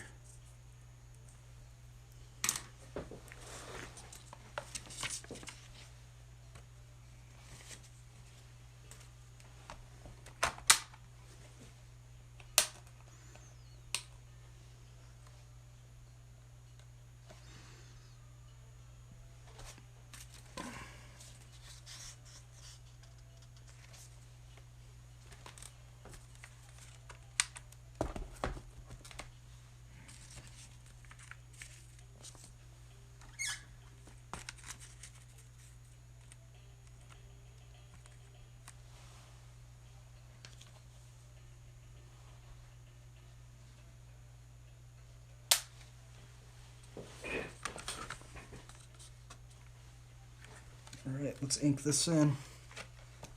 Hopefully I spell everything right. Wait up, I'm actually gonna put this up in here like this so I could see it. Okay, here we go. Then he will answer. Okay, actually, first comma thing. Yeah.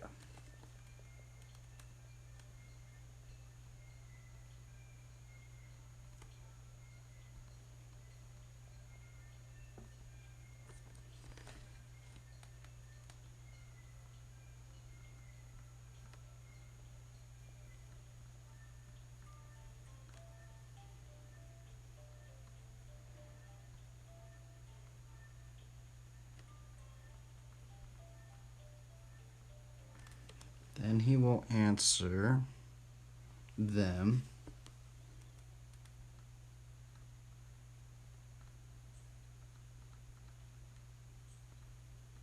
Comma.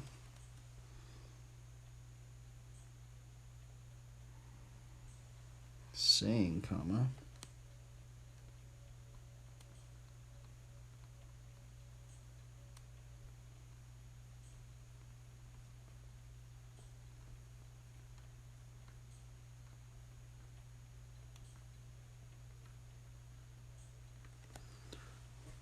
Truly, comma.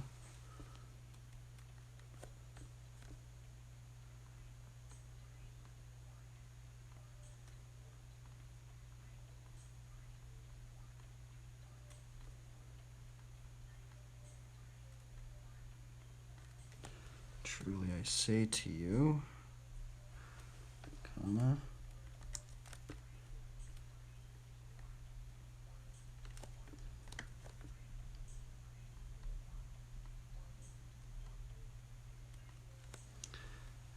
As you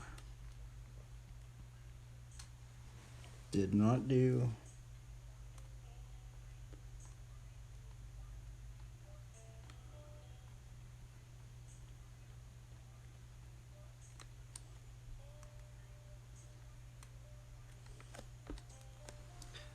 as you did not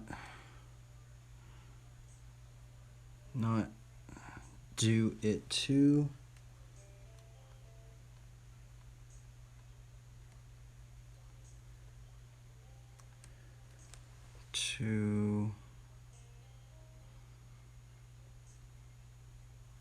one of the least of these.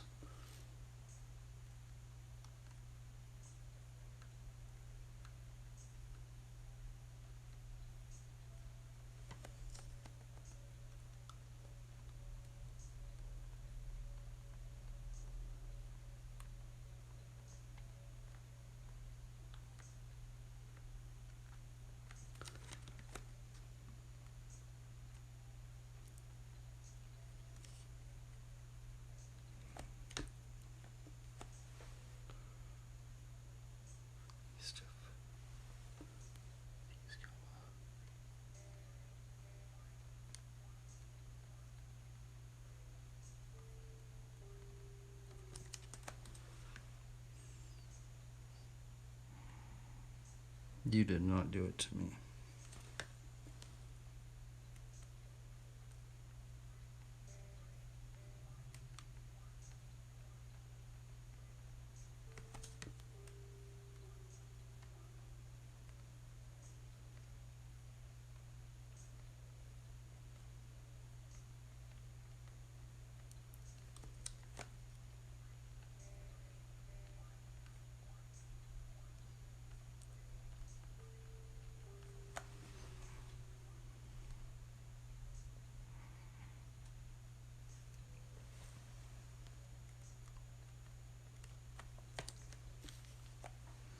Matthew 25:45.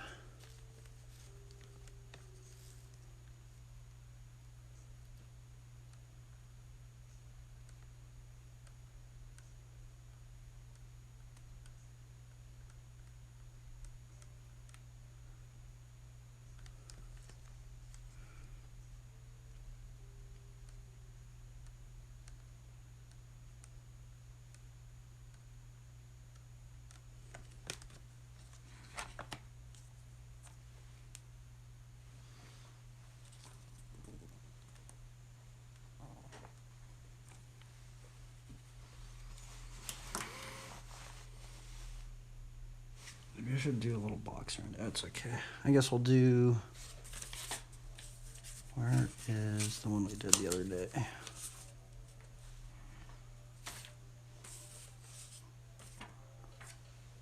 Oh, yeah, I know where it is. It's over here.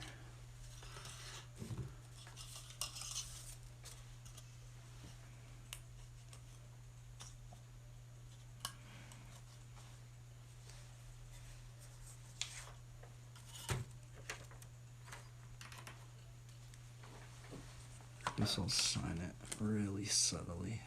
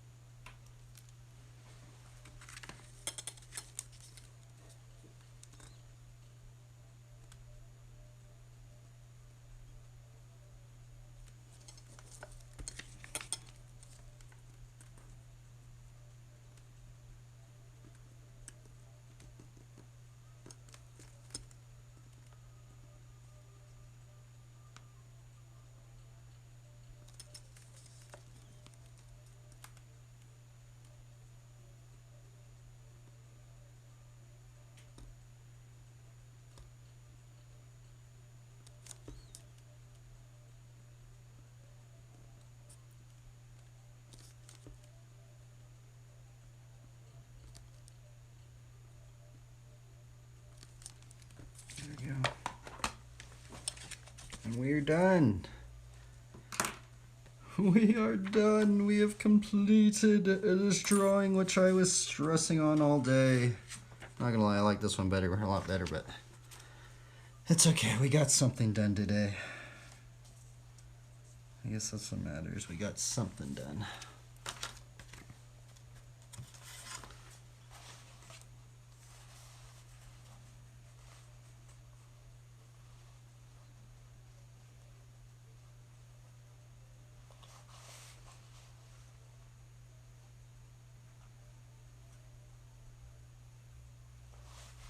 I drew this thing 5 times today, bros.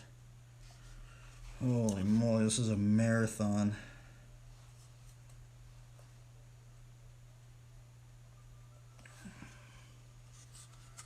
This one was a marathon today. I mean, I know it doesn't seem that crazy, but I'm not an inker, so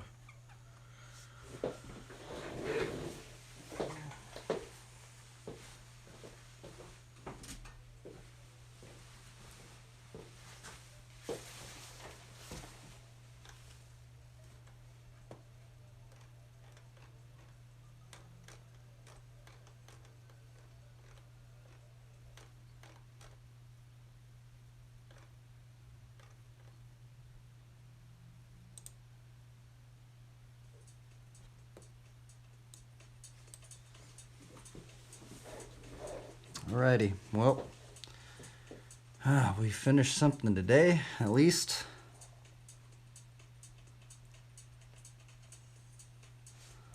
So get a little thumbnail for it.